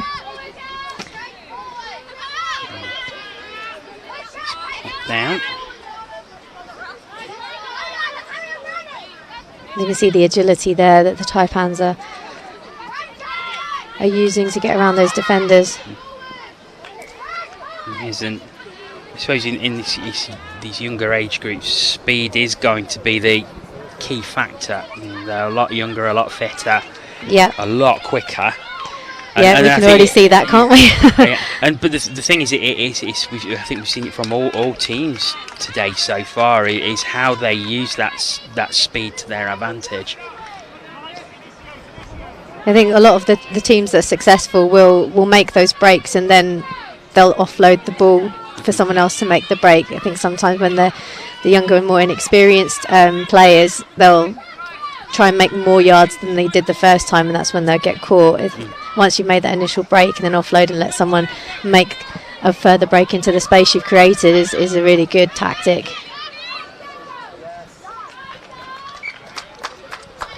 That is 6 touches, so the Taipans will take possession once again, deep in their own half though. Now, was that a little too eager? I think she was lucky not to get a turnover.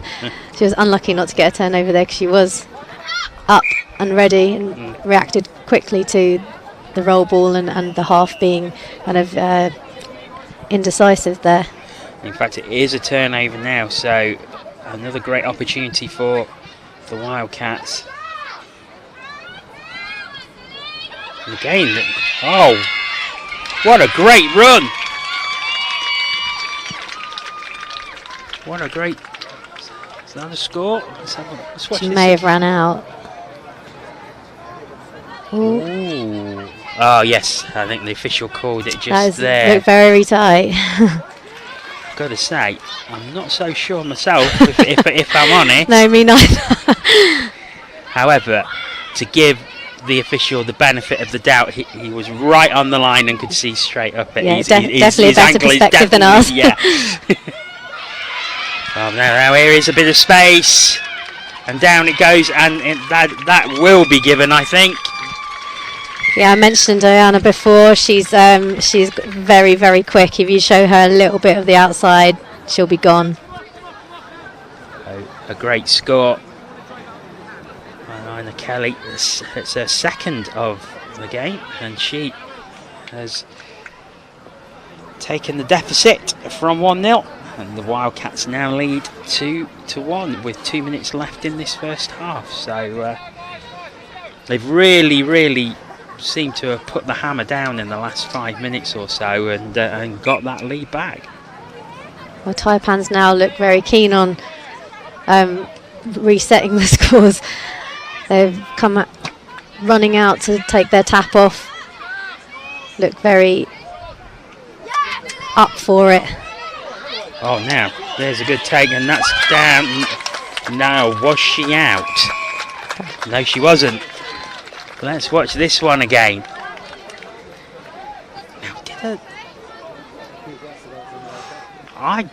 I'm not so sure her foot didn't go out there. Yeah, it did look like her foot went out before the ball was actually grounded, but again, the official was right there, so hopefully they had a better vantage point than we did.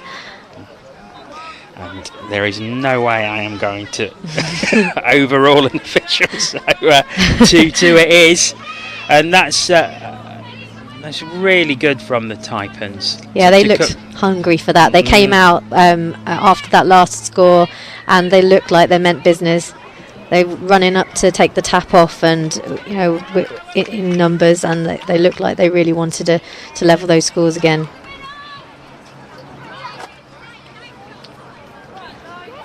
Wildcats almost get into a muddle there, and I think they're going to lose possession. They are. 30 seconds remaining in this first half, so if The Taipans are quick. They may get an opportunity to go into the break with a lead. We shall see what happens. There was a touch there. So Eloise there, Hillebrand very hungry to make the touches and has just made that final one to bring the end to a close. So all square as we end the first half. All to play for in the second. Of course, as we said, this is a 3-game series, the West Wildcats having won the previous 2, so they will take the 15th title, but it's a great game so far. Yeah, this is exactly what you want from a final game of the day, and they've both had an opportunity to size each other up in the preceding 2 games, so it's great that they've brought the fire to their final match.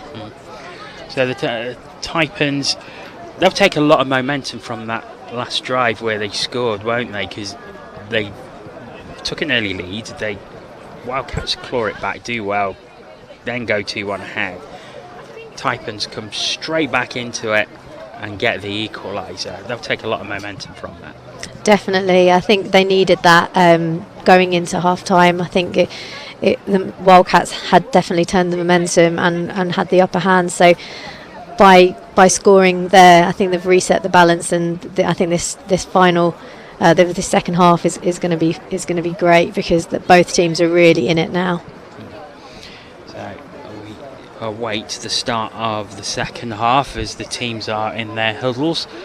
Taipans just to our right hand side, just below the camera at the moment. On the far side we've got the Wildcats in their huddle, and what do you think's being said in those huddles at the moment? I think quite a lot of the scores have come from players running around the outside of the defensive wingers, so I think there'll be some conversations about pushing over the defenders so that there isn't that space there as soon as the ball starts to move, and there'll be some chat about closing down that space. I think there'll probably also be some talk about exactly what kind of plays to be running on the line, because both teams have looked a little bit hesitant as to what they're running and haven't quite got their set line attack plays working for them yet. I've seen Wildcats try to run some quickie plays, and they were quite effective, but they were looking to run a short, and that hadn't quite come off. So I think that they'll probably be just going through exactly what they need to be doing in the second half, and how they're going to execute those plays a bit better. Well, as we look ahead to the next game, that will be starting at 2:45. The boys 18s final will see the South East Taipans take on the Midland Tigers, so that will be coming up after this game. And over on the far side, a tunnel being created for the girls 15s. I think that's it was a nice thing about touch tournaments, is that all the teams from the different divisions support each other. We can see it now. We're seeing the same again. Anything you can do, we can do better from the Taipans.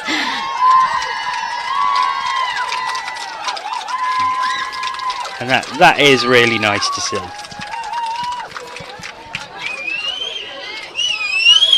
Nice to see such great camaraderie between the various age groups here. Yeah, it's a very social sport, touch, and it is nice to see how all the different divisions from the regions support each other. It was something we were saying. Sol Phoenix was on commentary earlier, and we were saying something very, very similar about how close it is and how the social side is so good. But also, you've got that respect for officials, you've got that respect for each other, and in a lot of ways, touch rugby is very unique in that way. Yeah, it is, and also we've not got the divisions here today, but obviously you can play mixed as well, and that's a whole different social vibe, particularly between youngsters of this age. It's a really nice vibe to have within a mixed team, and I think it is that is unique in itself. And also the way touch is played, it is a great team game. It's very hard to play a game of touch as an individual. You need your team, for every phase, defensively and in attack. So it's a great sport for youngsters to get involved in, and hopefully we'll see it being developed more in schools now as we start to roll out our growing the game strategies and develop our junior touch clubs as well. As the game grows, and you say it's something that could be easily implemented into schools as well. What about looking for higher? Is like the Olympics a possibility? Is that something that could be looked at? I mean, touch would be a fantastic sport for the Olympics. It is amateur, you know, in the true sense that the Olympics was. Oh, here goes Eloise. I just love watching her play. She's just such a great talent. Yeah, it's certainly a great sport that should be included in the Olympics. Obviously, we've got rugby sevens, which has just made that breakthrough and becoming popular. But like I said, touch, you know, has a lot of has a lot of selling points, and the fact you can play elite level mixed as well as in men's, women's, girls, boys formats, makes it a very exciting, fast, fun game to watch. I mean, and that's the sort of thing we saw, sort of things like mixed relays and mixed triathlon at the Tokyo Olympics. Yeah. And as you say, a genuine sport where men and women play together in the same team as equals is a great selling point. Yeah, in this kind of team sport environment, there aren't too many sports that people play as equals. So I think that, you know, we are. As England Touch, huge on encouraging inclusivity in our sport for everyone. So I think you know, we certainly encourage it, and the game itself encourages everyone to be able to play a role. Well, let's get back into this one. 2-2, and we've had 90 seconds or so of this second half. And it is the Wildcats who Annabelle on the charge. Just running out of room there.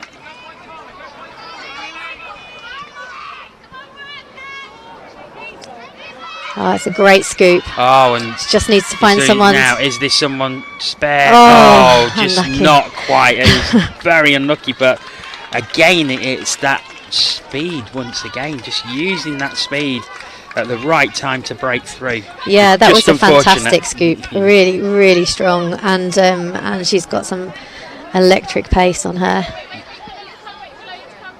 And that's just her pace has also just won her a turnover there.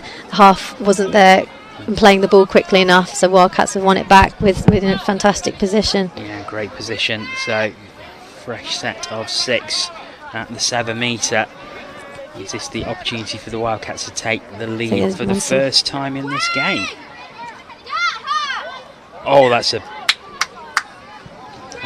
So that is the opportunity gone. And I'm sure the Taipans won't be complaining about that. Yeah, they lost the ball unfortunately quite early on in the set. You'd probably want to try and condition the defence a little bit more before you threw some of the longer passes. So hopefully they'll be patient if they get the ball in such a good position again, and kind of really work the defence before they throw some of the more high-risk passes. Well, they have got the ball once again. It is in a pretty good position.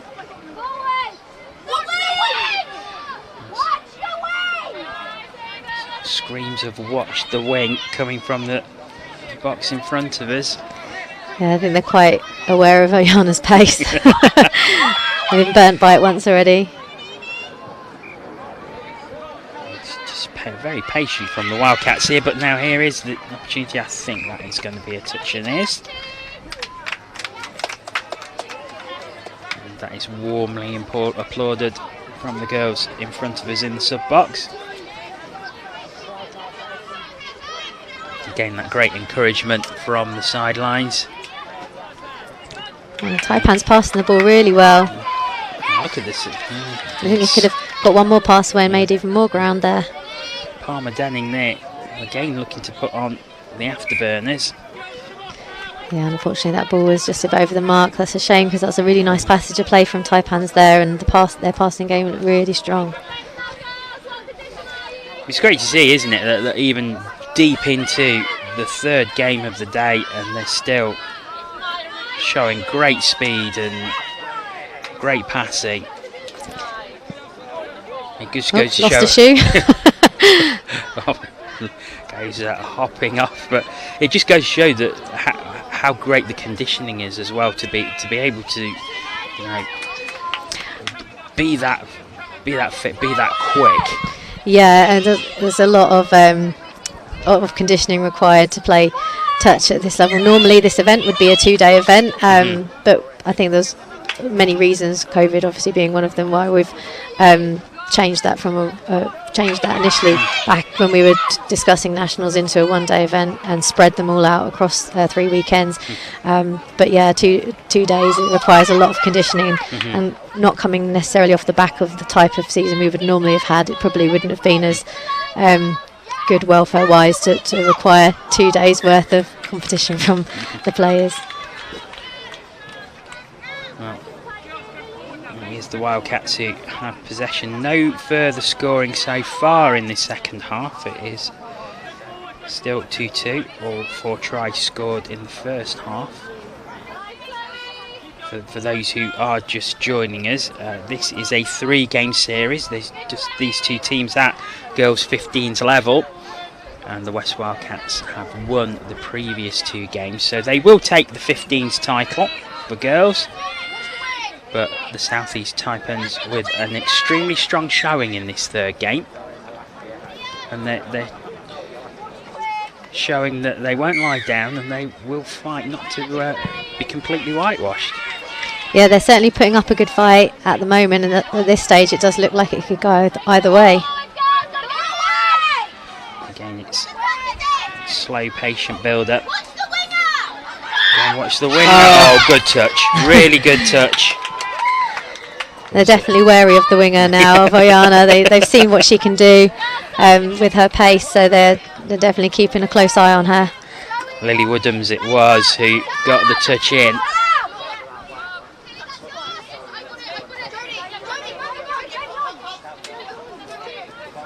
Oyana Kelly, who scored the 2 tries for the West Wildcats in the first half. Obviously looking for that hat-trick. Yeah, she's a convert from hockey, so I actually have the pleasure of coaching her over at Maidenhead, and yeah, we saw her when she came along for a trial. Actually, she's only been playing touch for a matter of months, and we just saw her step one of the boys and burn him on the outside, and we thought, yep, we'll have her.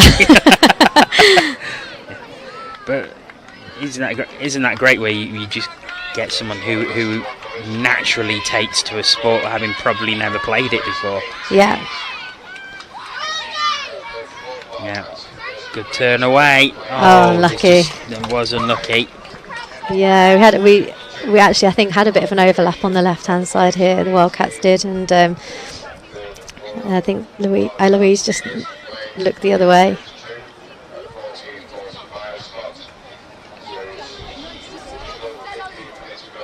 So it's the Taipans with possession.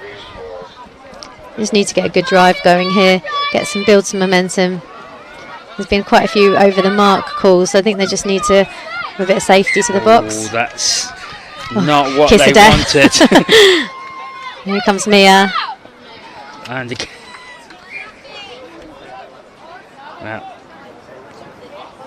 errors from both sides, causing quick turnovers. I think sometimes when we get, a turnover in such a good field position, sometimes just a good opportunity to get a couple of touches in, move the defenders around, have a look, unless there's a clear opportunity to take a quick tap and just set up your attack so that you can actually run some of your plays. I think sometimes when things are taken too quickly, people aren't ready, and then leads to some errors. Hopefully they'll be more patient with this set.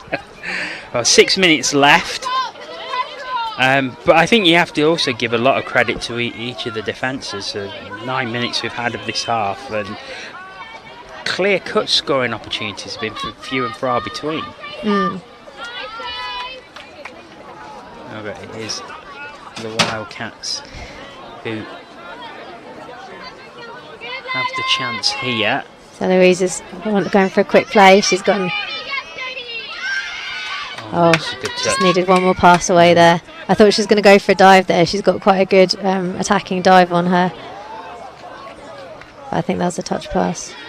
Yeah, so the Taipans will get a set of 6 from their own 7-metre line.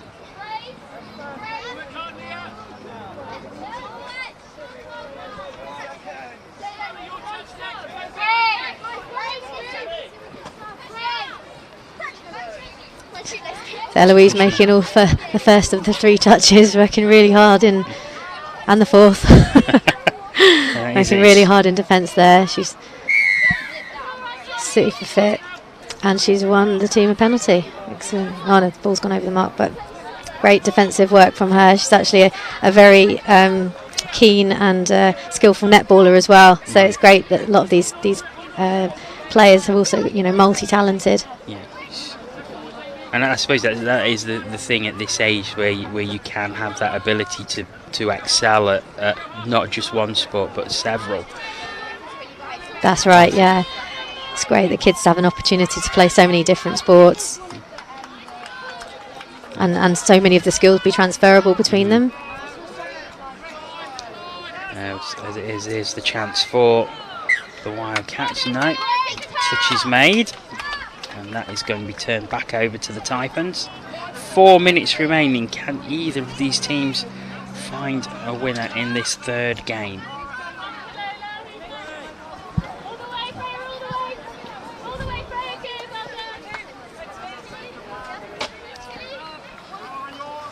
So the boys 18s final coming up in 15 minutes at 2:45.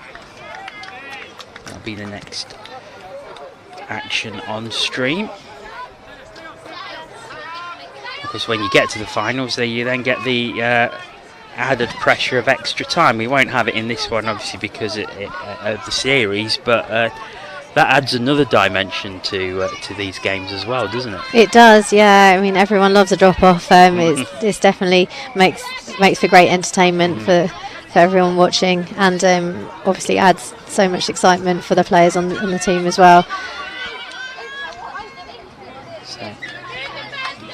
It is a much fairer kind of way to settle a game than something like penalties, and even though as a player the last thing you want to hear is a drop off after you've played 40 minutes. Have heard of some drop offs that have gone on for a significant amount of time, and when there's less of you on the pitch, that's the last thing you want to do. For those that don't know, it's 4-on-4 for 2 minutes, and if there's no further scoring, or if scores are still level after those 2 minutes, and then goes into sudden death 3-on-3, which sounds brutal on the pitch this size. Absolutely, yeah. Just only half of you covering the amount of ground that 6 would normally cover, and it makes for a lot of running. And it's I've made comparisons to ice hockey on commentary before, which is another sport that I commentate on, and they run a very similar process where they go into 3-on-3, 5 minutes sudden death overtime in the event of a draw, and then a penalty shootout. But generally it is over after the 3-on-3 period. But like you say, I think it is a far better way of settling sports than a penalty shootout. Yeah, because you're still working for those scores, you're still playing similar structures, and it's not quite as brutal as and it doesn't always fall on kind of one person. It still keeps the team vibe, the team feeling, rather than when penalties you can feel quite so isolated, as poor England team did in the Euros final. When you win as a team, you lose as a team in touch. Yeah, the lottery of a penalty shootout in football. Maybe if they did look at something of, say, probably going 8-on-8 or something like that until the first goal was scored, it'd be a lot fairer. I think it would, yeah. They could learn something from touch. Well, we're going towards... I think it might take a little while though in football to get down from 11 to 3. Yeah, can you imagine if you're one of the 3 who scored off? Here's a chance for the Wildcats. No whistle went. There was a touch before. A penalty. So, fresh set of 6 for the Wildcats. Is this their opportunity to win the game pretty much at the death? 30 seconds remaining.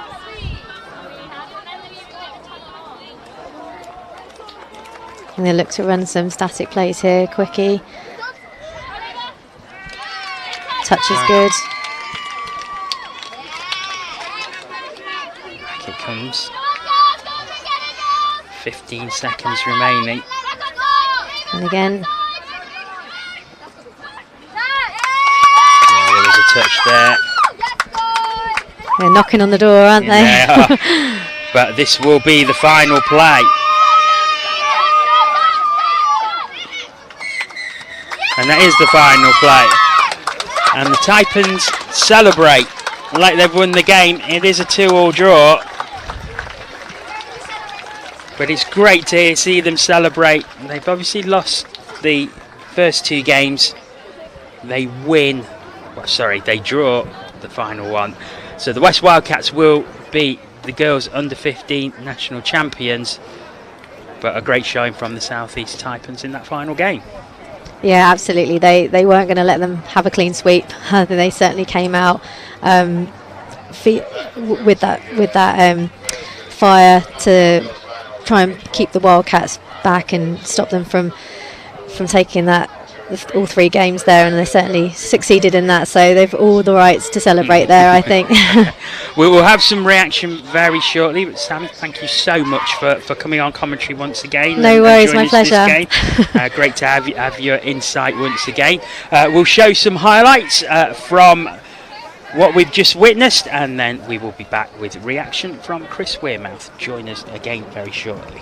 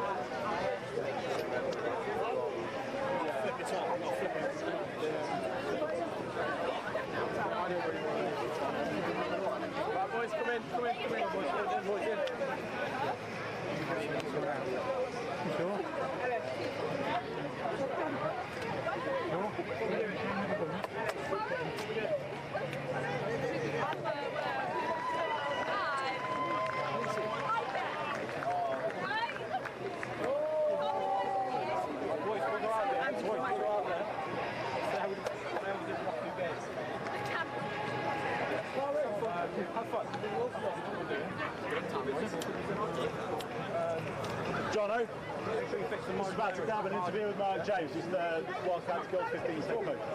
Yeah? Last game of the day, wins easy. Okay.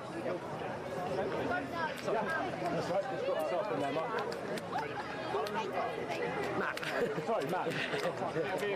Step a little bit further. Back. No, this way. Didn't get me on speaking this time.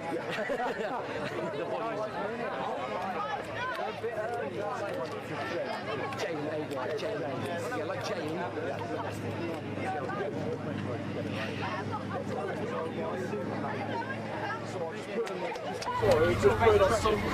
I'm joined by Matt James, who's the head coach of the victorious West Wildcats Girls 15s. It's obviously a small tournament because they're just two teams, but 2 wins and a draw against South East Taipans. Yeah. Must be, delighted must be the optimum Oh, word. unbelievable. Like, with the training that we've been doing, I think it literally, where you draw up a game plan for the girls to execute it exactly the way I wanted it to do. Like, I was dreaming like how would the game go last night, and it went exactly the way I was hoping it would go. So the girls were subbing on, subbing off nicely and running. Like, I was looking for them to do touch plays basically and look like a touch side, and they executed that to perfection this weekend. Really proud. How have they developed during the course of the day? During the course of the day, I think what they've grown in confidence. I think just realising that they are there, that they can do it, and the ability to go forward, to be aggressive, and to not be overawed by the stage. I mean, this is the first time playing them in a girls-only tournament for quite a lot of them, and just having that confidence to go forward and to play and to be touch players. I think that's what's been the best bit of it today. In terms of the strength of girls touch across the Wildcats region, I mean, to even put a team into this level, yeah. I mean, even 2-3 years ago that wouldn't have happened at this level. So in terms of how that's grown in Wildcats, can you sum it up? That's been fantastic to me. I mean, just having the strength and depth to be able to have, like, at the training sessions, we were able to be in a position where we had to make cuts as well. So that was the tough part. But having sort of 20 girls to choose from and coming to training sessions throughout the region, through AMRO and Sam Powell's, who have set up all the events and been really, really focused on trying to develop youth touch in the area to bring on the next generation of players, I think has been really important. I think we saw that a couple of weeks ago in the Opens, where we had a really young side in the Opens, and I think that's good for the development of the region as well. And the girls playing today just means that the future for the Wildcats region's looking pretty good. And finally, just a word for the parents, because obviously, Wildcats region is so huge, it requires parents to do a lot of miles for that. So just a word for them. Their support has been brilliant. So with the parents WhatsApp group that we've having, the communication between all of us has been really positive, sharing words of support within each other, and for them just all the distance, they've all been to every single training session as well, and to see them at training sessions and to communicate with them and to really just talk about the girls' development has been really good for them as well. Well, Matt, congratulations. Yeah, relax and enjoy the rest of the day. Going to watch some more touch now. Thank you very much, guys.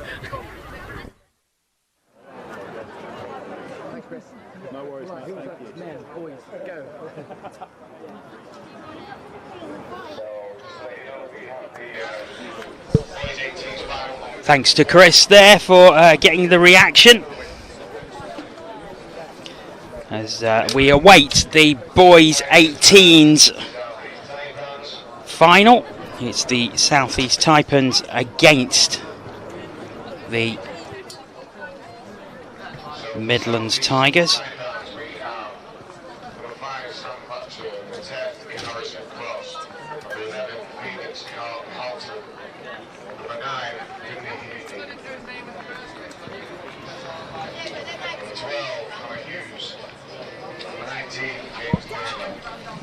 We'll just pop the scoreboard up there, ready.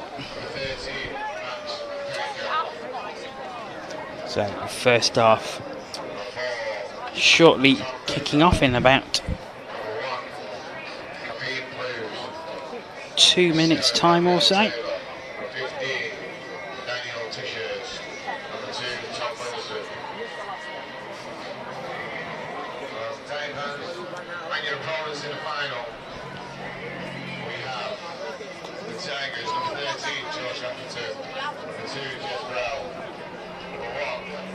Just that nervous energy that there is before a final. Both teams waiting. I'm sure they can't wait to get this final underway.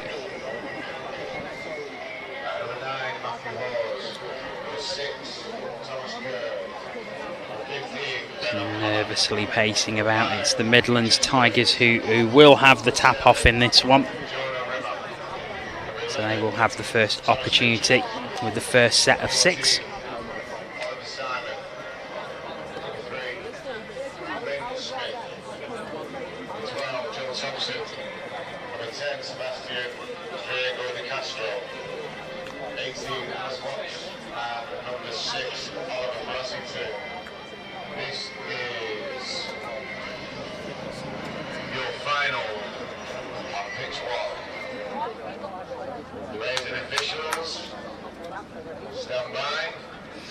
So we are about to get underway, and we are underway. Boys 18s final.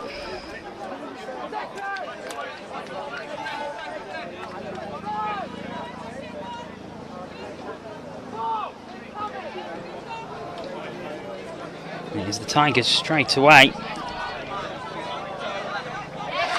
And as that, an early score for the Tigers. No, there was a touch. It's back to the 7 metre.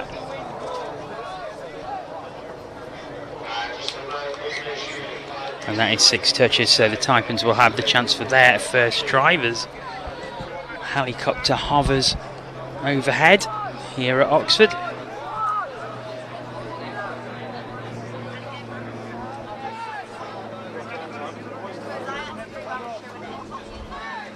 Halfway.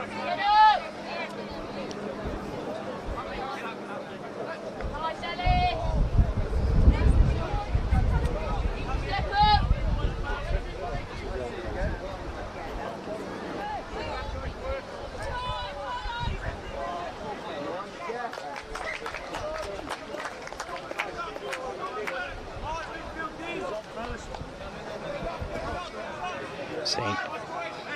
Patient start from both teams, no scoring as yet. The touch is made just on the left hand side.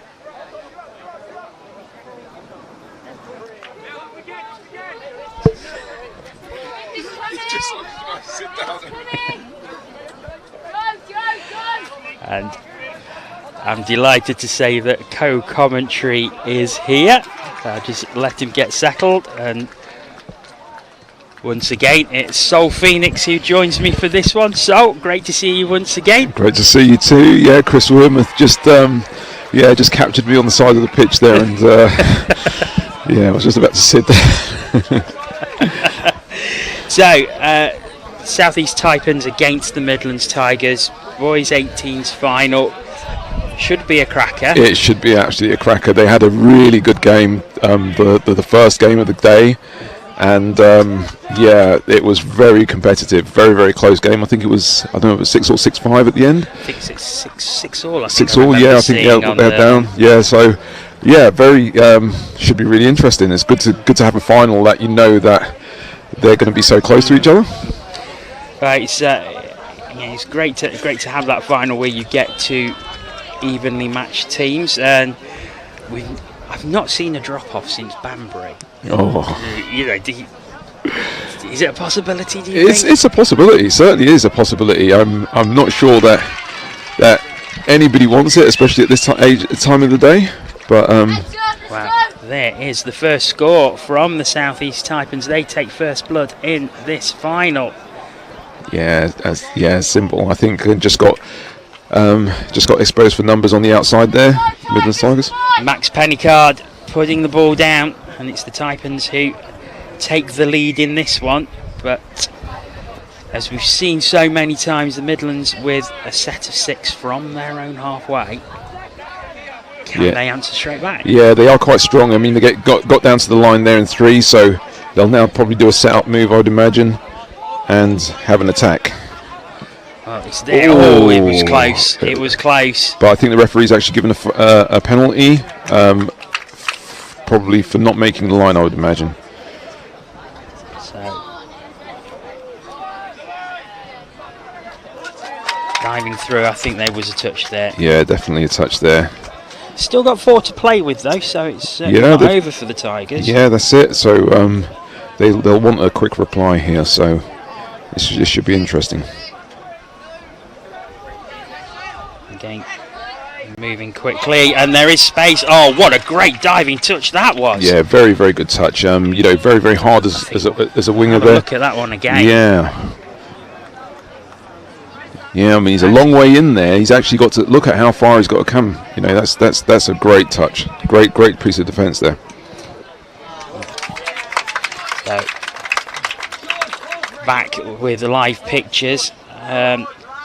But yeah, try saving touch. Yeah, absolutely, and that could, it's small things. So that could be critical over the course of the game.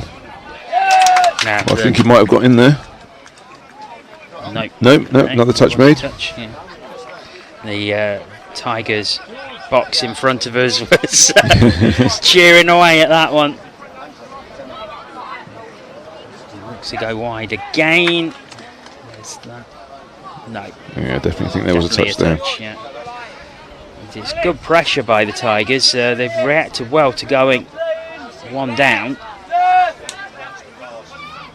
Is there a gap there? It's a very, very long pass out, but I think that might have been a forward pass. Yeah, forward pass. So, so great set of, a good set of defence there, especially considering they conceded another 6 and had to defend, they had to defend like Trojans there. So really, they should be very, very pleased with that.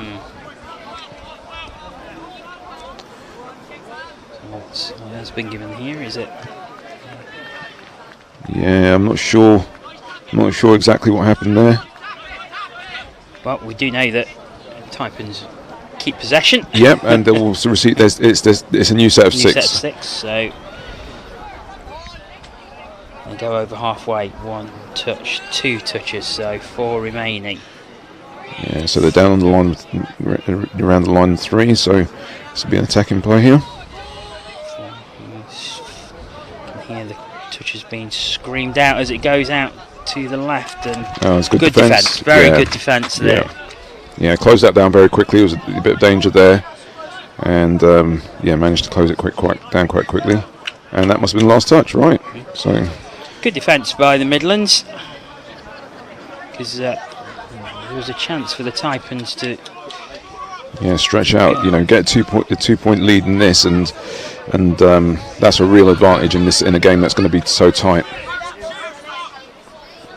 This is a good drive so far from the Tigers. That's the 5th touch, so it's now or never, and that's 6th. Yeah, I think he just lost the touch count there, so he didn't realise it was the last touch. So apart from that one Taipans try, it has been a battle of defences so far. Yeah, absolutely, and that's why it was so good for the Taipans getting that one on the score sheet early. Just means that they the pressure's a little bit more off them, and the Tigers have got it all to do. It's the Taipans who are at the 7 metre. They need to find a little bit of space, but once again it's very, very good defence from the Tigers, and neither team after that opening score finding clear-cut opportunities very hard to come by. Yeah, and the Taipans there just getting a penalty for throwing the ball away. So in touch, you have to make sure that you either leave the ball on the mark or you give the ball to the opposition. And what he did was he threw it away there, so a penalty from the referee and marched forward. But unfortunately, they haven't been able to use it, so there was an overstep there. Just going over the mark a little bit. Where you get touches, where you have to put the ball down, and he's just gone over the mark a little bit, and that means it's turnover to the opposition. Is that because it's classed as trying to steal an advantage by going? Exactly, yeah. And I suppose it's similar in football where they try and throw the ball forward at a free kick. That's it. But that never gets penalised. It never gets penalised, and when you're a touch player, you're sort of like, come on, ref. Why is he allowed to do that? And also from line-outs, if you notice that as well, they seem to walk and keep going, and they keep going a bit more, and eventually they throw the ball and they just let them go. So, they need to steal a page out of the touch book, I think. An over-ambitious pass leads to the Tigers regaining possession, but they are very deep in their own half, and 2 touches already, and they're not at the 10. Yeah. He's got such great feet, that lad.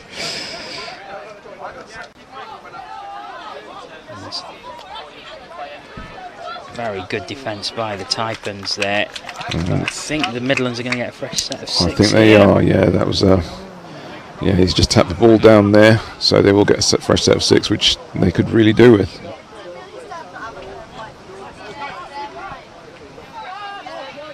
And that gives them an opportunity to drive deep into the half, try and get down to the line, which they do. and set up an attacking play. And he's just actually been slapped out of his hands, so that's another set of 6. So composure is going to be a big thing here. You know, you need to just do the simple things, do simple defence. Don't do things which are going to get the referee to. Yeah, he was offside there. He made the touch, but he was offside. So referee said play through, and they get back one back. Let's see if we could see that one again. There it is given. Yeah. So yeah, definitely. That just conceding there really didn't help. That conceding that set of 6 was punished. Slapped the ball down. Ball went to ground. They drove deep into their half and managed to turn that into points. So we're back to 1 apiece. So Taipans though straight back, and have they regained the lead? I think they might well have done. They have indeed. Yeah, they certainly have. Let's watch this one again. Yeah, there's no touch there, is there? And it's Max Pennicard going through. It's the second of the game. Second of the game. So 2-1. So after it's the London bus analogy once again. You have none for ages. And then suddenly 2 at once. Yeah. So Midlands looking to come back once again. Like you say, in a game that is expected to be close like this one, being in front is going to be very important. It certainly is, and also this. So they've conceded another set of 6 on their line. This time, I think they weren't moving out fast enough. Just caught in 2 minds there. Yeah, got a bit static, but they've got plenty of touches, so they won't panic. Hopefully, and they'll just decide to do another scoring play. No, there was a touch there. I think there was.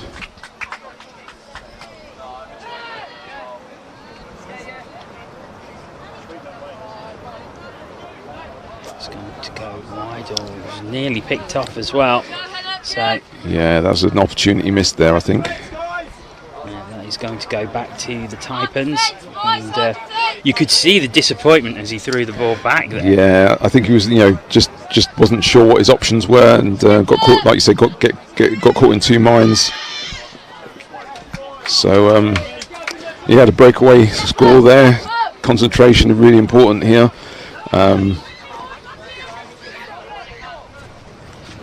Taipans coming once again, but there's a touch on Yeah, the leg, and that's the sixth touch. So yeah, it's a great touch.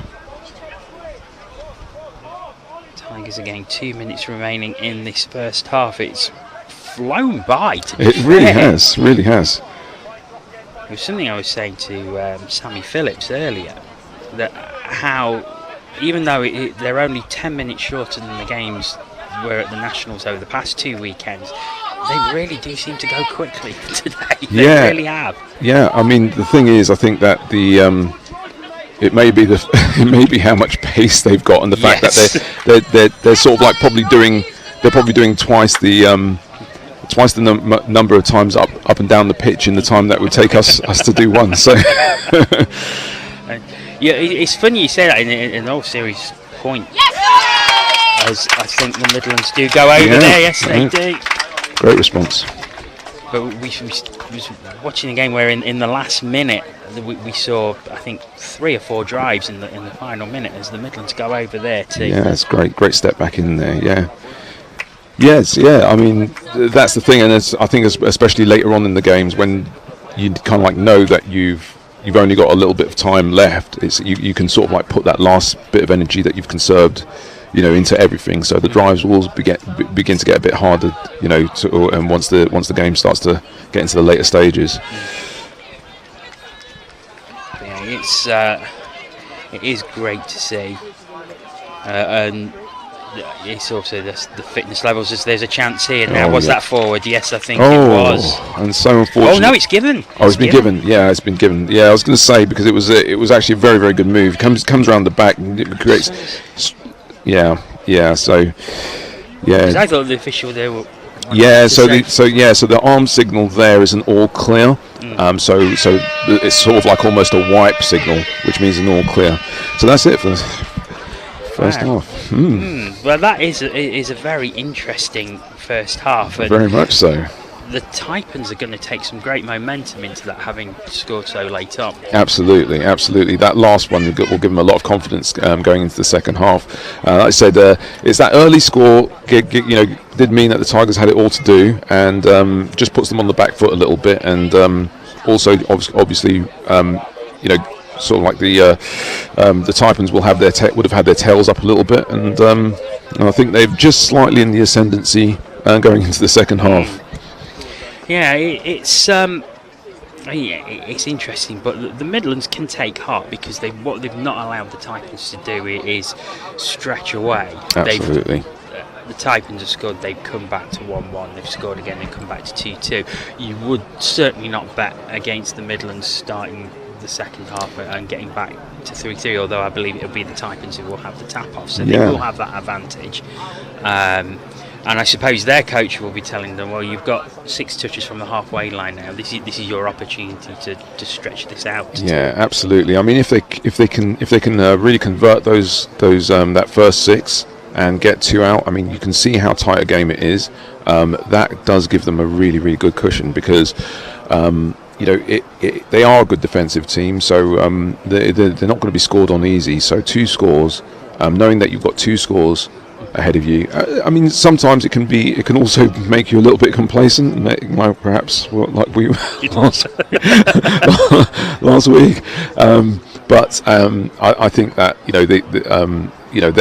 they're all so up for it. They this is the final day. The Taipans are fully aware of the threat of Midlands Tigers, and I think they'll definitely. With the 2-score lead, they'll definitely be thinking, let's try and just keep them at bay. Should be interesting, though. We'll see how it goes.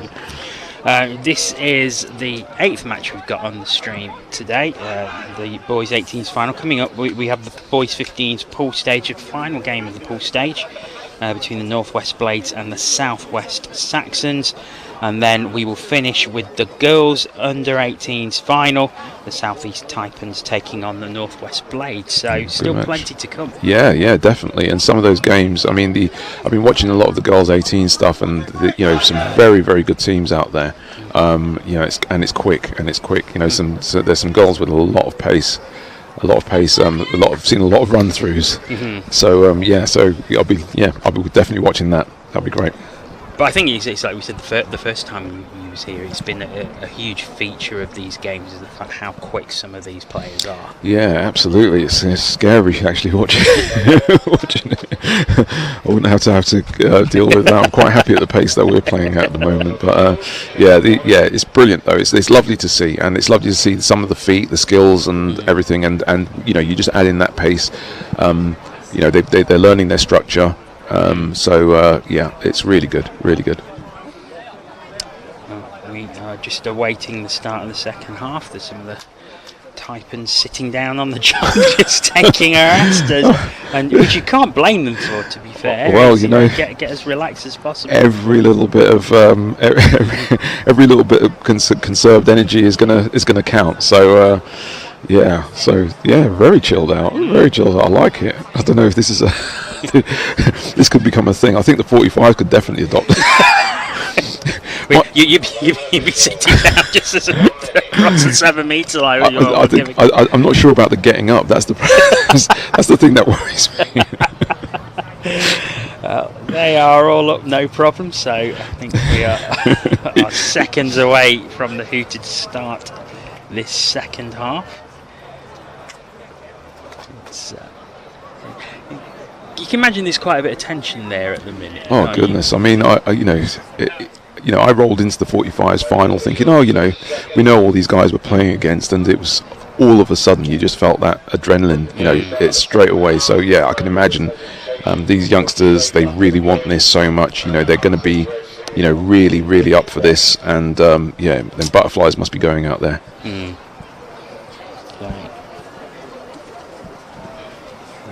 They're still making them hang around a little bit. Yeah, they really are, aren't they? The butterfly's really going.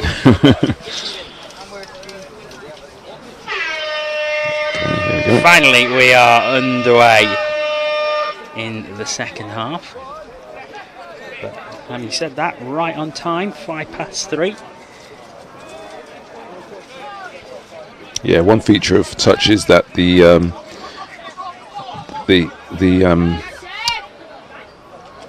looks like they're in. I think he may have been out. Yes, Yes. Yeah, I think his foot was in touch. Oh, he was nearly in as well, and that would have been that 2-point cushion we were talking about. So so an opportunity missed there. See what whether the Midlands can capitalise on that. It looks like they're going for a straight drive. It's that speed once again, isn't Absolutely. it? It's so fast, and they're already over the 2-metre line. This could be it. Now there is players over. Is this And the I think opportunity? He's in. What a great try by the Midlands to bring it back. And that shows the drive up the pitch, and then unfortunately for one of the Blades players, he fell over, and it just gave the opportunity on the outside. And sometimes, even with that fall over, it can, the excitement to try and finish it off can sort of like actually stop you. So they did really well to stay composed and actually just simple pass out to the wing, finished it off. So 3-3. So the Taipans, who were inches away from taking a 2-point lead, and the Midlands Tigers come straight back. A drive from their own 7-metre as well. Yeah, absolutely. Really, I mean, that was a fantastic drive. Like you said, it's the pace on it that really got the the Taipans on the back foot, and eventually led to that slip over. So Taipans, though, back in a good attacking position, and they're on the 7-metre.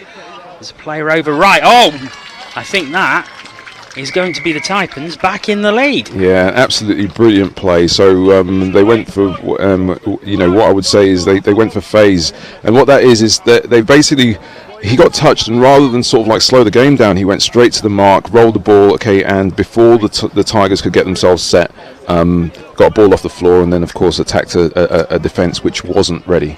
So very, very smart play. So 4-3, so Midlands have to come back again. But they keep doing it. The thing with the Midlands is they can't keep coming back from going behind. At some point, if they want to win this, they've got to go ahead. Yeah, absolutely. So so they won't want much more than this. The only good thing for them at the moment is that time-wise, it's not too late on in the game. It's only just the beginning of the second half, so they've got time. So they just need a bit of composure and hopefully get themselves back on level terms again. And this is final touch, as you can see the official with his arm raised there, but that will be turned over to the Taipans as all 6 touches are used. Yeah, good set of defence there by the Blades, I think.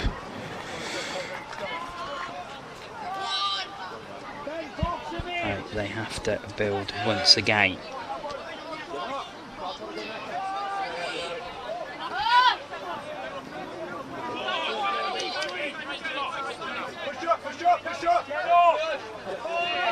It's the Taipans who... I think they're over the mark there, fortunately for them. I was just saying they look to be driving confidently towards trying to get that 2-point advantage, but just overstepping the mark means that I think he's just over. Yeah, he's just done the same thing. Yeah, so you just sort of look to the heavens as he realised what he's done. Yeah, it's just that eagerness to make an extra yard that really, you just need that composure. Just take it easy. Know where the touch is coming in and take control of that roll ball rather than actually the attacker having control of it and then you going over the mark. Oh, sorry, the defender taking control of it and you going over the mark. There they go again. That's a good touch. Worked very hard. There's Tom Pennicard going through that time. Yeah, the Pennicards have a lot of a lot of players in this. Their coach Andy, their dad Andy Pennicard. He's one of our stalwarts. He's a very good touch player, and he seems to be creating an army. I think he's got like four children here. So he's creating a touch team on his own. So but it's great to see as a family. They really really taken touch into their hearts, and they're really bringing on, and it must be great for this it's the Taipans. I did say the Blades before. It's the Taipans. Must be great for them to have 4 players from a family, and players who are so experienced as well. It's just giving them that advantage of knowledge that they're giving into the whole team. Well, this is the thing about touch, isn't it? It's the sort of sport where you can have fathers, daughters playing together, mothers and sons. Yeah, absolutely. I mean, sisters, brothers. Yeah. It's a very, very social sport. It's really one of the great benefits. Is the fact that you can it doesn't. It's inclusive. You don't have to.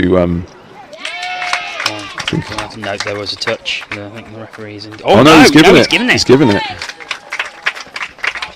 Let's see if we can see that one again. It was the quick play. Oh my goodness, Dive what a down. step. Yeah, great step in. Okay, so he just showed on the outside, which turned the hips, and then stepped back on the inside. And once again, the Tigers come back. Goodness me. And this is on a knife edge with 8.5 minutes to go now. Yeah, goodness me. Yeah, it's gonna. We said it was going to be a tight one. Yeah, it's heading towards that. It's heading towards the drop-offs potentially. No, there was a touch, I think. Yeah, very. It's not that. Oh no, it's been given. It's been given. Another one. Did we get the replay in time there? Just in time. Yeah, I just think just a little bit slow to react on the outside there. It's just they just need a little bit of space, don't they? Yeah. So once again they take the lead, and once again the Midlands are going to have to come back. They've done it every time though, so you're certainly not going to bet against them. But as the clock runs down, it's going to get harder and harder. Yeah, it could be an issue. But that's another good drive. They're up to the 7 metre already, and there is the opportunity. I think that may have been touch. Yes. Yeah, I think that was a touch. Yeah. Good defence there. Taipans. We've still got a couple of touches to play with here.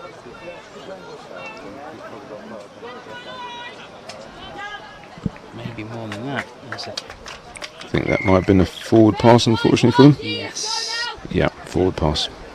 So the Taipans with a fresh set of 6. The Tigers will have to wait for another opportunity unless the Taipans can drive from deep in their own half. And can they finally open up that 2-point lead that they have desperately been searching for? The Tigers doing brilliantly to fight back each time.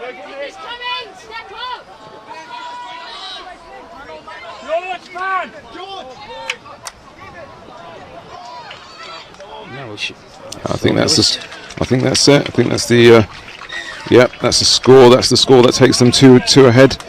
See, I thought there may have been a couple of a touch there. Yeah, I think he misses him, and it's just really good footwork to stay away from him. Yeah, that'll be disappointment for the Midlands. It was on the last touch as well, so they only had the one touch to make, but unfortunately, they couldn't quite get there. So. Still 6 minutes to go, but you have to say, in a game that has been this tight and this back and forth, a 2-point advantage is massive at this stage. It is huge. It is a huge advantage. I mean, don't get me wrong, the Midlands might.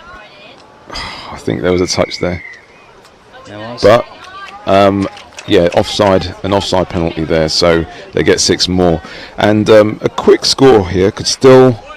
And it is a game where, of course, there's going to be legs are going to be starting to get tired. So who knows what could happen in the last couple of minutes. Still 5.5 minutes to go, and the Tigers you feel probably have to score here or on the next drive they have and not let the Taipans score, I think. Yeah, it needs. They do need to score pretty soon now, because otherwise the clock is so much against them that they're going to struggle to get back. Even if they're playing well, it's going to be a bit of a struggle. So now here's the opportunity. There is space there. Yes, I think that's down the score. Goes. Yep. So Sebastian Trigo de Castro finding the space. It was a great pass to find him. Yeah, it was a great pump pass there. So basically what he's done there is he's dummied the ball and made it look like he was going for a dummy, pulled it back into himself and then released it the second time. So he's drawn that outside defender in a little bit by pretending that he was going for a dummy and then actually giving the ball. Now, Taipans, set of 6 starting from their own halfway line. They managed it last time. Now more touches, but there's space out on this side. Oh, and there's the turnover. That is a turnover. They really desperately needed that, I think, Tigers. So can Tigers? It's going to be a big drive from there. Still 4 minutes left as fresh legs come on.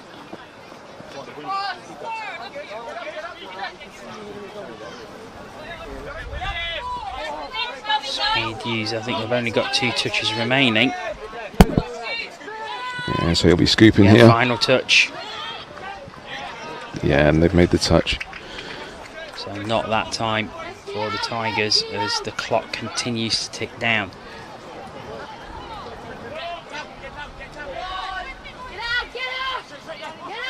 Good drive so far by the Taipans as they reach halfway.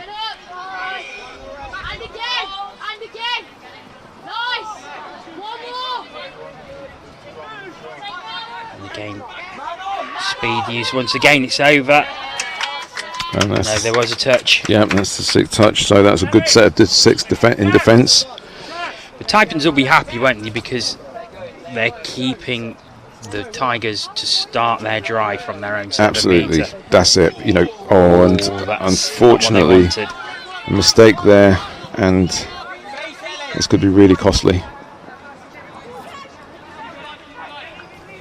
Now, Taipans with a chance to. Okay, so again, he's put the ball down there with his hips not facing the line. So that's really got Midlands out of a lot of trouble there. Yep.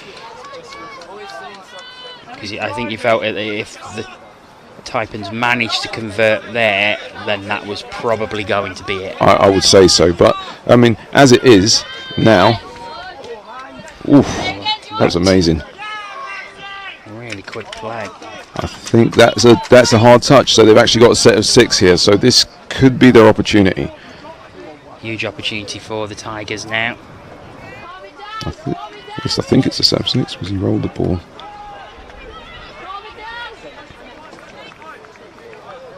Just all slowed down once again as the Tigers look to draw the Taipans out, and now quick drive will start. That's unfortunate. Risky move. It was risky, yeah. However, they're I did say tired bodies now. I mean, they've been playing all day, so the concentration levels will really be being stretched now. So yeah, those are the sort of mistakes that will happen. But you've just got to recover and get on with the job. 80 seconds remain. So this is a massive set of plays for the Midlands Tigers. I think he might be in here. There's over. He's down. He's down, and that is a score. That's got to be a score, and they've done it again. This time from 2 down. So it looks like we're facing. We've got 60 seconds, and it looks like we're facing that dreaded drop-off. Amazing, and well, what can you say? It's been an incredible match, and I think you have to give great credit to the Midlands Tigers for having the tenacity to fight back each time. They haven't been Absolutely. in the lead. They'll just need to make sure here that they don't concede. I think. Oh, he's dived through. I think that I think he's going. Yeah, it is what's given. the score? Oh, what a heartbreaker for the Midlands Tigers. Absolutely. But you have to say, the South East Taipans have been superb at doing it. They keep getting pegged back, but they keep going ahead again. Absolutely, using that set of 6 from the off. That's whether or not the Tigers can pull something out of the bag now. They may not realise how much time they have left, because otherwise they would be There playing goes the hooter. So this is the final play. They have to do something with this. And that's it. And that is it. What a game. The What a South East fantastic game. Taipans take the 18s final. Incredible game, Salt. Yeah, definitely. I mean, those are the games. I mean, the Tigers now will be feeling, pretty distraught. But I think hopefully they'll look back on that and realise those are the games you want to play in. You want to play where you take it right to the edge, and they can take a lot of credit from what they've done and the performance they've put in. They've got some young players in there. They've even got a young player there who plays for the under-15s, who should be playing for the under-15s, but he's so good he's been called up. So yeah, they'll take huge credit. But the Taipans, what a team! Fantastic, absolutely brilliant. So it's been a pleasure to have your company. Thank you very much. Thank you so much for coming along. Wonderful insight as always, and a great match as well. Yeah, brilliant. Thank you very much. Thank you. We will see some highlights from this game, and then we will be back with Chris Wearmouth with reaction.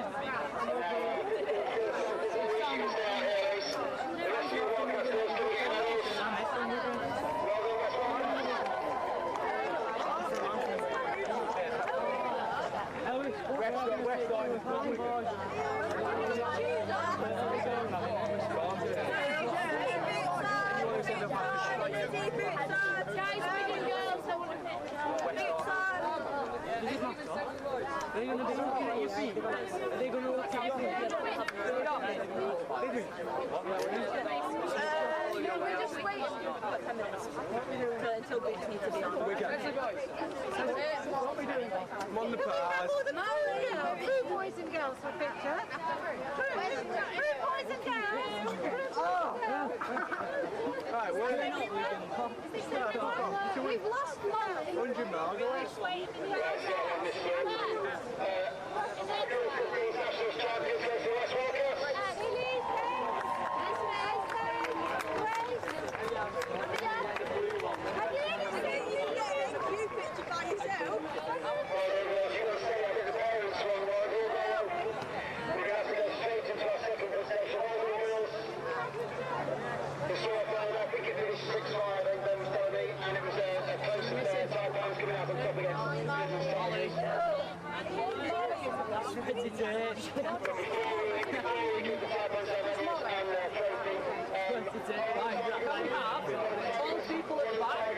See how many tall people you've got? Yeah, Isaac, you're definitely not tall.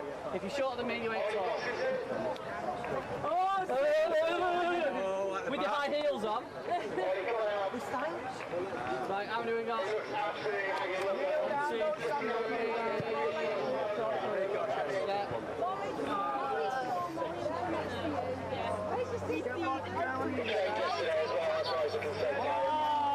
Oh, that was silly. Very silly.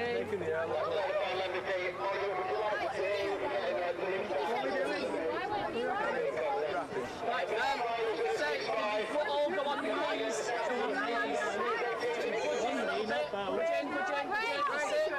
Brilliant.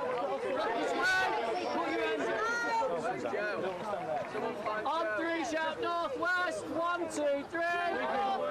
No, I said shout. Try again. 3, 1, 2, 3. On the pass.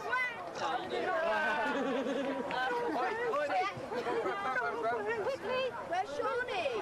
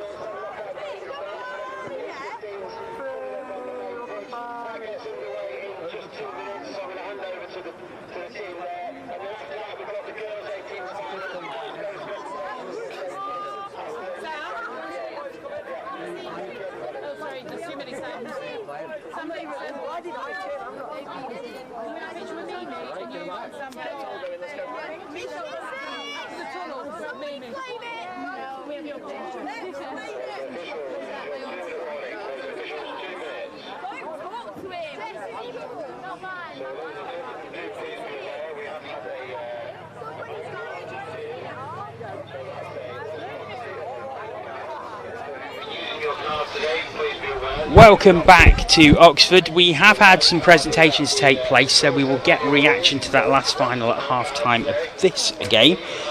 This game is a boys 15s pool match. No final in the boys 15s. There's 5 teams in it, and in order to get it in one day, they've had to play a round-robin match. So we will have the Northwest Blades against the Southwest Saxons in the under 15s.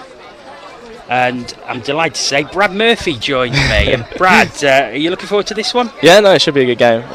It's been a good day all around today. Sun's out, and yeah, looking forward to this one. Looks good. So just go through the colours for you. So the Southwest Saxons will be in the green strip, and the Northwest Blades, as you can just see on the bottom of your screen there, coming through from a tunnel. They're in the black and maroon strips.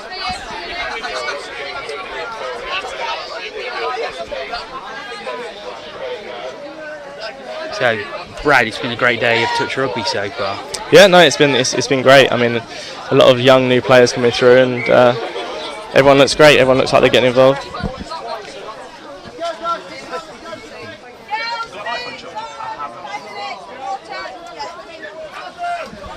And this is the second to last game on the stream.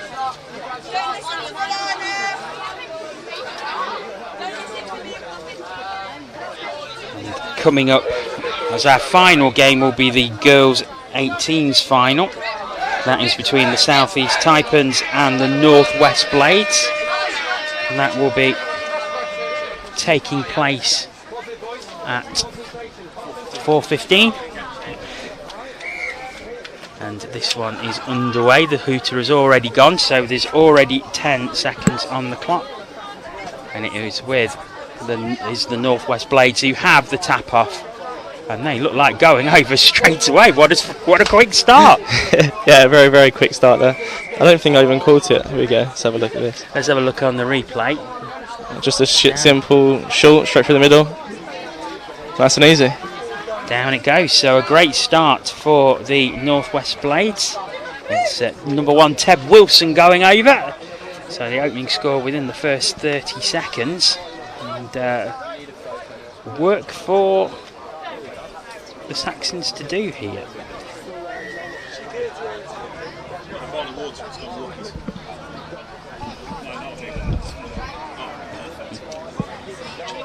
Just trying to find a bottle of water for Chris Williams as we get underway again. And the Saxons over the mark, I think. Over the mark. Just over the mark there. A set of 6 for the Northwest Blades as they head off once again. Is it me, or do the Northwest Blades look a lot bigger than the Southwest I was just about to say Saxons? that. There's a big height difference. Yes. Thank God it's touch, after all. I mean, yeah, otherwise that would be a bit of trouble. I think is it a case that we've seen a lot of players new to tournament play, especially in the 15s. There's been a big gap after COVID. Is it a case of that there's just a lot of new players here? Yeah, I mean, I think so. I think a lot of these players are quite new to the game because of obviously the situation at the moment. But yeah, I mean, they are very, very small, and maybe they're a bit younger. I'm not too sure, but we'll see how they get on. They are having a good drive here. As they head towards the right-hand side. But here it is turned over, and it's the Blades who have it once again. After an early score. Just trying to have a look on the schedule to see what the previous scores were. Looking for one score in 40, it can be quite difficult. But yeah, no, I bet. See what we can find here. So the Blades have done well. They had 11-2 victory against the South East Taipans. Okay. So, same move, same result, straight through the middle on a straight nice through the little middle, shot. and it is 2-0 to the Blades. Let's have a look at this one. Yeah, exactly the same as the first one, pretty much. The gap just opens up. Straight through. There's number 3, Adam Jacks, who went through that time, and the Blades, who said already had a big victory, the 11-2 against the South East Taipans, and they're already 2-0 up in this one. Yeah, they look like a strong side. It'll be interesting to see how the rest of this game goes and see if they can continue this. And another turnover, and the Blades will have an opportunity. See if we can.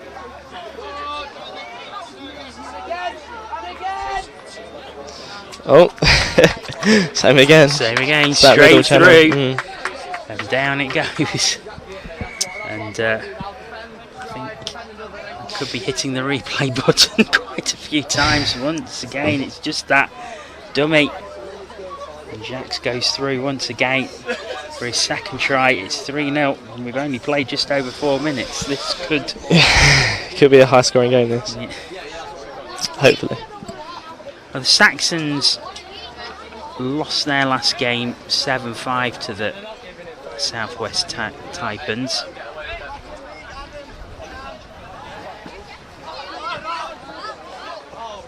Midland Tigers have had a victory earlier in the day on the stream at Boys 15s. But the Blades 10-4 against the West Wildcats earlier. So the Blades unbeaten so far. So they will win the title if they take this game, and they look like they are going to take this game. So far, there's a long way to go, so we shall see. Hopefully it gets a bit more competitive.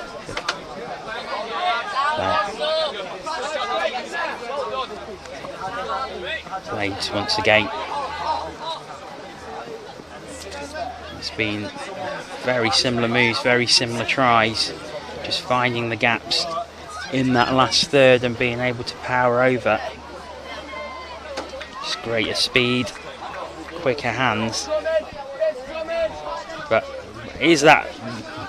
could that be down to experience between the two sides? It's certainly looking that way. Yeah, I mean, they've been very, very simple moves, so I think it's more of a case of the Northwest knowing exactly what they're doing and the gaps they're looking for, and South West just don't seem to know how to defend it at the moment. So maybe, that's a nice ball. That's a great ball to the corner. Straight into the corner, and all clear given, and it is try number 4. Again, nice long ball, but a great take as well. Yeah, no, definitely a nice finish as well in the corner there. It was a nice little move. Oliver Alcock is the latest try scorer. 4-0. The Northwest Blades lead. I said they were unbeaten. I need to see their result against the Midlands Tigers. Let's see if I can find that one out.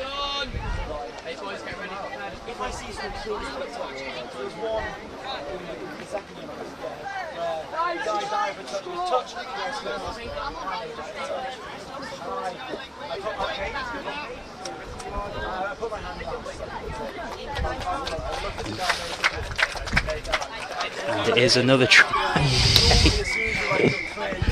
I shouldn't multitask and try and do 2 things at once.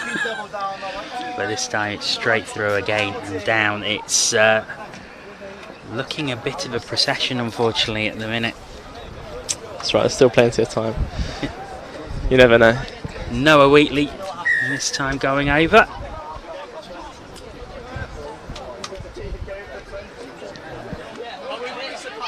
Strap in, because there could be a lot of highlights at the end of this one. Yeah. Now Saxons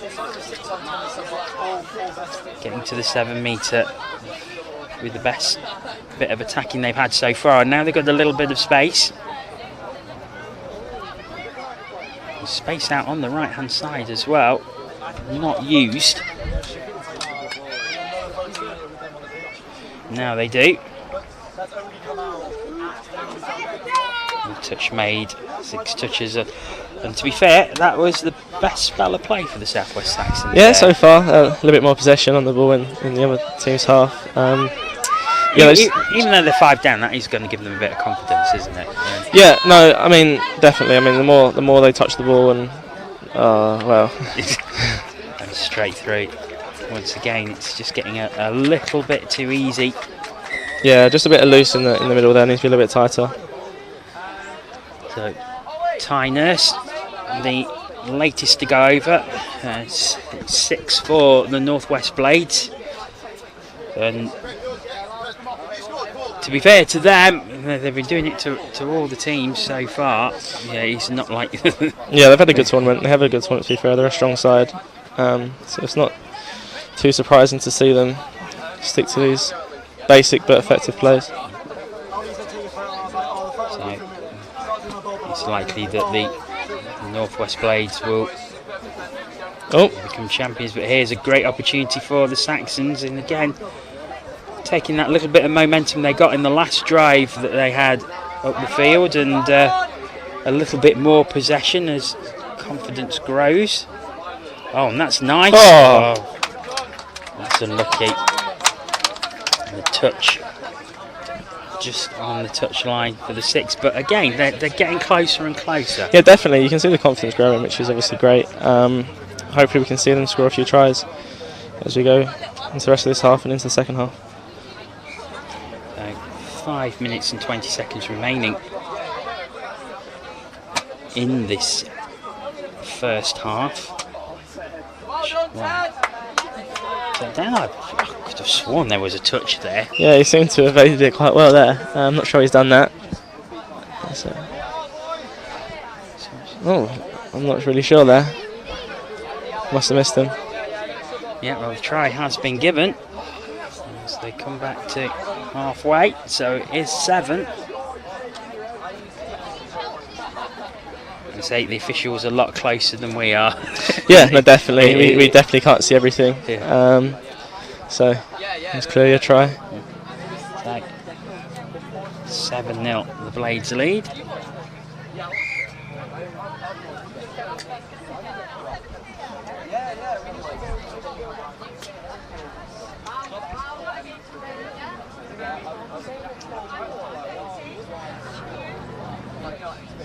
Oh, that's offline.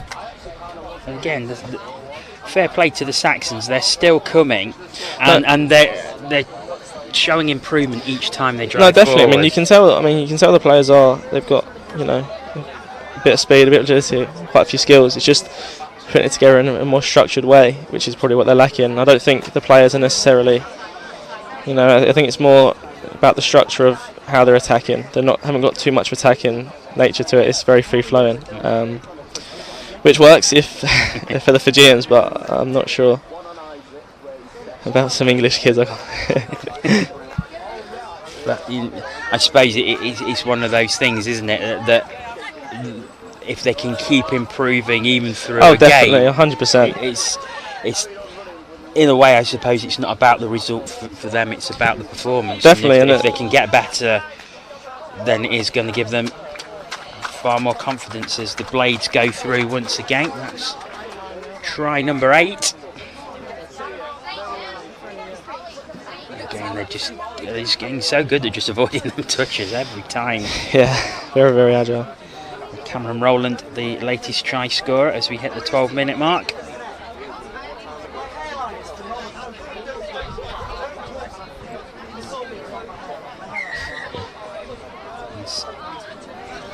The Saxons start with a fresh set of 6 from the halfway line.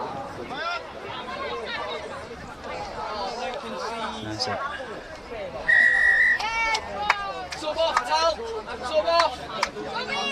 Almost going through, but drawing the penalty.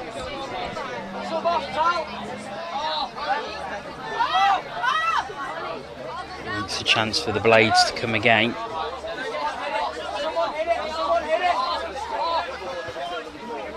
Sub-off was the scream from the sub-box in front of us, and that's what's happened. Yeah, you can hear it very clearly. It's the Northerners, they're they're good at that, being loud. And just outside the 7 metre now.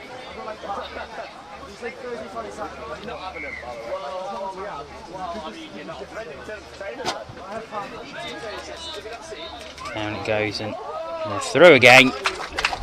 That's number 9. And you've got to say the Northwest Blades have been, the Northwest Blades have been absolutely clinical. Yeah, definitely they have, and it's like, although each score is different, they're running basic, but like I said, but effective plays, and it's working for them. So I don't think they'll be changing it very soon. No, not at all. Oh, that's head in hands there as that gives possession straight back to the Blades. And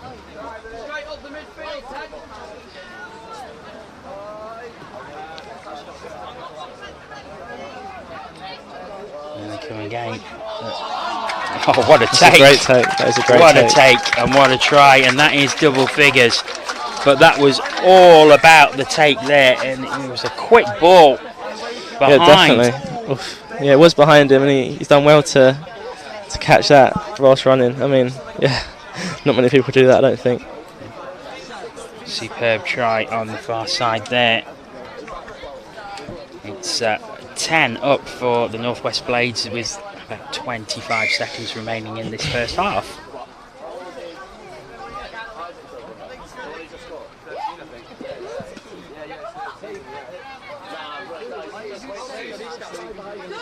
And the Saxons, can they get something on the board just before half time? This is the final play. And that is half time. It's a huge 10-0 lead that the Northwest Blades have. Stay with us. We are going to get some reaction to the last final. We will be joining Chris very shortly, but until then, we will take a short break. Whatever you do, don't sweat. No, alright, that's fine. I'll go down here. There's a reason you choose the honour sub, but I've rested him far too many times. If the team members and referees could bring in the cones and pylons, that would be most appreciated. So, having players and referees, if we could organise bringing in the cones and pylons. Thank you. Yes, hello, Jono. I'm here for you. Can you just talk a little bit, Evan? Yep, hello. All good. All right. I mean,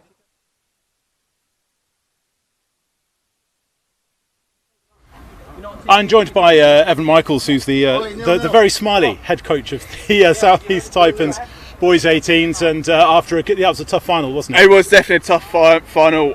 Midlands really came at us. We drew our first game against them, and they didn't let their guard down one bit in the final. We got very lucky to win that, but I'm really pleased with the boys with how they performed, and they really stuck to it till the end of the game. You've had a really experienced core. I mean, it's strange to say that at under 18s level. I know, yeah. I mean, it wasn't long ago that I was in the same place playing for my final. So it's really good to see how the game's progressed in the couple of years we've been out because of Corona. But it's really coming along, and the juniors, there's so much talent here. It's brilliant, honestly. I know, because you're wearing a Junior Touch Championships T-shirt from 2019. I can't believe that you were playing under 18s just a couple of years ago. Yeah. So how does coaching help you develop? So coaching's really helped me develop because it gives you a different perspective on the game. So it's when you're playing normally, you're kind of very focused on your own game, where now with coaching you have to kind of look at the entirety of the game and each individual player as well as your own game. So I mean, I'm out injured at the moment, but when I get back, I'm sure it's going to improve my game tenfold. So I'm very much looking forward to that. And is it difficult to be reffing lads who you were playing in the same team with only a couple of years ago? There's I wouldn't say difficulty. It's an interesting dynamic, but there's a lot of respect that goes both ways, so I've got no problems with the boys whatsoever. And finally, as far as the overall South East development's concerned, obviously you look at sweeping the board at the Nationals a couple of weeks ago. In terms of the talent that's coming through in the 18s that you're seeing, to push through those opens in the Sharks and the Taipans, I mean it just seems the future's bright for London and South East. 100%. I mean, big up Andy Pennissear for being head of CETA rebrand, so everything's gone through him. So really been pushing hard on the development in the South East, and there's been so much work going into it, and it's been really great to be a part of it. And just finally, I was asking Matt James earlier on about the contribution of parents to the under 15s. How important has your own family been in supporting you in terms of your own touch journey through?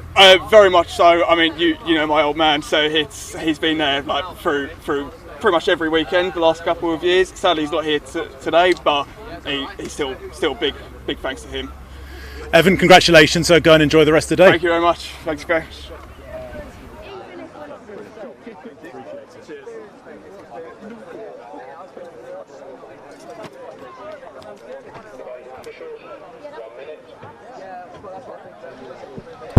Many thanks to Chris there, and Brad, let's go back to this match. So it's clear it's going to be a Northwest Blades victory. They're 10 ahead at half time.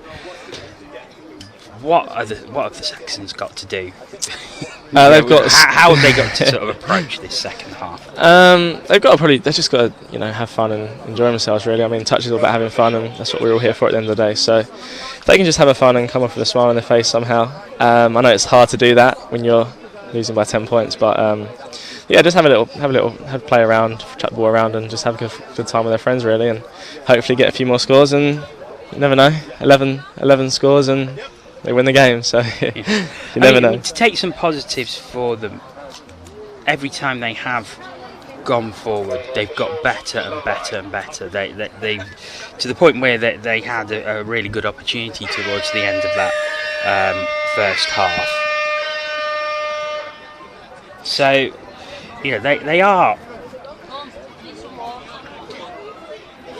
sort of improving and yeah, no, definitely. I mean, you can see that. You can see their.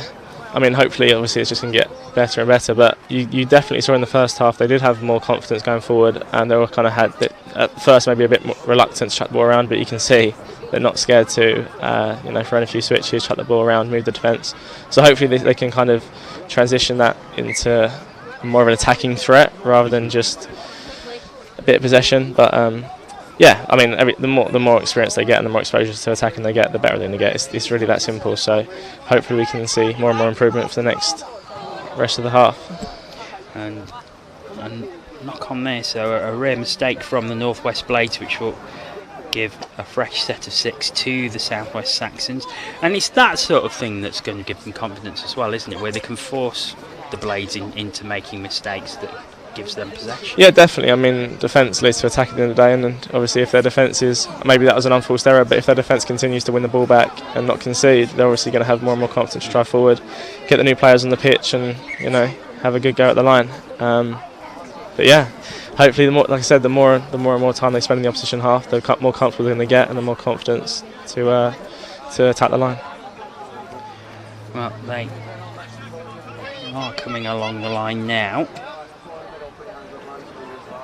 Oh, that was nice. Oh, that's a nice switch move, and the Blades get their first score of this second half. Let's watch that one again. It's just a switch pass and a little drop. And it's Ted Wilson who goes over, and that is 11 for the Blades. Yeah, I've got to give credit to the Saxons though, they've not visibly shown their head dropping, they're carrying on, they're still trying to get in there. And that goes to credit their mental toughness in a way, because a lot of teams would have just let their heads drop. 100%. I mean, obviously half the battle is kind of the mental side of sport. Don't get me wrong, it's very physically challenging, but that's a nice little move there, nice sort of spin move. That is a great try. Cameron Rowland spinning and going away. Great skills. Watch it here. Oh, that's just so good. Yeah, that is quality, that is. But then I suppose you look at the size of him compared to he's about twice the size. Yeah, no, that's true. I mean, being small does have its benefits when you play a game like touch. But in terms of just, I guess, speed, which is obviously a big factor, the Northwest side is a lot bigger, which it definitely does play a factor. But yeah, they've just got to kind of keep their heads up, like you were saying, and they seem to be doing that. They seem to keep going, which is the most important thing, really. Especially when they're, like you said, a lot of them are probably quite new to this, and it's probably one of their first big tournaments. So they just got to keep going, and obviously next year they come back, hopefully a little bit bigger and definitely a lot better. So the thing is, what are they going to take? What are they going to take from this? Because it's just experience playing the game, really. I mean, it's all well and good training, but they obviously wouldn't have, like most clubs around the country, they wouldn't have experience playing in proper games and games back to back to back. So it's just experience, really, and kind of understanding the game more. Because it's, like I said, it's all well and good watching it on TV or playing little training games here and there. But to actually play a full day tournament, you learn a lot, and you learn what your abilities are and what your body can take, and just how other people work in a competitive environment. So they're definitely going to take a lot more experience out of this. That's the most important thing, especially for junior nationals. So yeah, experience, definitely. They're going to take out a lot more experience. And the thing is, as we've mentioned, they're small lads, probably quite young lads, as Blades go over once again, and once again it's Cameron Rowland. who goes over. As we see this, he just puts on the burners. Over he goes, and that is... Oh, actually, it is not a try. Yeah, I'm not sure. They must have got him in the corner there. He must have made a nice little touch. If he has, then that's a great try-saving touch. But as I was saying, the Southwest Saxons, they look young lads. So they've now got the opportunity to grow together as a team Definitely. for a longer period of time. So, okay, not now, but maybe in 2 or 3 years' time, they could be a real force. Yeah, no, 100%. If they stay together. Definitely, and when you look at the sport of touch, it is quite new. So not many players now have had the kind of benefit of growing up playing touch at maybe some of the ages these kids are playing at. So, like I said, they are still very young and probably very inexperienced, but a couple of years together and they'll be running rings around all current players. So yeah, it's all about growth and all about progress really, and that's them playing together at such a young age at a tournament like this. I mean, they're bound to get better, and hopefully they're the future England stars beating Australia in a few years' time. So yeah, that was Noah Wheatley, the latest go over for the Blades, as they have a baker's dozen in their team. But the Saxons still coming, still trying, still not letting their heads drop, which is massive credit to them.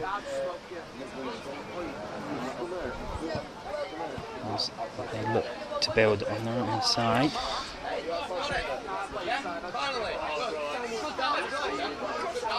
Now a little bit of space, I just couldn't take it with him. Unlucky from Rufus Law there. It's the Blades who had possession once again. The touch there as Cameron Rowland was looking to use his speed once again to go through. And Rowland has it again. Not handled there, and the Saxons will have a fresh set of 6. Let's see what they can do with it now. As they get towards halfway.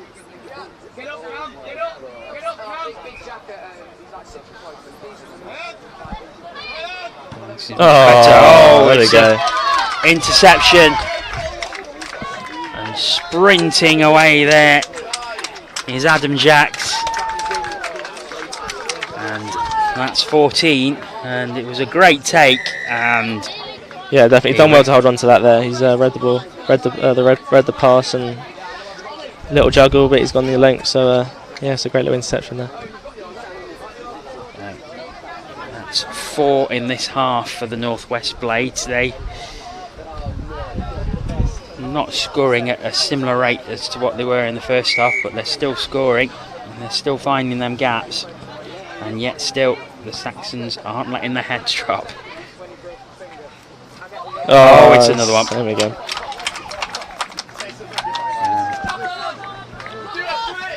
Taken again, pop down. It's 15. So much the end of that one. There's no one around. Yeah, once again a very nice read there. Simple rugby skills.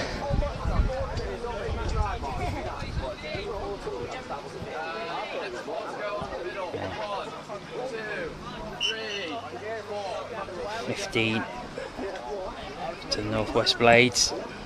It would be nice just to see the Saxons get something on the board, yeah, wouldn't it? Definitely. I think everyone here wants to see that. Hopefully get at least one. I got an opportunity here, and they're just falling short, but they still have possession.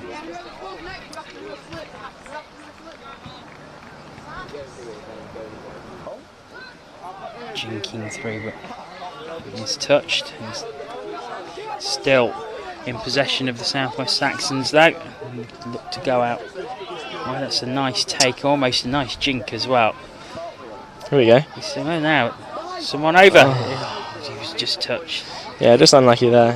I think he was caught in 2 minds whether to pass or definitely. to go through and then pass. But yeah, you can see him. He was showing it, and he was just that reluctant to pass the ball. Best chance of the game for the Southwest Saxons. But like you say, they keep trying and they keep finding better ways to get forward.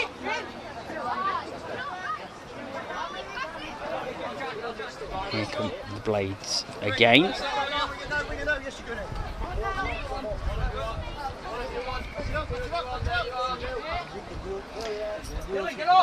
I think that's just over the mark there. Yeah, I think it's going to be turnover and another 10. Another 10 for the show of petulance there. Great referee from Pell there. What an absolute amazing referee he is. And you have to say though, that there's really, you're 15 points up. There's really no need to bat the ball away. Yeah. Oh, here we go. Another turnover. But yeah, no, you're right. Just a bit of frustration in there, I guess. High standards, maybe. True. And also to give a lot of credit to the Northwest Blades as well. They've not allowed the sort of how more superior they are than the opposition. They've still kept driving forward. They've not took their foot off the gas. Yeah, they're not letting the other team back in the game, are they? I mean, it's quite easy to drop off when you've got such a big lead, but you say they just keep going, don't they? They're relentless, really, which is good to see. I mean, it's good to have that mentality, I guess.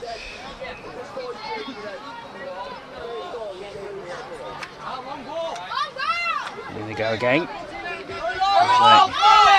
That's going to go. It's not taken. That's unlucky. So 3 minutes and 45 seconds remaining in this one. I think the Saxons are probably glad to hear the final hooter on this one. Forward pass just there. Again. They are getting close. I mean, they are having opportunities. Just a bit of execution needs to improve, and maybe a little bit more structure to their attack. But they're a good little side, and you can see the players are quite talented. A lot of them move very, very well. Well, one more game to go today, and we will see the Northwest Blades again, this time in the Girls 18s final, where they take on the Southeast Taipans. And that will be our final game of the day. So stick around for that. 4:15 is the scheduled tap-off for that one.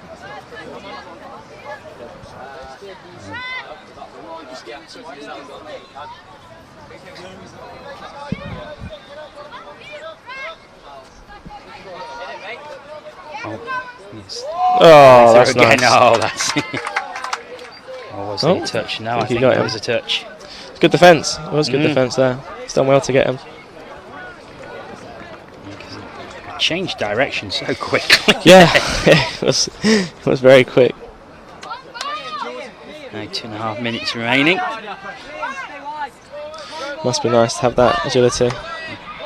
Must be nice. I wish I still did. Oh yeah, I definitely never had that. So, and I'm technically still quite young. And that is another one, or was that forward? Yeah, I think it has been called as a forward pass. Hey boys, get off! Get off! Get off! So, I think they brought it back for a penalty. I think it was a forward pass, but they've brought it back for a penalty for offside, I think. So a fresh set of 6 for the Northwest Blades. And a great opportunity for them to put another score on the board.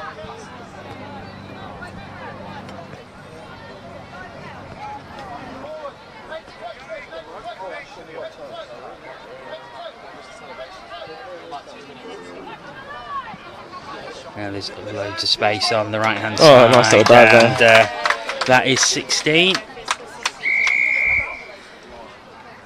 Thomas Jacks, the latest try scorer, taking it from his brother Adam with the pass, Thomas with the finish, and it's 16 for the Northwest Blades. It's been an utterly dominant performance from them. Yeah, no, it has. I mean, I guess the promising thing is they haven't scored as many tries this half, so, well, like we said, there's definitely been an improvement. We still have got a minute to score. So, the Saxons, can they get something right at the end? I think there was a touch there, but This is another decent opportunity for them. Let's see what they can do.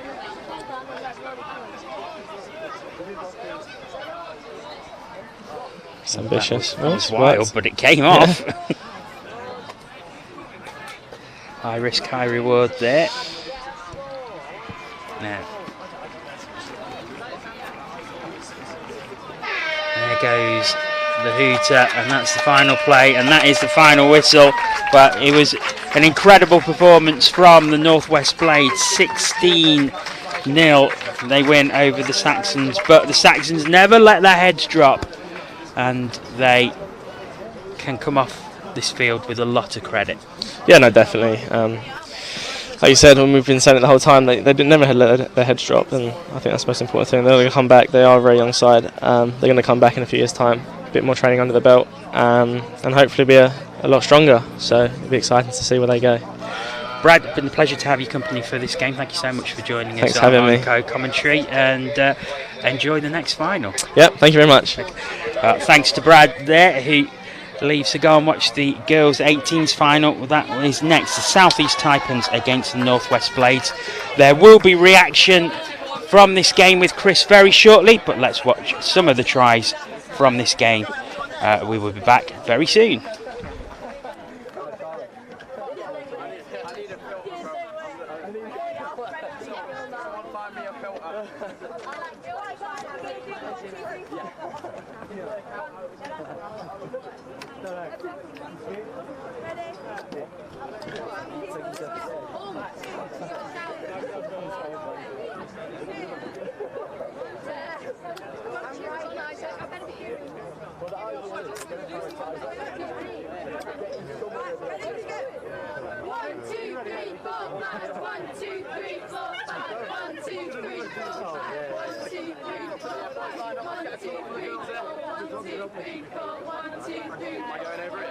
Yes, you are. 1, 2, 3, 1, 2, 3, 1, 2, 3. Right, just try not to sweat. I'll try, yeah, that's the fun. I've read you enough times to know that.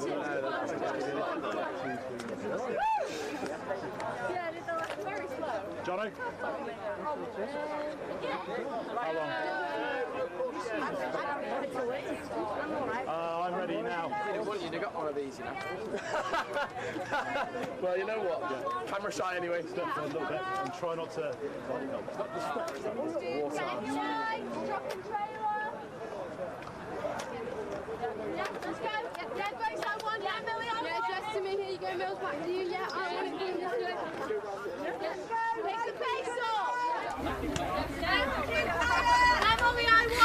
Joined by the Northwest Blades Boys 15's head coach Ollie Holmes. Ollie, you're drenched in water because you've had a proper water shower from having finished as champions with a perfect record from the day. Happy? Worth it. Worth the water, worth the bucket at the end. It's great to see them develop the way they have.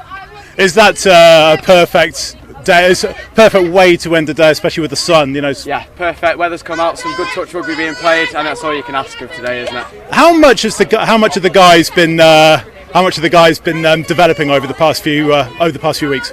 We've had some very limited sessions. We've only had 2, but genuinely we had a training session yesterday as well, and they're all keen and eager to get involved, and that's what you want to see from players. And in terms of the ages, just talking through because there looks to be some really small lads out there. Yeah, we've got some 12-year-olds, 13-year-olds, and it's looking good. We keep a lot of them for next year again, so onwards and upwards, another clean sweep next year, I think. Because you're really young as well, so in terms of when you're coaching, what does that bring to you and your game with Crewe and with the Northwest? I get to relive my youth. I get to relive coming back through the system again, and it's just really fun to see them enjoy themselves. That's what touch is about, isn't it? Well, Ollie, congratulations. Let you go and relax in the sun, and also with the girls.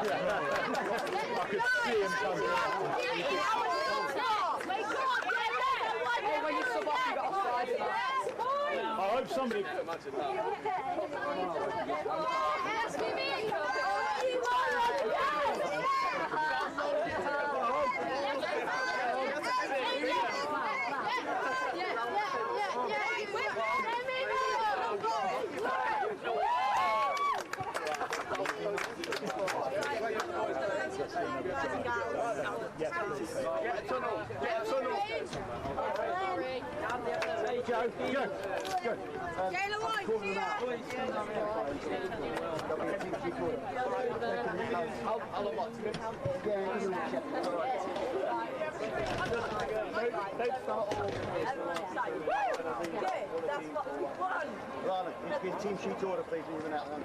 Team sheet order. Of course. We were there, we didn't do it. Where were you? Is that why you told us? Oh, I knew it.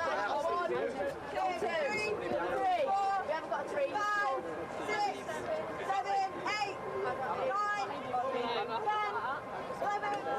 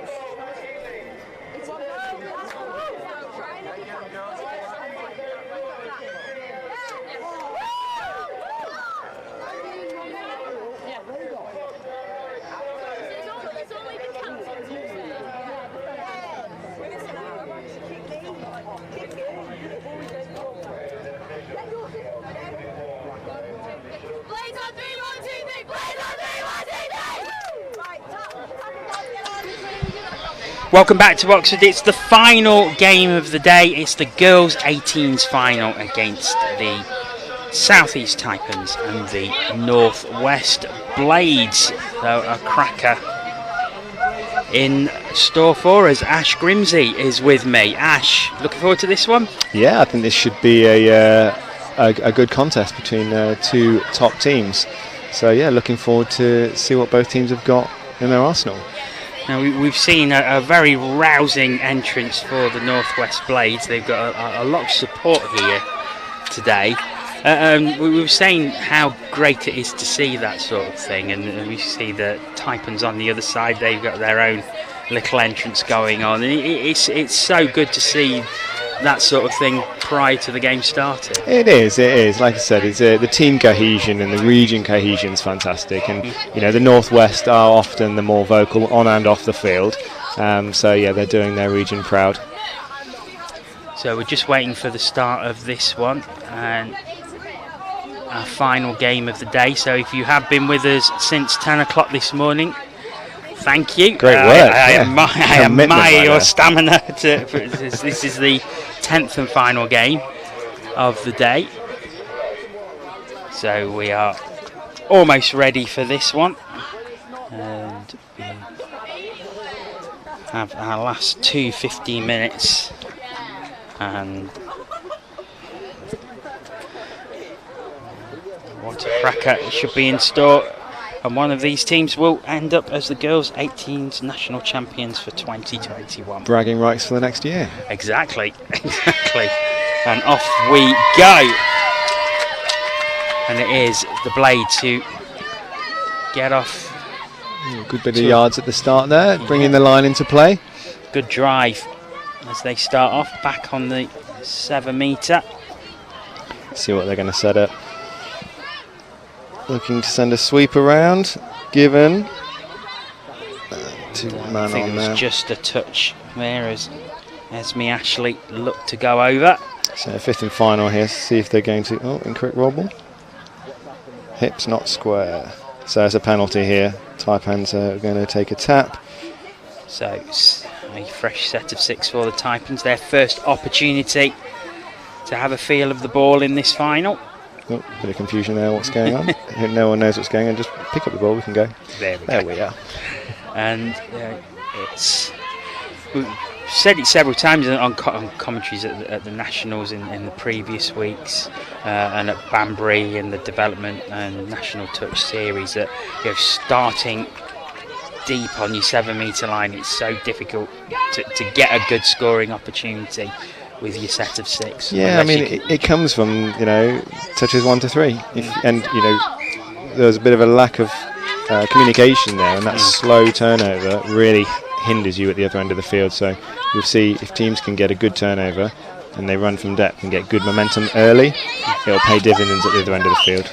And there's a handling error from the Blades, and that turns possession back over to the Taipans. Let's see what they can do with 6 touches here. Get the line in play in 1. That's 2 touches. Let's see what they got. Oh, another handling error. I think it was given. They may have got away with it. Definitely got away with that. That was a drop ball there. Unlucky. So 4 touches to play with. 3 now. Oh, is that over? The Blades in front of us clapping. Touch. That was Cool. a touch. Okay, Yeah. so I think this is 4th coming, possibly.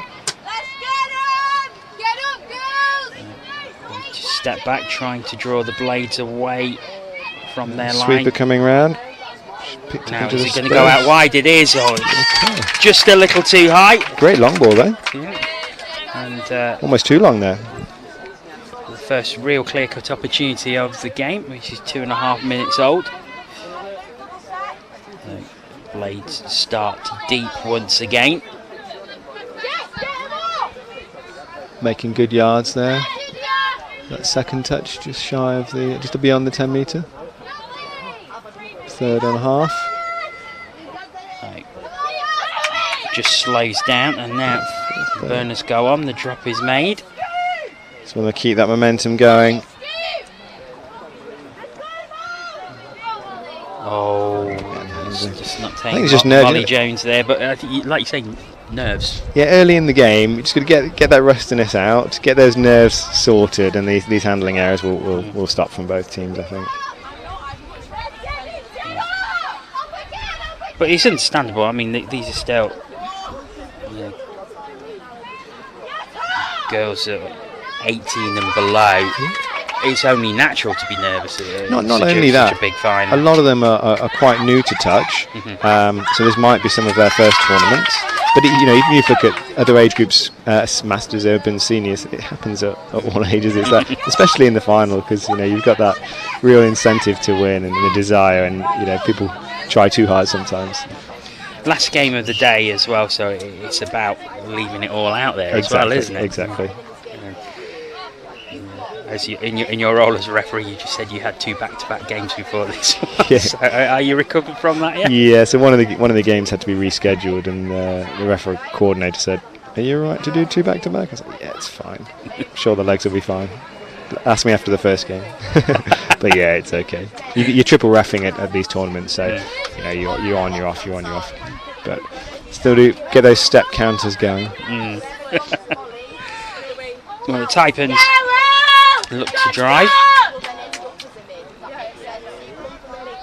However, the Blades just holding their defence firm. So you see they took the 6-touch there on the far side to make it very difficult for the Northwest to get across to this sub-box with few touches. So very tactical there. Come over this way now. Some wheels. So there will be a pod change here, you expect, and there is.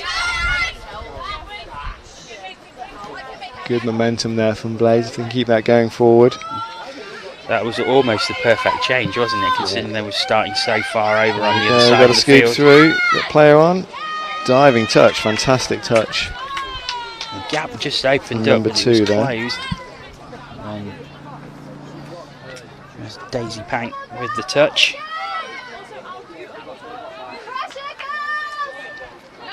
Good hands there. Oh, that's going to be over the mark. She was just trying to catch it as she caught it. She unfortunately was carrying it forward.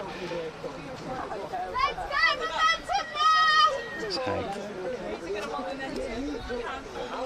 here we go again. So Blades trying to get the line in play. Let's see if they set something up here.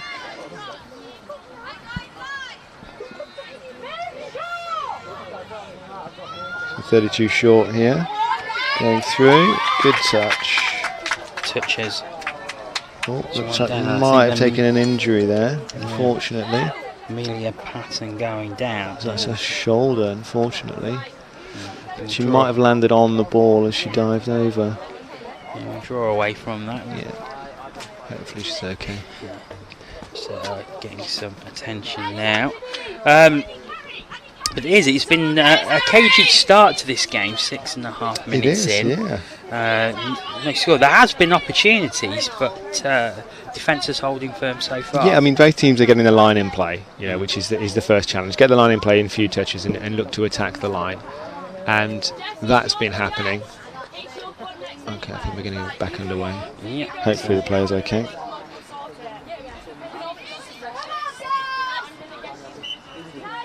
It's a 6 touch, so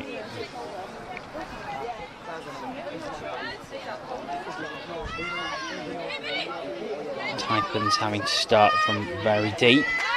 Cool.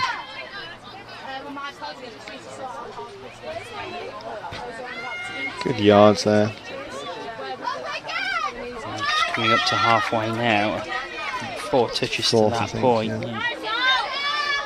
So something special they'll have to do. Very nearly. Good touch. And it was interesting to see there that Lucy Hawkney celebrating like she scored there when she made that touch. I think if she didn't do it, how important that was. Yeah, exactly. they were through and in. I'm going to assume and then you just switch it out. Right, Alana.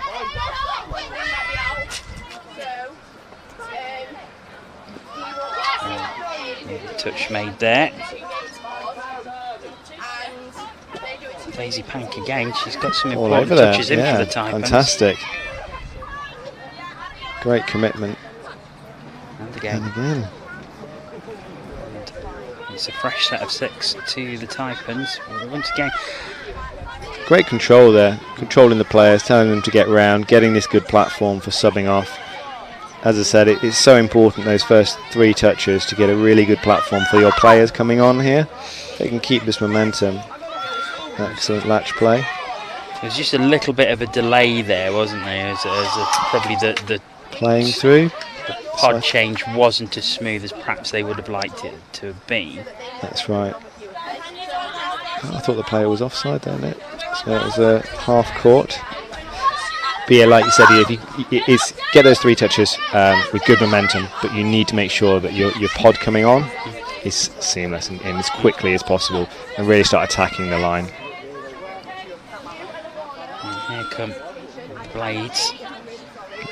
Half Again, court. it's a really tight defensive battle. It's clear-cut opportunities few and far between.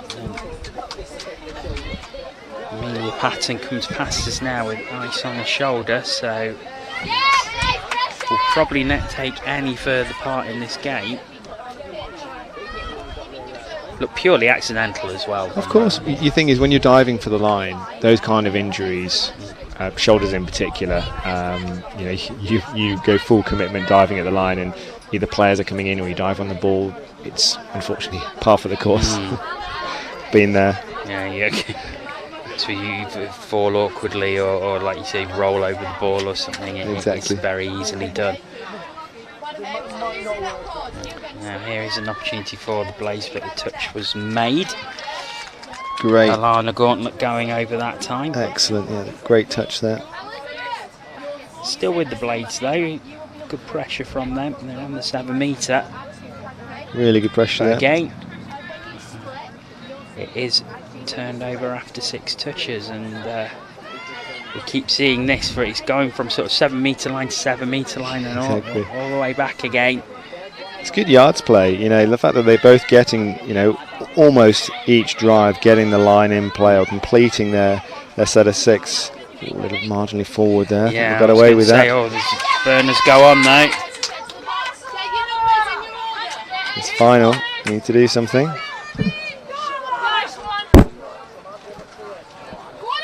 Oh, well, great touch. And again, they're celebrating those touches like they're celebrating scores. Elizabeth Davis making the touch there. Fantastic. Shows what it means to them being in the final. It's great to hear that encouragement coming from the sidelines as well. It's what you like to hear when you're playing on the field. Get that positivity across. Make sure your team's behind you. And I'm sure it's exactly the same on the other side with the Taipans. It's just in front of it's the other side we can't hear. Exactly. Okay. The whistle goes, but they're just 7 metres out now.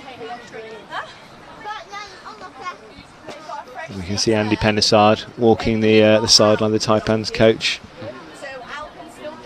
offering encouragement. I'm sure he's calling help and support for the defensive line.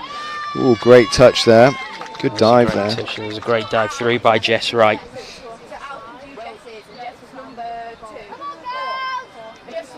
Still there for the Blades. Can they use the width? There. No, the touch is made. Good strike touch there. Sniping from Link.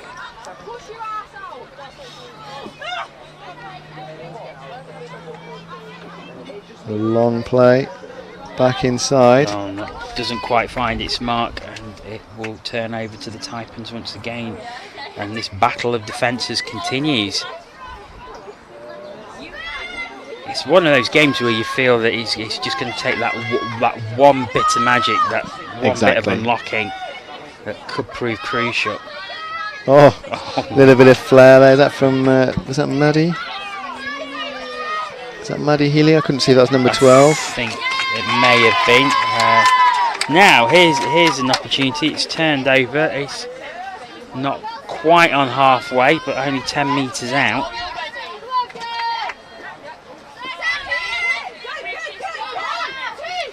There's Blades coming on.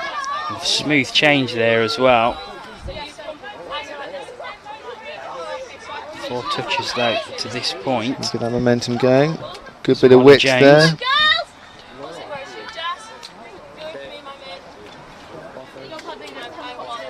Is this 5th coming? Oh. I think that may have been forward. Doesn't matter anyway. As it's a forward pass given. So it's a penalty against the Blades. So Taipans with a fresh set of 6, as we have around 80 seconds remaining in this opening half, and like you said, it's on tenterhooks, really tactical. And you've got to give a lot of credit to not only to the players but to the coaching as well. Of course. You know, ultimately, these games, hard touch given there, these games and these tournaments can't happen without coaches. And you know, they're giving up their time, you know, a lot of just for the love of the sport, to enable, you know, players to be out here and play the sport that they love. So it's all credit to coaches, team managers, and all the organisation that goes behind the scenes. So Taipans 7 metres out, but I'm not sure that's a penalty or just a roll ball. Okay, they're playing on. So we're looking to set something up here. Probably Quickie play there. Oh, it was a heavy touch, but I think she more fell into her rather than any sort of aggression in the touch. No malice whatsoever. So final play of this first half. Can we get the first score? No, we can't. Wow. So going into it evens. So 0-0 at the end of the first half. A real tactical battle between these two sides. It has been very much a battle of the defences. It really has. You know, those errors early on that we were seeing have been ironed out, and you know, like I said, they're getting the line into play. So let's see what the second half will bring. It's interesting, isn't it, that after a full day, I mean, this will be the fourth or fifth game for these. I think this is going to be. I think they had 4 teams in there. So 3 round robin games and then the final. So fourth game, but still to have the mental capacity to put on such a defensive battle and you know, play out the coach's instructions so well. Yeah, you have to give an awful lot of credit to both teams. You know, that when that fatigue sets in as a player, and that fatigue sets in when it's the last game, that second to last game, and you know your legs are tired, you've got the build-up of lactic acid, the brain's tired because you know you're having to make decisions constantly. You know, that's when you know all of that training, you know, those hours of passing the ball, dumping, strike moves, defensive play. That's when you want your muscle memory to come into the fore and really kind of help you carry that forward. But you know, adrenaline plays a big part of that, especially when you get to something like the final. Yeah, absolutely. Yeah, could we be seeing our first drop-off potentially? Excitement. Yeah, because like I say, there have been clear-cut opportunities, but they've been incredibly few and far between. And you know, both these teams really going all out. Yeah, I mean, both of these teams have clearly got tries in them. It's just slight adjustments, some good try-saving touches either on the line or halfway up the field. So, like I said, it's going to be, you know, where those either mistakes are going to come or that little bit of magic to make a bit more space and get that ball over the line. So there is the coach of the Northwest Blades telling their players to smile, obviously enjoy it, and that's the. And he's try and play a bit relaxed, But again, you know, the first half with those like I said, the King will come back to the areas. Often it's because people are tense, but yeah, smiling is a big part of it because if you can smile, that relax, and you see people smile. Hear those applauses. Amelia Patton has come back to the box. She has her arm in a sling with ice, so there's no way this not going to take any further part in this match. But how great to see that. Welcome back in on a chair in the sub box. Yeah, all part of the team. Fantastic. Yeah. That's what you want to see. Yeah, great team camaraderie.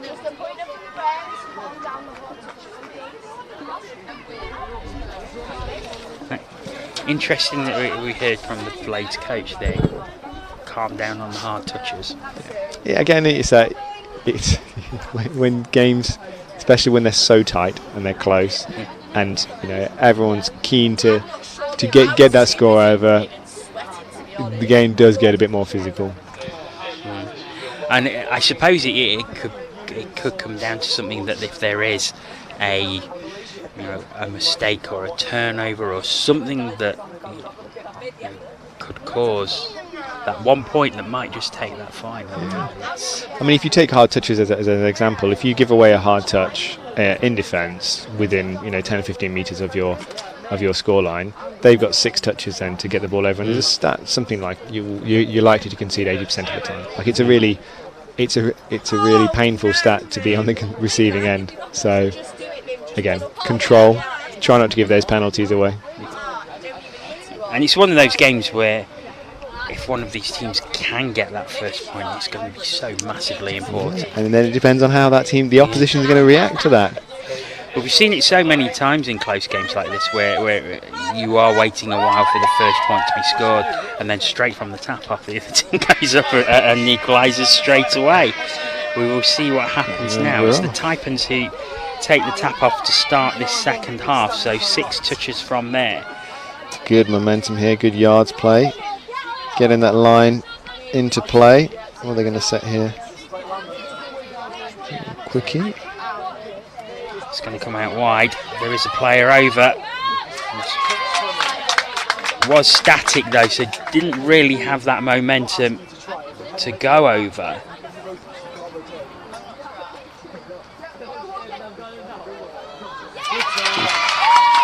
Sixth touch.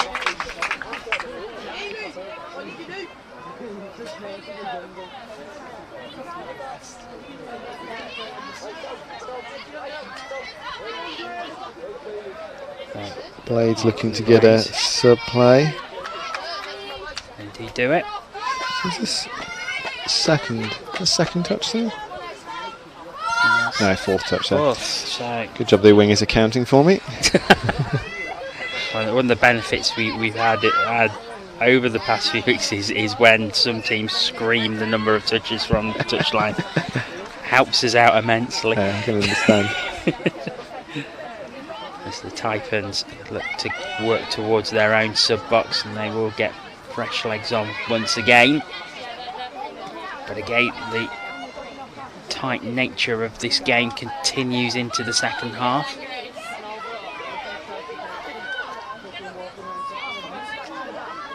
Nice escape here. Some wheels. Is that number 3? Oh, she's through. Oh, just couldn't find it. That was the best opportunity of the game. Is that Alice Summers? That number 3, Alice Summers, with the wheels driving through the middle, scooping up. It was, yeah. But just couldn't find that final pass. She was the half, so obviously couldn't put the ball down. Be so frantic when you break the line and you're looking for your teammates. Like, we need the option.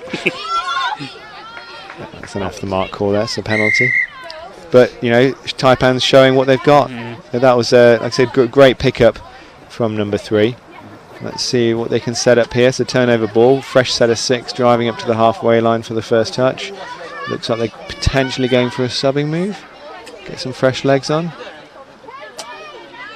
Yes, they are. They're still showing good momentum as they roll forward. That's an off the mark, unfortunately. So Blades will retake possession with a fresh set of 6. And we're back, going the other way. Like you say, it's the same as the first half, one way then the other. You see, essentially being played between the 2 7-metre lines. Yeah.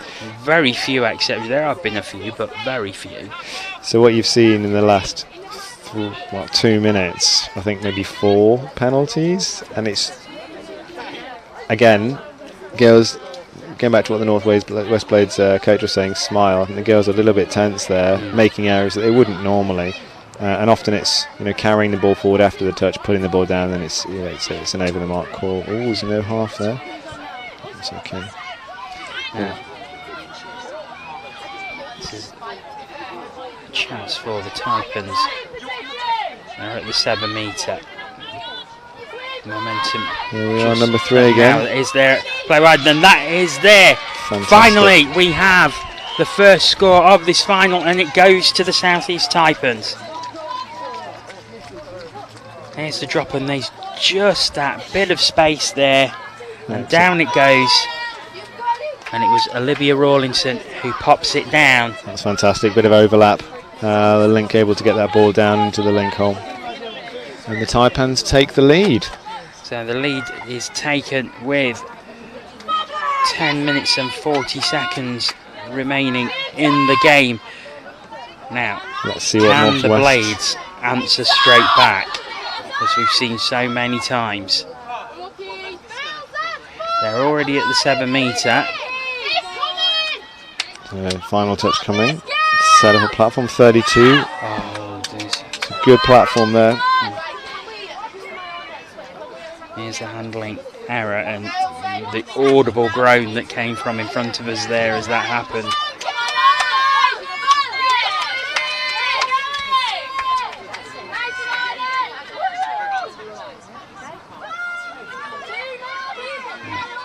Taipans once again coming forward with decent momentum. It's just halted. Okay, so here's that. We were saying at half time about giving penalties away. So they've got Taipans have got a fresh set of 6, just shy of the Northwest Blades 10 metre. Let's see if we can get the line in play. Down it goes. And again. Yeah, just running shorts just to get that line up. Oh. Final pass not able to be completed. It's the half court, it's a turnover ball. Northwest Blades. Blades on their 7 metre once again, and I suppose that's what the Taipans have got to do now. Is if they're not scoring, is complete your when 6. they are turning it over. It's got the 7 metre line. That's it. Again, I'm not a statistician, but some of my coaches will be quoting numbers. If you as a team complete more sets of 6s than your opposition, you're more than likely going to win. And again, it's that game control. So yeah, from Taipan's game management, they just want to keep completing their set of 6. Obviously, would like to score more. Make it more comfortable. It's just 1 point, but I think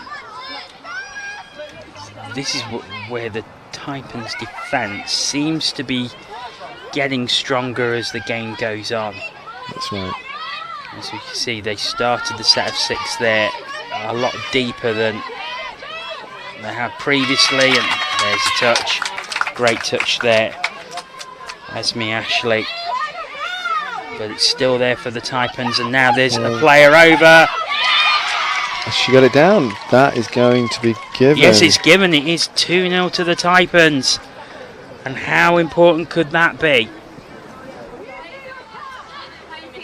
Player over wide. I think it was Ella Brady. Good eyes now, I was trying to work out what number that was. So let's see what Northwest Blades how they're going to react to that. 2 scores for the Taipans, and in such a tight game, you have to say that's a huge advantage that they have. The Blades, can they get on the board with this drive from the tap off?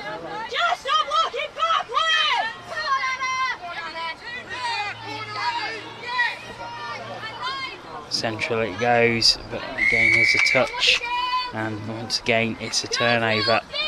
Looks like we've had a referee substitution. Yes. Unfortunately. Bit of cramp. It's the second one we've seen today on the stream pitch.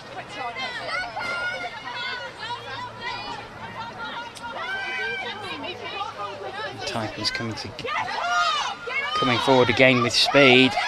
It's a good run. I think this might be final.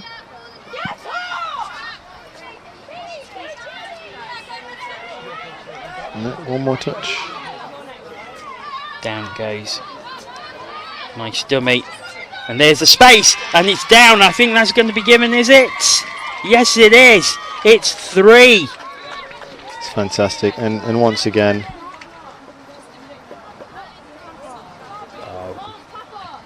bursting through. Yeah, great bit of pace, great hands. The defender came up to make the touch, unfortunately just missed that.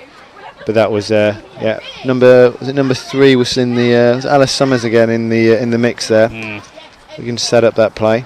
It might have been B. Graham who put it down. I think it was number 10. Yeah, so but I think number 3 is there setting up a lot of these plays. Alice Summers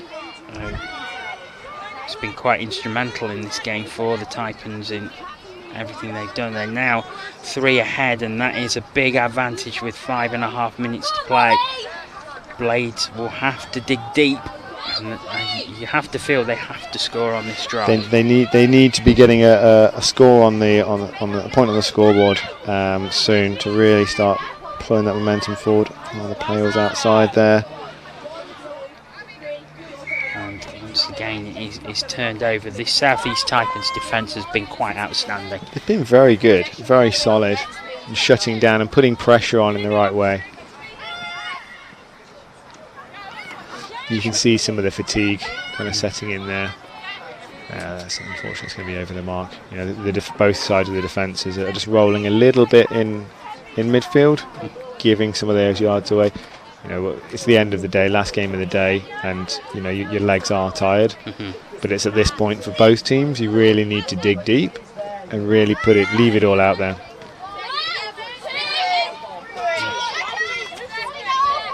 Here they go again.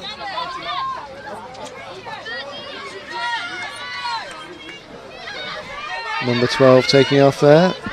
Here's the opportunity. It's gone out wide. Oh, great touch. Great touch. Katie Wilson took the ball on the right-hand side there, but the touch came in, and again, it's indicative of how good the Taipans' defence has been in this match. They're just like I said before, they're just putting really good pressure on, forcing that late pass there, giving them a penalty. And again, it takes the pressure off them at the other end of the field. A rare error there. Right, turnover, so here's the opportunity. A set of 6. See Northwest Blades get back into the game. Give that line in play. If they can get over here, it would set up a very interesting finish. Definitely. That's what we want, a bit of an exciting finish. Yeah, absolutely.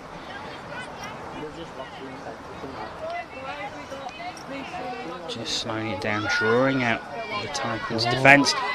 Down. Good touch there.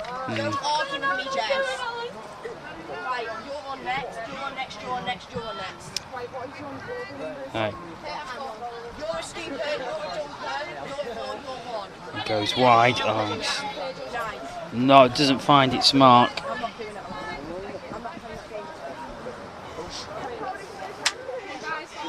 And here's the Taipans with a fresh set of 6. 3 minutes to go. Putting pressure on themselves there. The Taipans will just be digging deep here. That's a second or third set of defence. So, fresh set of 6. Blade still digging deep, trying to make something happen.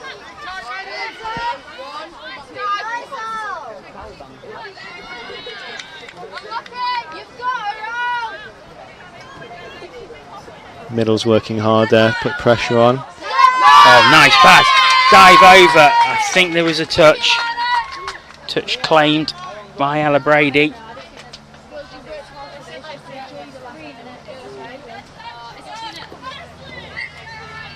Great ball to the winger there. Good touch from the Taipans winger. Taipans have it again. Yeah, they are very deep, but the clock is not the friend of the Northwest Blades. It's just about game management now from the Southeast Taipans, and they will take the girls under 18s title. Good bit of yards there, running at the offside player. See if they can keep this momentum. There is the turnover. 90 seconds remaining. And they might have lost the touch count there.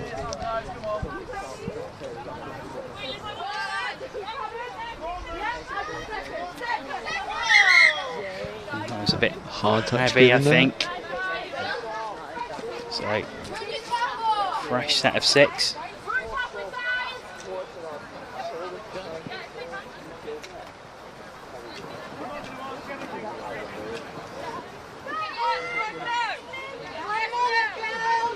Goes over to the right hand side.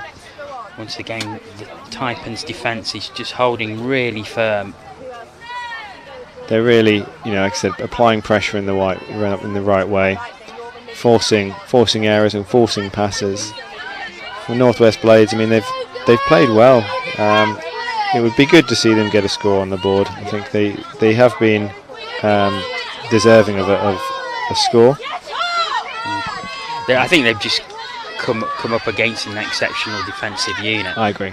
Yeah, that. Often you'll see a team afterwards saying that they didn't feel they played very well. But often, as a defensive unit, if you're putting pressure on an attack, that's testament to how well a team are defending, and Taipans are doing a fantastic job. They have, and they have the Blades out. 3-0 is perhaps not a fair reflection on them, as the Hooter goes.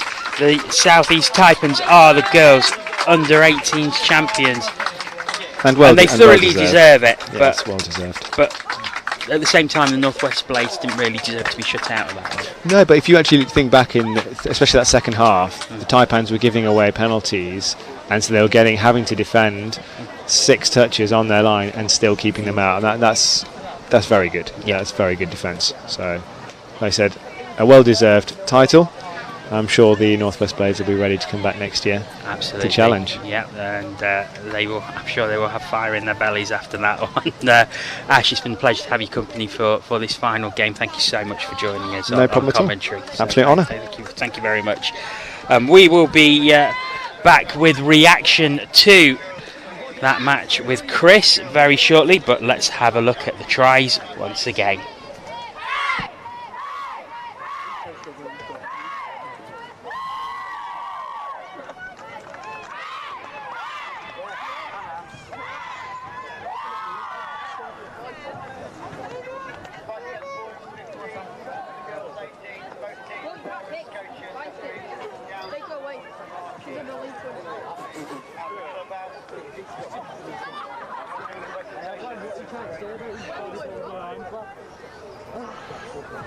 Just in front of there. See they come up in the t-shirt.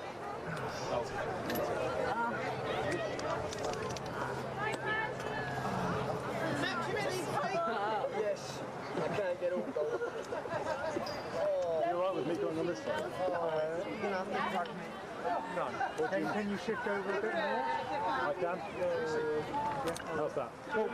A bit more. If you lean in. How's that?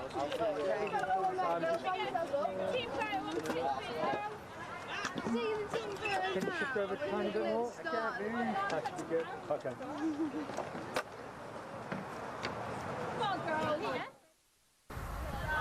I'm joined by Annie Pennicid, a very smiley Taipans girls 18s. Oh, is that why you're smiling? Right, not just because you just won the Nationals for 2021? They did really well, but it's been a really tough few games. It was the Northwest, they came with a really good, the Blades are an absolutely fantastic side. I just feel really bad for Mimi, who got that injury in the first half, which I think made a bit of a difference to the structure of the team, but they did incredibly well. Quick word about them, because they're coached by a couple of the team as well, who have been in and around the England 18s. I mean, you are one of the slightly more experienced coaches, shall we say? So to pit your wits against the youngsters, what does that say about how much is coming up through the system as a whole? This is one of the best things that I like about Touch at the moment, is the fact that we're getting these young players like Alana and Mimi helping with the coaching. It's absolutely fantastic, and also it gives incentive for the other guys to start coaching as well. And in terms of with your England girls 18s head coach hat on as well, I mean, it bodes well for the future. So much talent, and actually I'm looking for an assistant coach, so I might be tapping one of those girls up soon. You never know. Just quickly now about turning to your own team in terms of the Taipans today. You know, how much have they developed over the course of today and over the course of the summer? Well, it's been a good journey with those guys, because I think 10 of them had never really played much touch before. Some have come from a rugby background, and they've just stuck together really well, and they've done a very good, they've done some good training sessions and just picked it up, which is great. In terms of, and when when they look at the likes of the Opens, and we'll talk about that in just a second, when they look at how well the Opens did a couple of weeks ago, how much inspiration does it give them to know that they're kind of on that same pathway? Massive. So most of the girls there got the link when it happened, and they all watched the Opens and Women's Opens finals. They're inspired. Like there was a few players down earlier from Opens, from the Sharks and from Taipans that have had a chat with them. So it's all really good. It's really inspirational. And in terms of sticking your regional lead hat on for London and the South East, that's a lot of titles that you've won this year. We spoke, just after the Opens Nationals, but to consolidate that with, the couple of trophies today, a couple of titles today, and then another one last week as well in the seniors and masters. The strength in depth across London and the South East, across multiple categories now, is just massive. It is massive, but it's also, I think I've noticed in the other teams all around the UK that they're all getting stronger. It's not just us as a region that's getting stronger, which is really good. We're always looking to expand our teams and get as many players as we can playing the game. Priority being with the junior setup, which is going to be our focus for next year. And just finally, just looking ahead to next year, you've got to make some calls for the high performance camps for the, looking ahead to the 2022 JTC. It's going to be a tough call. It is going to be a tough call. I'll just take them all for now, I think. Every single one of them I have. We'll see what happens from there. Well, congratulations, Andy. Go and get your medal, and we'll see you soon. Cheers, Chris. Cheers, guys. Bye. And also to Stephen and Jane for their ref coaching. Thanks, Stephen. Thanks, Jane. Jane for taking the end of that game when she was much needed. Many thanks to Chris there, and many thanks to you for watching the stream today. That is it now from Oxford. So thank you very, very much for joining us. It's been a cracking day here and the sun is out. Congratulations to all the winners. But from me, Jonathan Bullard, for now from Oxford, thank you very much. Enjoy the rest of your Sunday and goodbye.